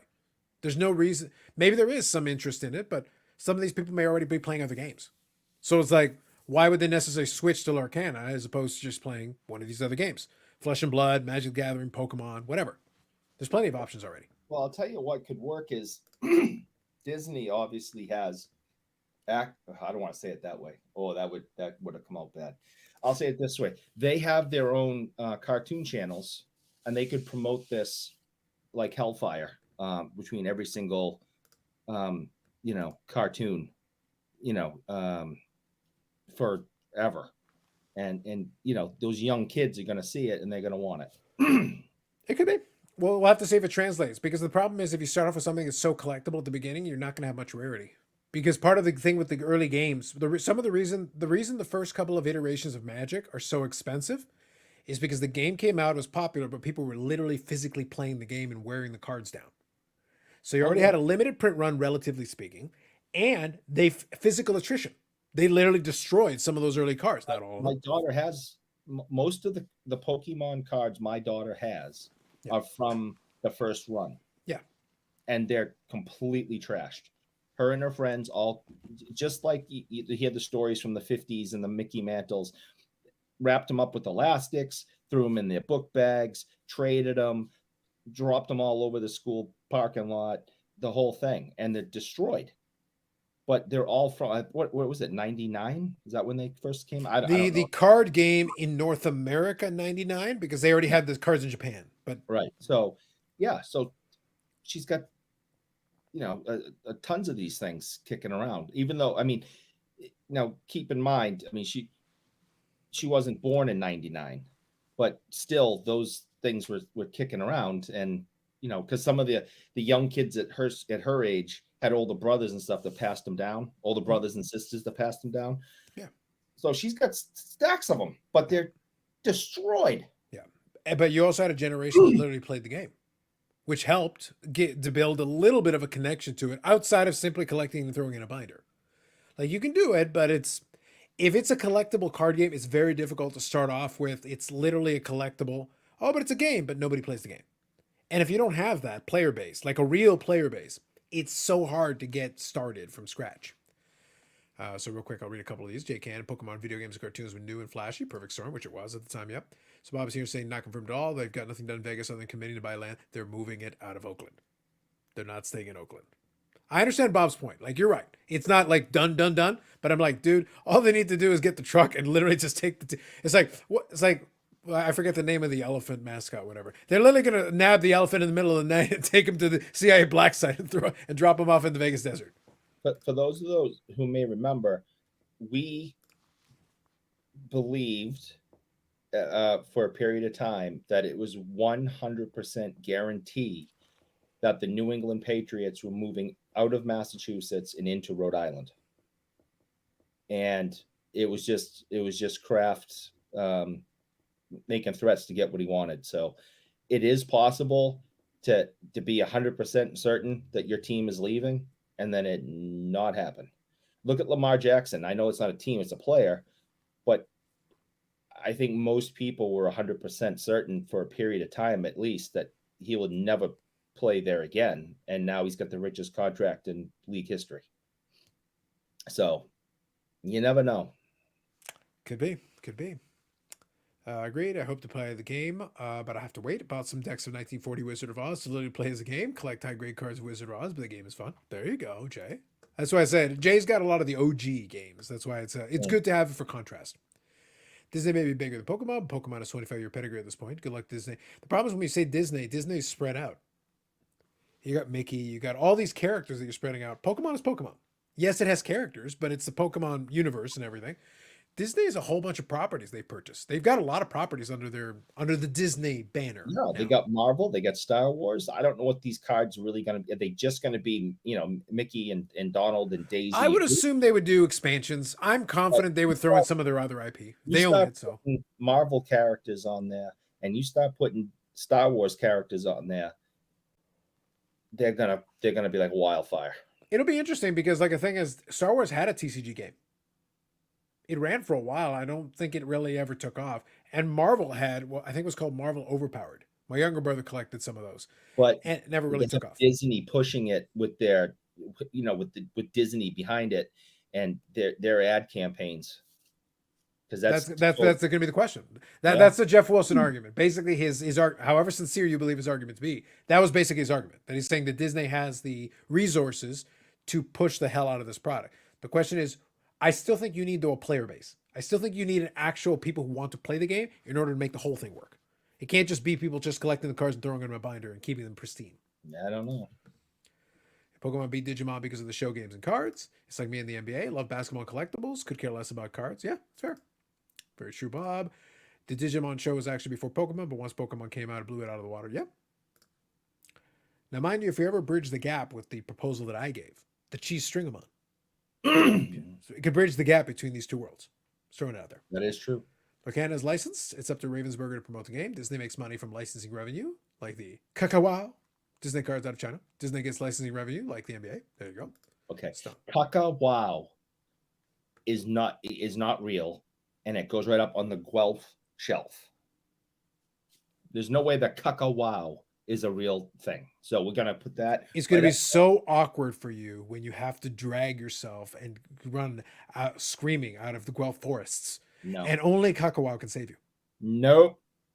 There is no Guelph, and there sure the hell is no Kakao. We're going to put them right up on the shenanigan shelf, and we're going to leave them up. Boy, are you going to have egg on your face in season 2, my friend. Season 2 is going to be crazy. Uh-huh. Same as Nintendo still owns as part of the Pokemon company. Let them do the hustle. Yep. Pokemon would have flopped hard without Nintendo. Sure. The video games were huge for that. Amazing part is Yugi is still holding, and Magic is actually a bad character IP. Well, there aren't many characters in Magic, which is a different conversation. Disney's had card games since the 1940s and the 2000s. A game made to mimic Pokemon and other battle-like games. There you go. Thank you, Jay. Hasbro killed Magic. They've done a lot to damage it. Yes. Hope the game's very simple play if they hope to have a big player base. That is true. Too many TCG have convoluted rules and cards with vaguely worded things they do. I agree with that. History says new TCGs always fail. They struggle. Guelph on a shelf. Look at you. Again, you're going to have so much egg on your face. You're going to be like, where am I? You're going to say Guelph, Johnson Green. Oh my God. It's like, I need you to find your way to McKinnon.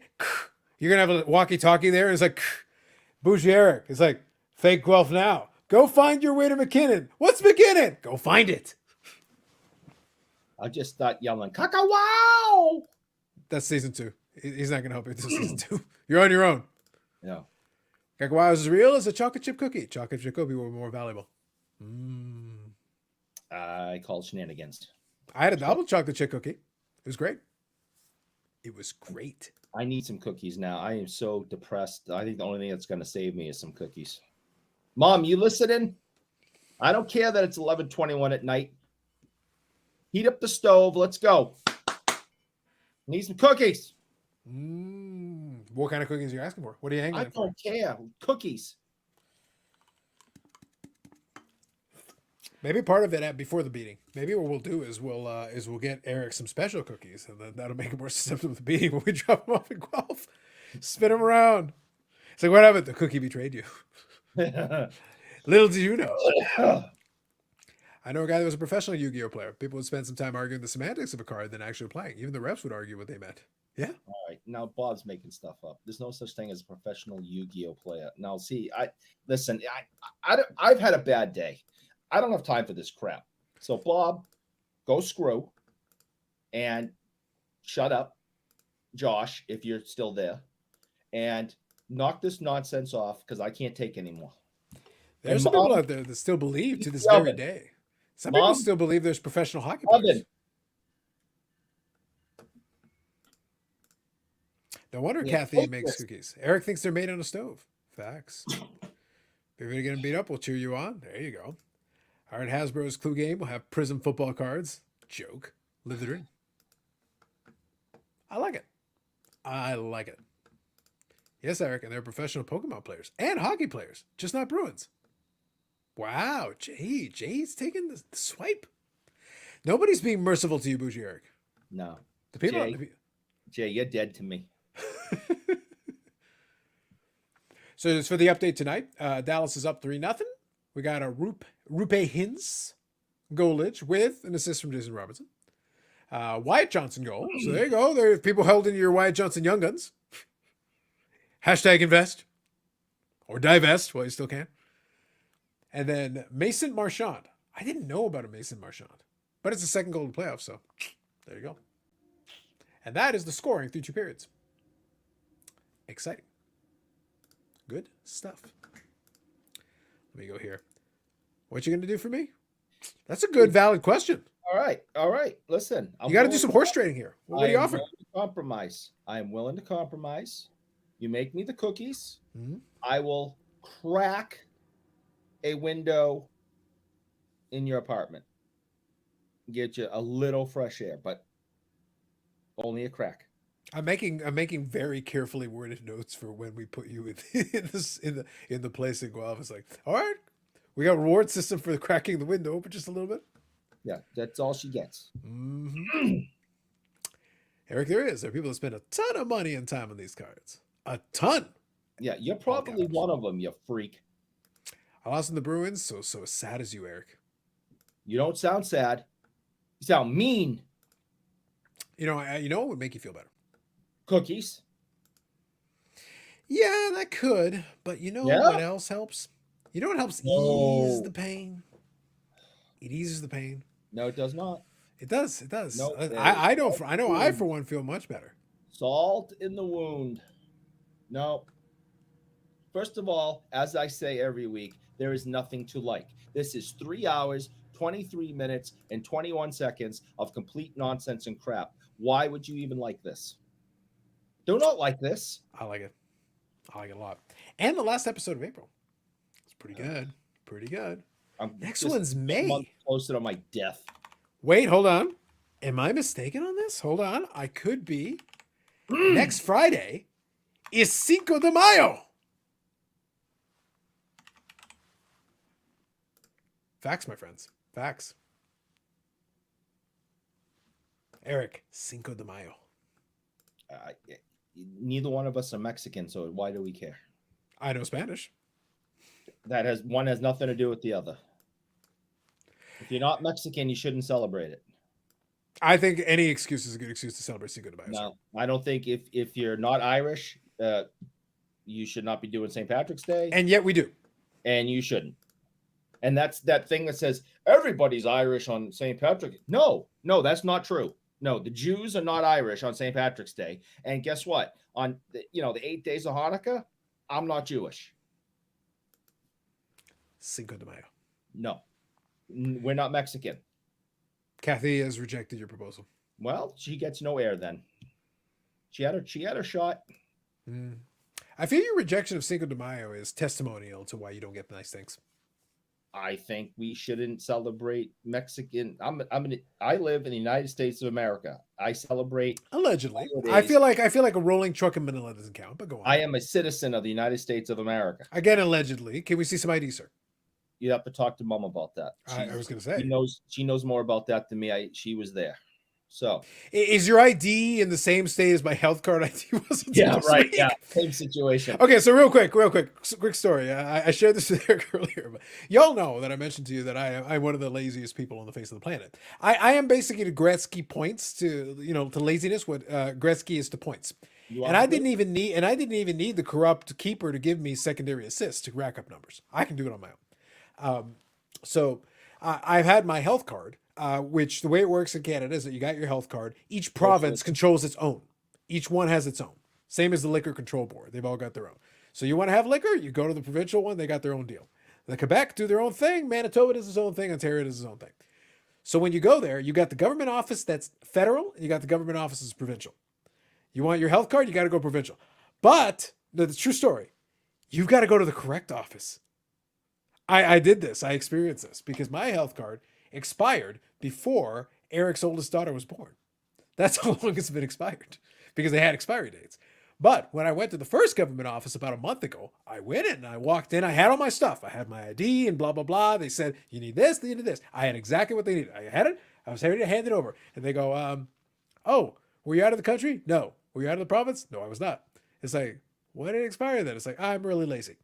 It's like, okay. But then they start punching it in. It's like, oh, I can't do anything on this terminal. I'm like, why? It's like, oh, it doesn't have access to the thing. You have to go to this other office. And I'm like, okay. It's like, oh, you can make an appointment. So I check. And to make an appointment, it was more than a month out. This week was a month from the previous cycle in it. I walked into this office. I made an appointment electronically. It was 1:10 p.m. on a Wednesday. Okay, cool. I walk in. There's literally nobody there. There's no line. There's nothing. There's two guys. One guy was working one person. The other one was free. I was like, oh, yeah, coming over. Looks at it, goes, were you in the country? Yes. Were you in the province? Yes. Where it is? Lazy. Okay. Can you confirm this information? Yes, that address is right. Okay, sign here, boom. Here's your temporary one, and in 4 weeks you get another card. Thank you. Government bureaucracy. I had to go to two different offices. There was nobody there. What do you need to make an appointment for? There was literally nobody there. And a third guy came in to take another slot while I was there. So they had 3 people available. Amazing. It was. Now, you have not seen a doctor in... No, I have. They don't care. You can use the number. They just punch it in this. Literally, you don't actually need it. That's been the joke. They were like, well, how do you... I gave them the card has a number on it. And when they update my new one, they're going to give me a new one. It's the same number. It's literally the same. All they did was just reactivate just confirm my address and phone number. It's like, yeah, this is my address and phone number. Here you go. Great. I was in and out of that office in less than 10 minutes. Government has never been that efficient. I was very impressed. I was like, and literally took the picture. Boom, we'll send it to you. Yeah, no problem. We'll send it to you. We'll mail it to you. Well, you won't get that. Oh, I will. On the street, we'll get that. That's okay. As long as the person on the street gets it. And then they'll give it to me. Okay. Most of my neighbors are pretty good. I actually could have gotten them to deliver the food, but I was like, no, I actually want this food. Give me, and I want my cookie. Give me my damn cookie. I went down to get the cookie, Eric. If the cookie had been there, I went to go get it. I will go get this cookie. Damn right. Eric, you're not a pilgrim. Don't celebrate Thanksgiving. That's right. First of all, you don't know me. I'm going to need to see your pilgrim ID. I will not. I bet you died of dysentery. Don't lie to me. That is between me and my healthcare professional, whether or not I'm a pilgrim. Did you have a valid health card at the time? I do. because my wife has a job and she gives me insurance. This still live? Nope. Nope. Not at all. Kelly, sorry. We left. We're not here anymore. Well, unfortunately, we would have been here if Eric hadn't died from dysentery because he didn't keep up his health card. It's ridiculous. Unbelievable. But my favorite part about that whole thing, Eric, is that I had to make an appointment a month out for an empty office. I was like, this is so stupid. At the end of the day, I didn't care. It's been 19 years. What's another month? Whatever. Like, what difference does it make at that point? You're in no hurry. Yeah, like at this stage, whatever. But I just thought it was hilarious that I was like, I made an appointment for this shit. When I walked out, my dad just looked at me and goes, that's it? He goes, dude, I got the temporary one. And then they mailed me the other one. It's like, that's it? Come on. I don't know what to say, my man. Yep. Nope, we're dead. Yeah, Terry kicked his ass. Facts.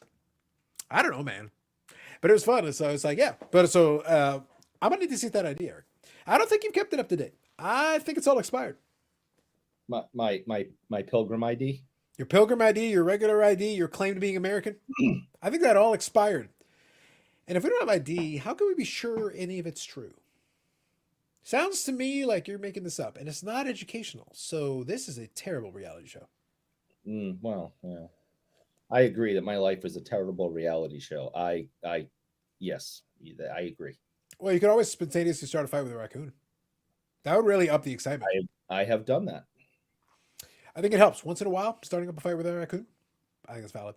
All right, folks. So quick. Don't mess with them. It's true. It is true. All right, folks. So question. We'll hang out for a little bit here and then we'll start winding her down. I'm going to run a couple of errands tomorrow, but it's been fun. I'm glad getting back to normal schedule. Obviously, we had a little bit of fun tonight with I know it's super busy. Like right now, this is a weird time of year to do anything. I want to keep the consistency though. I still want to have the weekly live stream. So we're going to keep doing it. But it's been weird because the hockey scheduling gods did not do us favors. They stuck the games on a Friday where like Eric was staring at the game for the first part and I'm watching the game over here in the second half here for the evening game. Been enjoying the playoffs though. I got to be honest. I've been enjoying the playoffs. It's been a lot of fun to watch a lot of the games. So that was cool. But any kind of questions or thoughts, anything? We talked about Expo for a fair bit there. I touched on a few of them. Oh, I wanted to share one story, and unfortunately I didn't get around to it earlier, but I'll share it now. Like I said, I showed all the cards that I picked up at Expo, and it was really good, and I got one. One of the cards that I picked up, that Panini Dominion card, so the stick card, I bought that from Steve. My buddy Steve. And when we were trying to figure out the pricing between the two of us, that's the first time I ever had a coin toss for a price of a card. We were $15 apart. So he basically said, all right, you want to flip for it? And I go, you want to flip a coin for this one? So it would have been either $260, which is what I wanted, or $275, which is what he wanted. So we ended up flipping for it. He called heads and got it and won the thing. But then in the end, I gave him $274.50. Yeah, you showed him. Yeah. And he goes, I appreciate your commitment to the bid because I was offering, 50 and a lot of stuff. And I was like, no, I literally mean 50. So, I gave him $274.50. And did you give him the message I sent? Oh, the series of curses about the Gretzky thing? Yes. Okay. And he said? Oh, well, he pretty much shrugged it off because he doesn't know who you are. He does too know who I am. Does he though? He does. We communicate. Do you realize a lot of people curse him out for like the Gretzkys and for other and for like other showcases? No, because I was literally talking to him face to face in November, and he actually led me off to another booth that helped me find something. Yeah. So yes, he knows very well who I am. Does he know you as well as Michelle? Are you saying he has a restraining order against you? Not yet, but he did threaten one, but he has not filed it yet, to my knowledge. He's almost as lazy as I am, so you might be in luck. Not quite. Like again, Gretzky. I've put distance between me and the next closest competitor. But no, he's pretty lazy. A medical degree wouldn't be lazy. You'd be shocked. Like some really easy shit takes a really long time for me to get it done. It's like, I've asked this question, like, how did you pass medical school? Did you like hire a guy? Like, how did this happen? He kept wearing those loud shirts to school, and they're like, just get out of here. We'll just. Oh, that reminds me. On the scale of loud shirts, it was very mid for him. It was a very mid show. I was like, I feel like you've done better or worse, like depending on how you want to present this. Not as shocking, like, it looks like your mirror was broken when you dressed yourself, not like Well, you were completely clinically blind. Mhm. So like not as bad as normal. I go, this is not your best effort. He saves that for November. I feel like he didn't have all his stuff on his fastball. I feel Mm. like he held back a little bit. Yeah, this Yeah. is the spring expo. They just, we're not going full blast. Yep. So this was the card I was referring to. So that was the 274 Fitty. Yeah, very nice. Those are nice ones. It's nice. It's signed on the stick, which is really cool. Mhm. This was a nice crowd pleaser. Now, the one that like got it over the top because I wasn't planning on buying. I had already bought. I had a budget going in. I went a little bit over the budget, but then also I came across this one right at the end. So this is the scripted swatches. That's very nice. Yeah. So and this is the first year of the cup. So first year of the cup is really some good quality stuff. So this one here is a good one, and the price on this one was also very fair. And I actually did talk him down a little bit. I think they had a $250 price tag on it, which I thought was super fair already. Again, we're doing Canadian dollars, so knock off about 35% in US dollar. Like that's very good for this already. We ended up 230. We ended up 230. So I was like, all right, I'll add that one to the collection. Yeah, that's a good one. See here. So do you turn the air conditioner up to make it cooler, or do you turn it down? This is a philosophical question. Do you turn the air conditioner up to make it cooler, or do you turn it down? Turn it on. You just got to switch. You don't have a dial. Then you have to hit. Then you got to hit the down. You have to hit the down button. So you turn it down. So that's the answer to your question. You hit the down button to make. You're doing down for lower temperature. That's correct. Yeah. So that's the question Bob was asking. Do you turn it Hey, up there or do you you turn it down? The answer you gave was down. It's an important question. But you could turn up. You could turn up the blower. It was a philosophical question. The man asked a All right, question. just saying, you could turn up the blower, which would make it cooler, or you can turn down the temperature.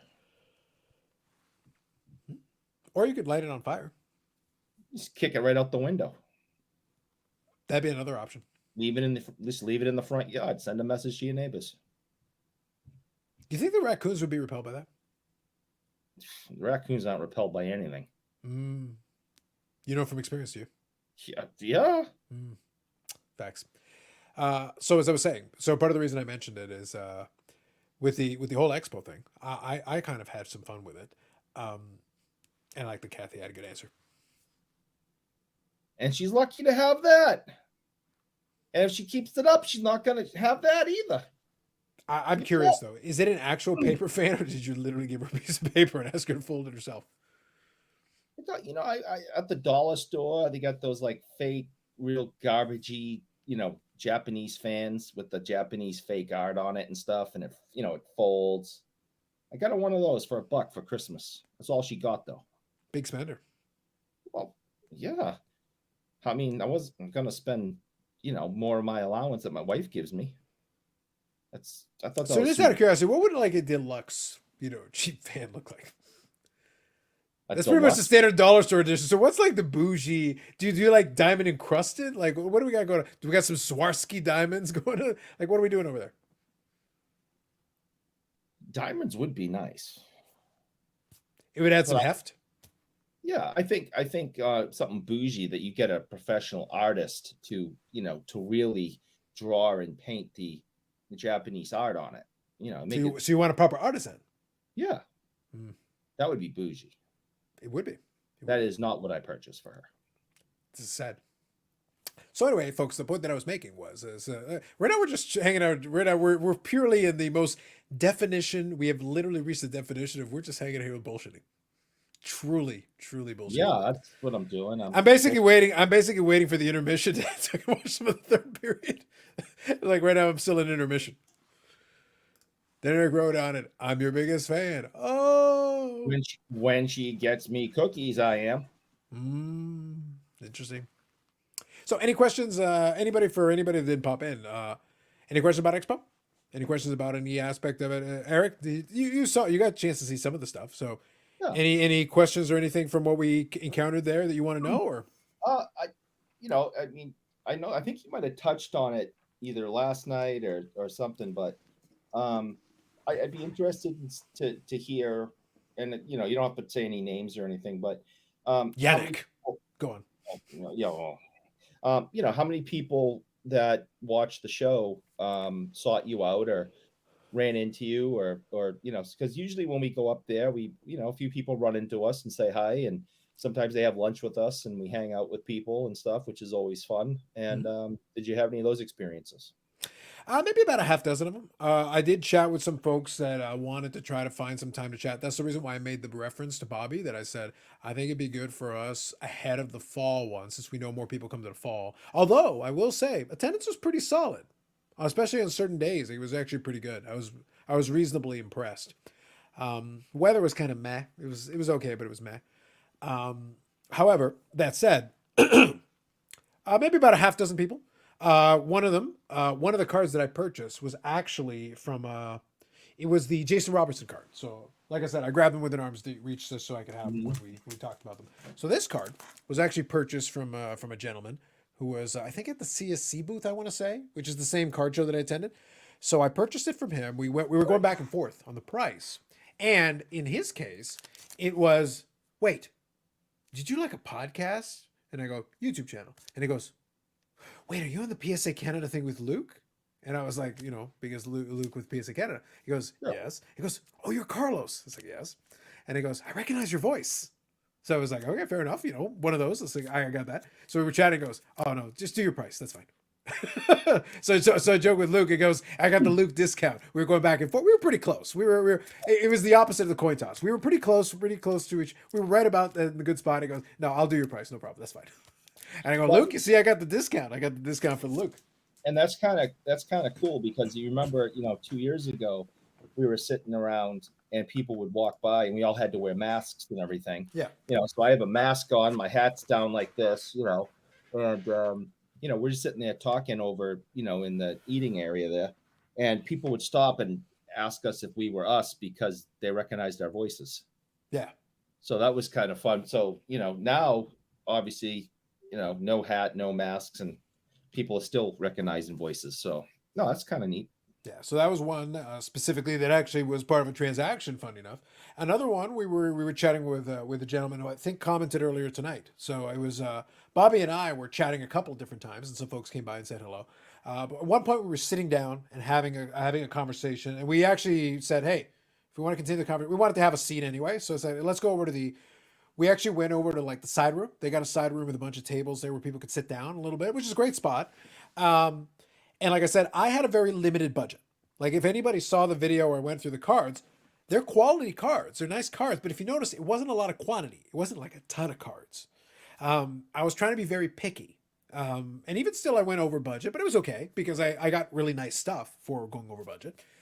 But it was a situation where I'd buy 2 cards on one day, a card on the other day, and then on Sunday I went into a couple of bargain bins and got a couple of things, so that increased the card count.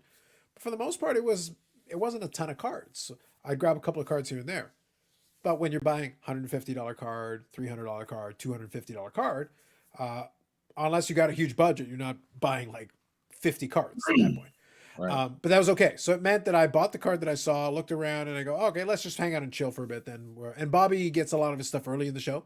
Usually he gets a lot of his deals done early. So yeah, we're like, well, so do you want to sit down? I go, yeah, let's sit down.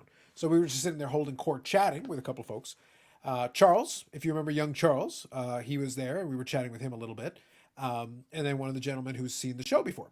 And I was chatting with him, and that's why I said, like, I'm pretty sure he's the one who made comment earlier tonight. And I said, no, I encourage, I said, if you see the show, you know, and you see us, come by and say hello.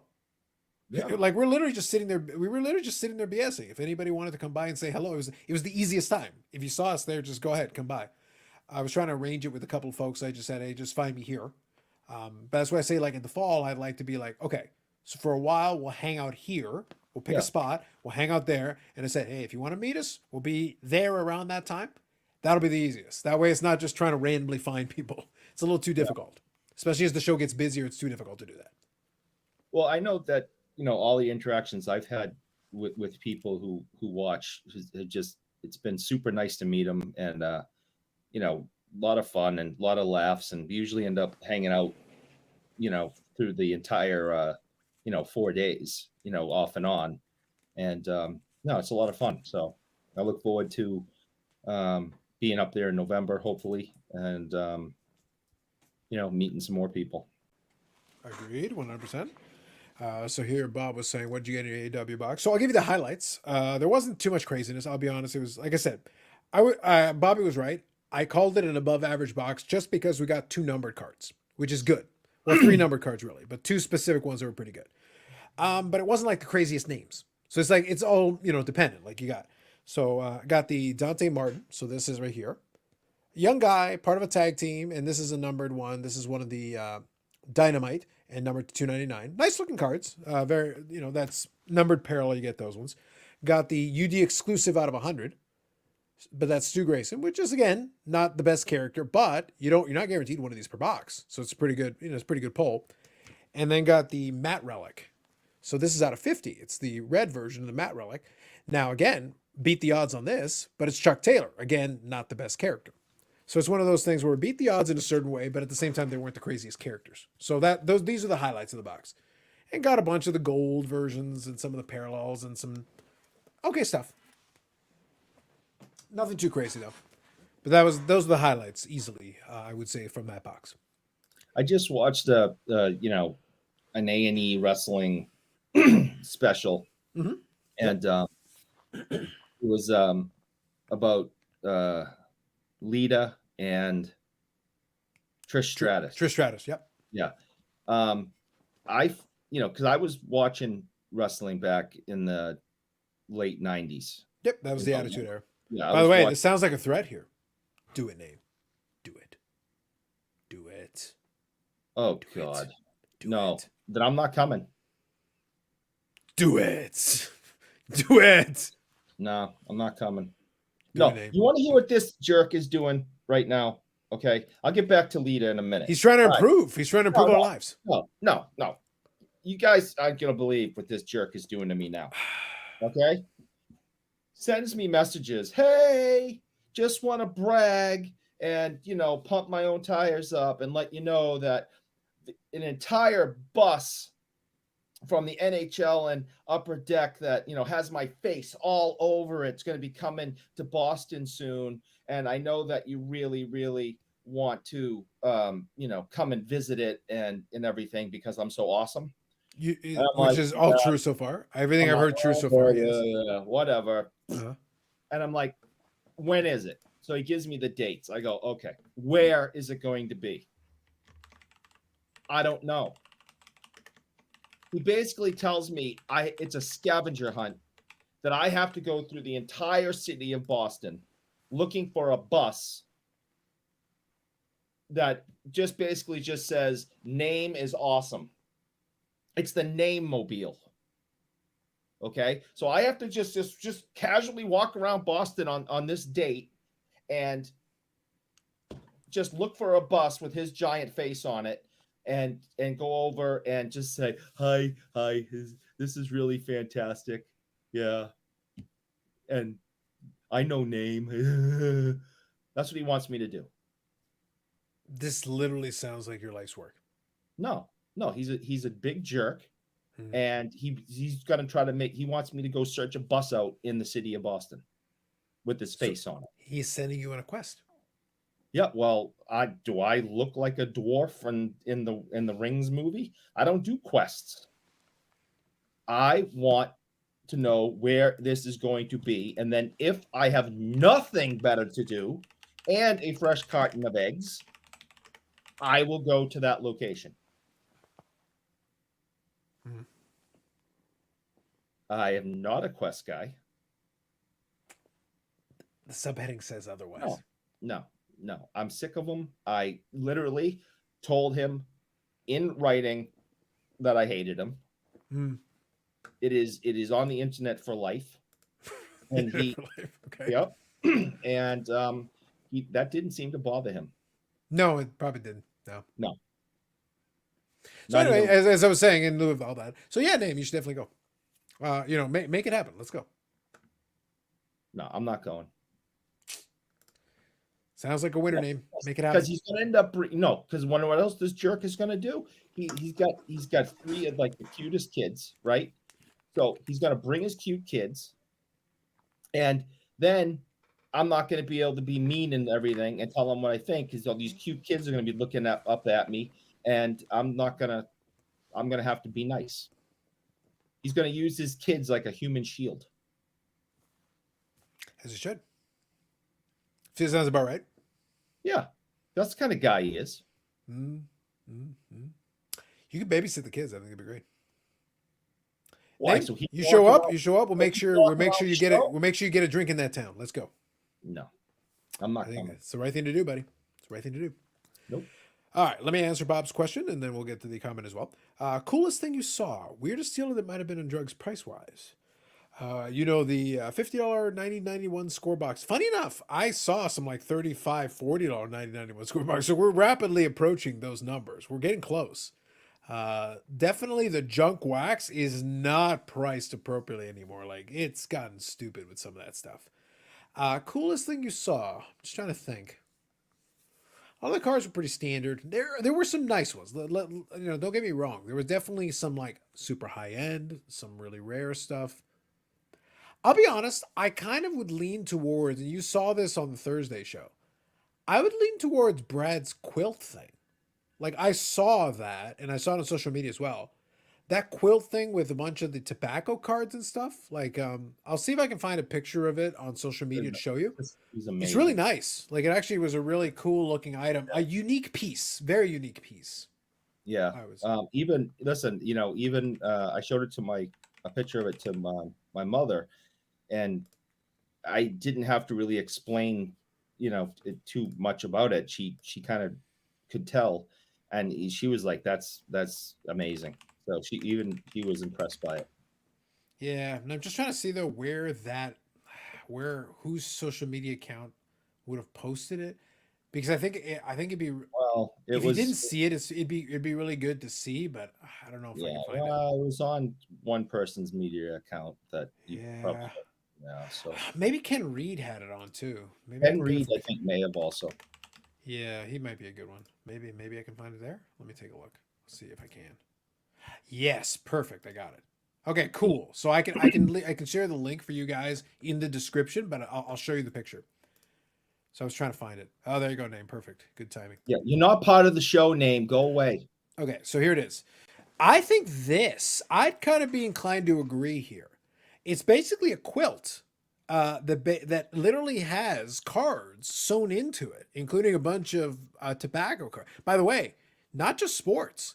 It's got the little bird tobacco cards. It's got a bunch of different, but it also has, I think it has like a Vesna in it. Like there's some quality tobacco cards, but it's such a unique piece. It's so different than like a lot of others. It's like multiple Art Ross cards, multiple Vesna cards. Yeah. It's the thing is unbelievable. And I just can't imagine someone sitting there and taking needle and thread and punching it through each card several times all the way around it's just amazing. Yeah. So I would consider this to be probably one of the coolest things I saw because it's so unique. It's so different. The problem with the Expo is a lot of the other stuff, you get really used to it. Game use memorabilia, you've seen it. Autograph this, autograph that, you've seen it. Even a lot of cards that are, expensive, rare, whatever. High grade Gretzky's, Bobby Orr rookies. Seen it. Like, you see it. 52 Manos, saw multiple of them all over the place as well. Seen it. But when you see something like this, you don't see this every day. No. This would qualify as something that is kind of different. Very far off the beaten path of what you would think of. That, to me, would qualify as definitely a big piece. So I consider that to be one that would be one of the coolest. I just look at that picture and all I want to do is punch Brad right in the mouth. Look at that big goofy smile. Kind of just like, na, look what I have and you don't. Oh, I just want to punch him. Well, that's what smile is. Well, you would have enjoyed. Brad did a little shopping spree over at the Upper Deck Authenticated one, and they had their stuff there. Their Gretzky's, their McConnell McDavid's, and all that. And like, this is $2,000, this whatever. Oh. And Brad was like, "I'll take one of those. I'll take one of those. I'll take 5 of those." Yeah, I'll take. He was doing a little shopping spree. You can appreciate that as a bougie man. It's like that Michael Jackson documentary years ago when he's in that super high end, unbelievably expensive store. And he's like, I'll take one of those, and I'll take one of those, and I'll take 5 of those. And like the bill was like a couple of $1 million by the time he was done. Well, I was there. I was there when Brad was doing that little mini shopping. I was a little chatting with him, and then as he was doing and making selections, and he goes, "Yeah, I'll take one. Oh, that would look great in the store." Just saying. So you helped him. Did you help him spend his money? I observed and I made approvals. Oh, good call. Well, yeah, yes, well played. Good. Here to help. That's what we do. Yep, sure. Yes, Fabra. We don't do quests. You drink liters of cola. The cool thing was awesome. Can Reed post a photo? Yes, thank you, Nick. There's the second to bottom left, I think. Is there a story behind it? I don't know what a story is, but I think it's a fascinating piece. That's why I say, like, to your question from earlier, at this stage in the game, and this is maybe kind of a good theme here that we'll kind of slowly wind ourselves down on. When I go to the Expo now, and Bobby's in the same way, same boat as well, I love seeing stuff that I haven't seen before. Almost everything that you can imagine, if you've been around that show long enough, you've seen it. And I'm not talking about new products. New products, you'll see cards that, oh yeah, that's a cool card. Oh, that's a neat card, whatever. You're looking for stuff you haven't necessarily seen before. Now, Bobby's more in the trinket category. He'll be looking for that stuff. But I'm just talking about in cards. In cards, I just want to see some stuff that I haven't seen as much. There are folks that have the cut autos. There are folks that have, autographed memorabilia, autographed, this, that, and the autographed tickets, autographed bats, autographed jerseys. But after a while, you see almost every combination and variation of a lot of that stuff anyway. Now, some of it is because they'll hang on to it show by show because they're looking for the right buyer.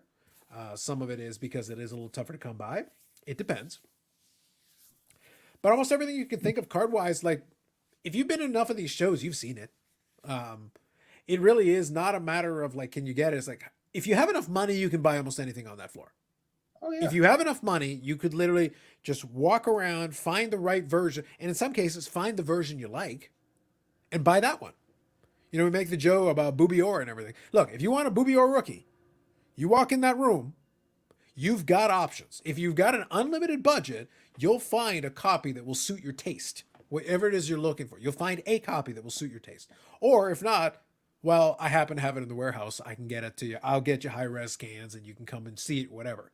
Yeah. Arrangements can be made. That's why we said, like, almost everything. I know it's expensive, but within a couple of phone calls, if you know the right person to talk to, you can get one into your hands to examine and have first right of refusal on. Almost everything. Within reason, right? Yeah. Oh, it's insane. I mean, you can get game worn Maurice Richard jerseys. I mean, it's just it's like going into the Hockey Hall of Fame, but you can buy stuff if you have the money. It's incredible. A lot of the stuff there belongs in the Hockey Hall of Fame, and it's like there's been a few items like a game worn Maurice Richard jersey. It's like, why isn't that down the street? Why is that here? It's just amazing stuff. Yeah.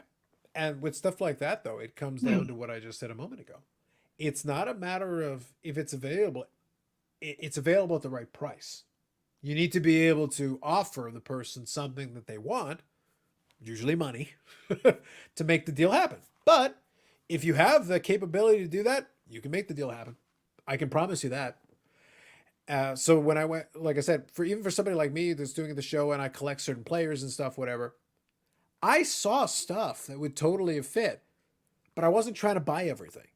I was trying to be like, show me something interesting that makes sense that I want to see. And then we'll go from there. We'll take it one step at a time. We'll go from there. But this was a very productive show. I would consider it, even though it was a quote-unquote slower show, I enjoyed it. I had a lot of fun. I was able to walk around and enjoy a lot of aspects of it. I actually went to a different hotel than the one I've been to, although I was a fan. I got to be 100% honest with you guys. I had a lounge area and 2 TVs. I had 2 TVs. I was literally sitting in the lounge area just chilling, typing stuff in and watching the hockey games. So instead of doing the show on the Friday, I was literally just chilling watching the game from the comfort of my lounge area. Just everything great. Good job. It's going well. Bring up the snacks, bring up my drinks. Good. All set. I like it. I might have to go back to the hotel again. I was kind of enjoying it. was kind of enjoying it. I like the other one too, but I was kind of enjoying the lounge area. I was appreciating it, Eric. I was really appreciating that lounge area. I've never had 2 TVs in a lounge area. It was beautiful. It was beautiful. Mwah, chef's kiss. I was feeling the full power of the bouginess coming through. It was really good. I was enjoying it. As the quote being said to PSA, no, I think Brad purchased that, and I think he'll be displaying it somewhere. It's a pretty good, pretty cool pickup. Pretty cool pickup. But yeah, the point though is that you'll see stuff like that, and you'll be like, "This is cool." So I think I would put it this way, and Bobbles knows this, and a lot of the other guys, like, if this kind of stuff is interesting to you, there's no better spot, and you don't have to buy stuff. Of course, if you do have interest in certain things, you do have options. And if you are willing to shop around and do a little negotiating, most of the dealers I dealt with were willing to negotiate. The only ones I didn't really end up doing too much negotiating with is that, like, literally the sticker price is kind of reasonable. And that annoyed me to no end because I am cheap. And I was like, ah. But at the same time, I was like, no, you're not being ridiculous. I'm used to people being ridiculous. But they were not being ridiculous. They were not being ridiculous. They were being fair. Right. To real market value. I'm going to this huge show tomorrow, the largest one in New England. It's 3 days. Tomorrow will be day 2. And there's going to be a lot of great stuff there. And a lot of it's going to be just ridiculous and people overpricing stuff, and just going to have to just kind of laugh and move on and go find the stuff that, is actually there to be sold. Yeah, I agree. Now, one thing I'll say, this is more of a do as I say, not as I do. If you're somebody that wants to try to get a little more out of your show experience, in the sense of trying to self-sustain your hobby, the infamous self-sustaining your hobby, I was super lazy about it. No surprise. I literally explained this earlier. However, I took seconds and I went through a couple of those bargain bins. And I got to be honest, I had no problem finding crap in there. Even on Sunday. On Sunday, I was scrolling through finding a couple of things that actually, this is not... If you combine this and then put it together, I did. I shared a little story where I grabbed 3 cards. I got a Jordan Love rookie, a Jordan Love Prism rookie, a Rafael Palmeiro autograph from Panini, and a Juan Soto card. And I grabbed the 3 of them. And what I think I explained the thing with the pricing, but I'll just quickly reiterate the story. So I went through it, and the box was half off the sticker price. So all the cards were marked, but half off the sticker price. Okay, fine. So I have a $12 card. What was it, like a $5 card, so it's 17, and then a 10, so 27 bucks, cut it in half, $13.50. All right, no problem, great. So I had the change in my pocket and everything. I'm like, all right, I'm gonna offer the guy 12, whatever, but I'll let him lead, but I'll probably try to offer him 12. $13.50 is not bad, but I'll offer him 12. So I go to do it. The guy goes in. It's 3 cards. This is the reason I'm explaining the story this way. It's 3 cards. It's $27, cut it in half, $13.50. If you need a calculator, use a calculator, but it's $13.50. Okay. Guy looks at it. He's doing this thing. He's like, okay, $15? And I was like, try again. So I'm like, try again. It's half the sticker price. That's what it says on the box. And he's like, 10. I accept your terms. Yeah. Okay. Fine, sure. I put the change back in the pocket and give him the 10. So the Jordan Love Canadian is so it. We know that Americans, the educational system here is completely falling apart, and these kids are getting dumber and dumber by the decade. Is the same thing happening in Canada? Was he Canadian or was he's older, but I can only assume he studied at bougie college. Like I don't know what happened, and I'm just sitting there like, this ain't that hard, but it's an editing mistake in my favor, so fine, yeah, sure. Okay. I mean, I'm just sitting there like, I accept your terms. Now, the Jordan Love Prism rookie, you can basically get about $10 for it. The Rafael Palmeiro is an autograph. It's nice. Rafael Palmeiro should probably be in the Hall of Fame. He's got 500 home runs and 3,000 hits, but he screwed himself. But we all know he did, yeah. So. But like, regardless though, under normal circumstances, he'd be in. So whatever, fine. For me, though, it's like, okay, so basically I got the Jordan Love rookie for a little bit cheaper than market price, because right now in ComC, I think it's $11 for the same card. And I got a Rafael Palmeiro autograph and a Juan Soto card to throw in the Z Folio for free. Okay, sure, sounds great. But my point is that's on Sunday. Right. And I was too lazy to go through a bunch of boxes, so I'm sitting there like, so what did they have on the other days, right? And that's if only people were half willing, the Sunday because you didn't get there early. on Sunday, I actually came in the morning. I actually did come in the morning this time. When I say that though, I mean like 11:20. Oh, okay. I beat it before lunch. Yeah, that doesn't count. Yeah. But anyway, the point is I hung around a little bit on Sunday. But that's in the afternoon on Sunday. That's the point. It's the afternoon on Sunday. There was plenty of time for people to pick through this stuff already for days. So my point is, if you are more industrious and you're a little bit more entrepreneurial, it's a pretty good opportunity to go through the damn boxes.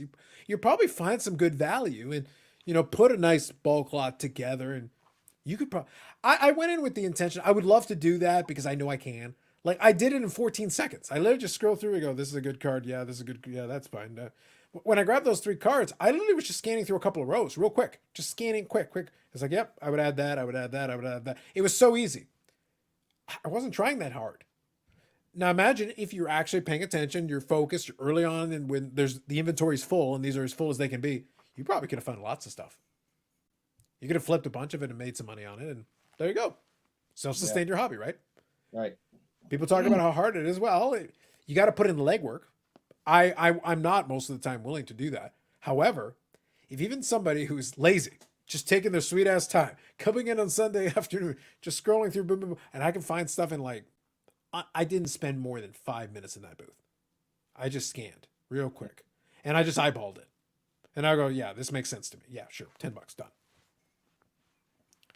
But imagine what's possible if you are willing to put in the legwork. Imagine what's possible if you are willing to be a little industrial. If you do a little bit of research and you pay attention to, I can't even imagine.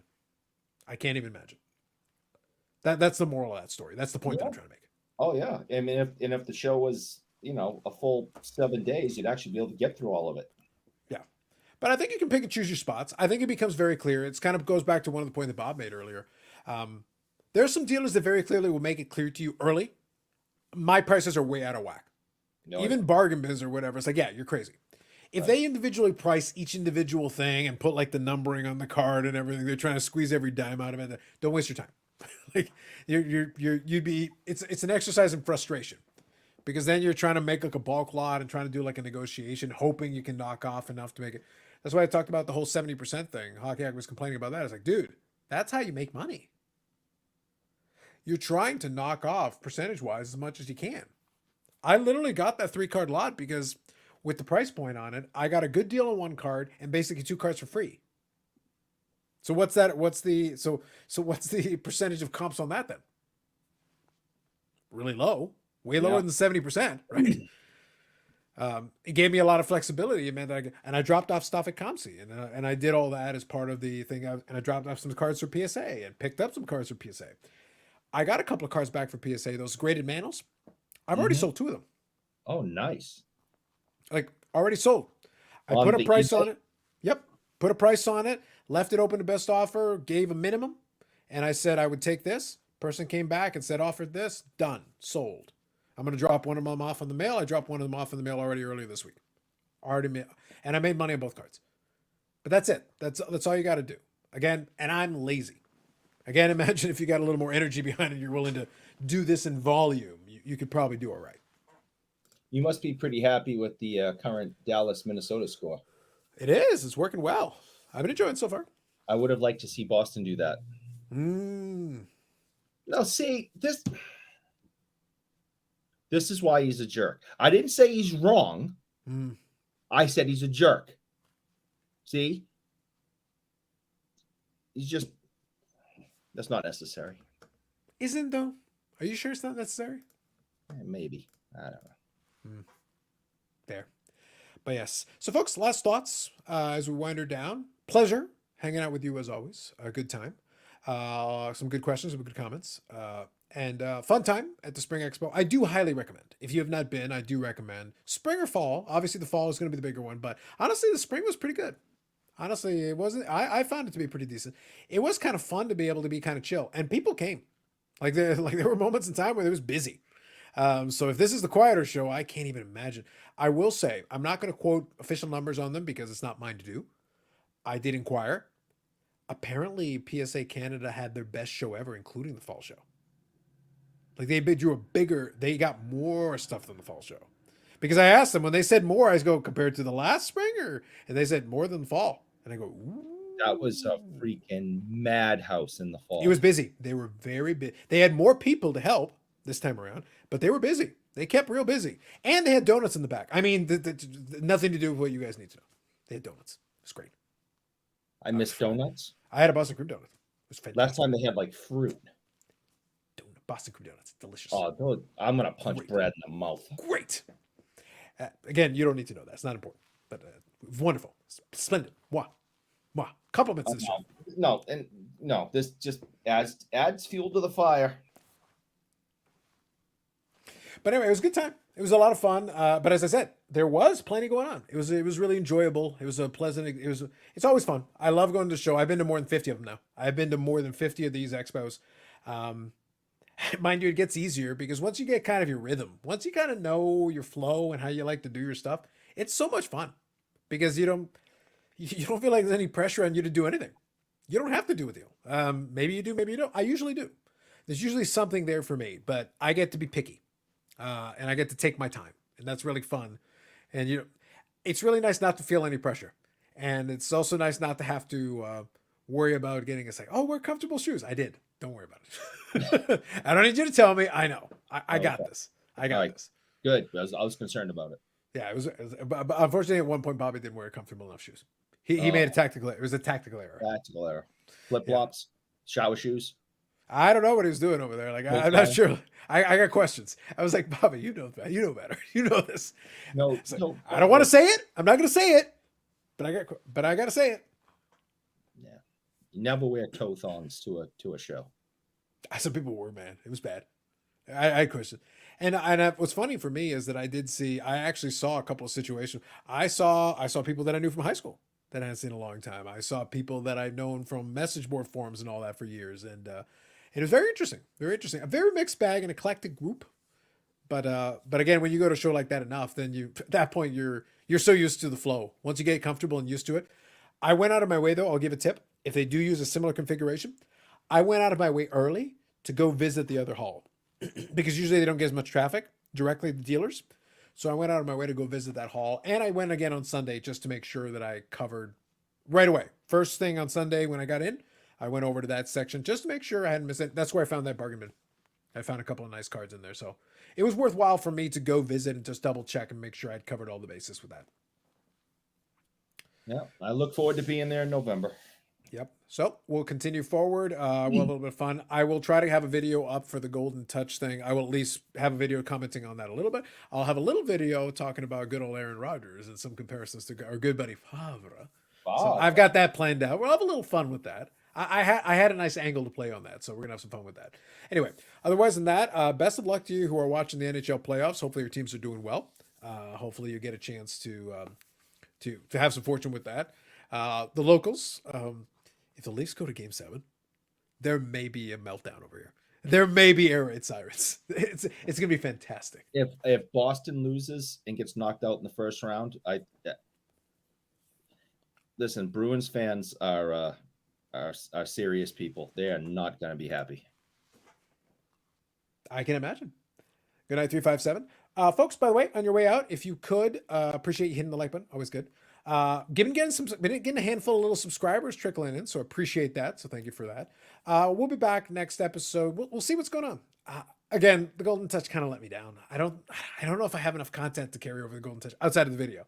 So I'm like, all right, we'll have to figure out something. Maybe we'll solve the mystery of Brian Gray by next week. Oh, hey, there you go. That's a possibility. We can solve the mystery of Brian Gray by next week. We can figure out what the hell it is he's doing. He's being all sneaky like and trying to allude to things without saying anything. It's like, dude, whatever. I don't care. But just commit to something. I don't care. Just make up your damn mind. Just tell us what it is. So we'll get that. Maybe we'll get to the bottom of the PWCC thing, get a little more clarity on what that actually is and what's going on. Maybe we'll know more by then. So I think there's an opportunity. We'll see. We'll see how that one works out. I like here. Rock Latex is going to have the last word there for you, Eric. Boom. Don't worry, Eric. You can follow Jason Tatum and the Celtics if the Bruins get knocked out. I don't want to follow Jason Tatum in the Celtics. Wow. Like a love for the Celtics, man. Just want to watch the damn Bruins. That's it. Well, maybe they should try winning. That'd be good. They just need to win one more in the next series. One more. That's it. Just throw it out there. It's not that complicated. Just one. Anyway, with that said, folks, a pleasure chatting with you as always. Thank you to Bobby Burrell joining in earlier tonight. Thank you to Yannick for joining on. And thank you for Bobbles and Choo Choo. I mean, Bobbles and Ball Cards joining us this evening yet again.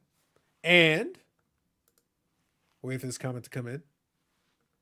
What a coincidence. 540 Flips, a.k.a. Bobbles and Choo Choo, a.k.a. Bobbles and Ball Cards. Stars W. Facts, sir. Facts. Anyway, by the way, you guys should check out this channel. He's been posting some content recently. 540 Flips. You want to check out some flipping content and check out his addiction to money. You can throw it in there. Anyway, have yourselves a great one, folks. Have yourselves a great night. Jeff, good night. Absolutely. Thank you all for hanging out. Appreciate you. We will see you next week on Cinco de Mayo. Have a good one. We'll talk next time.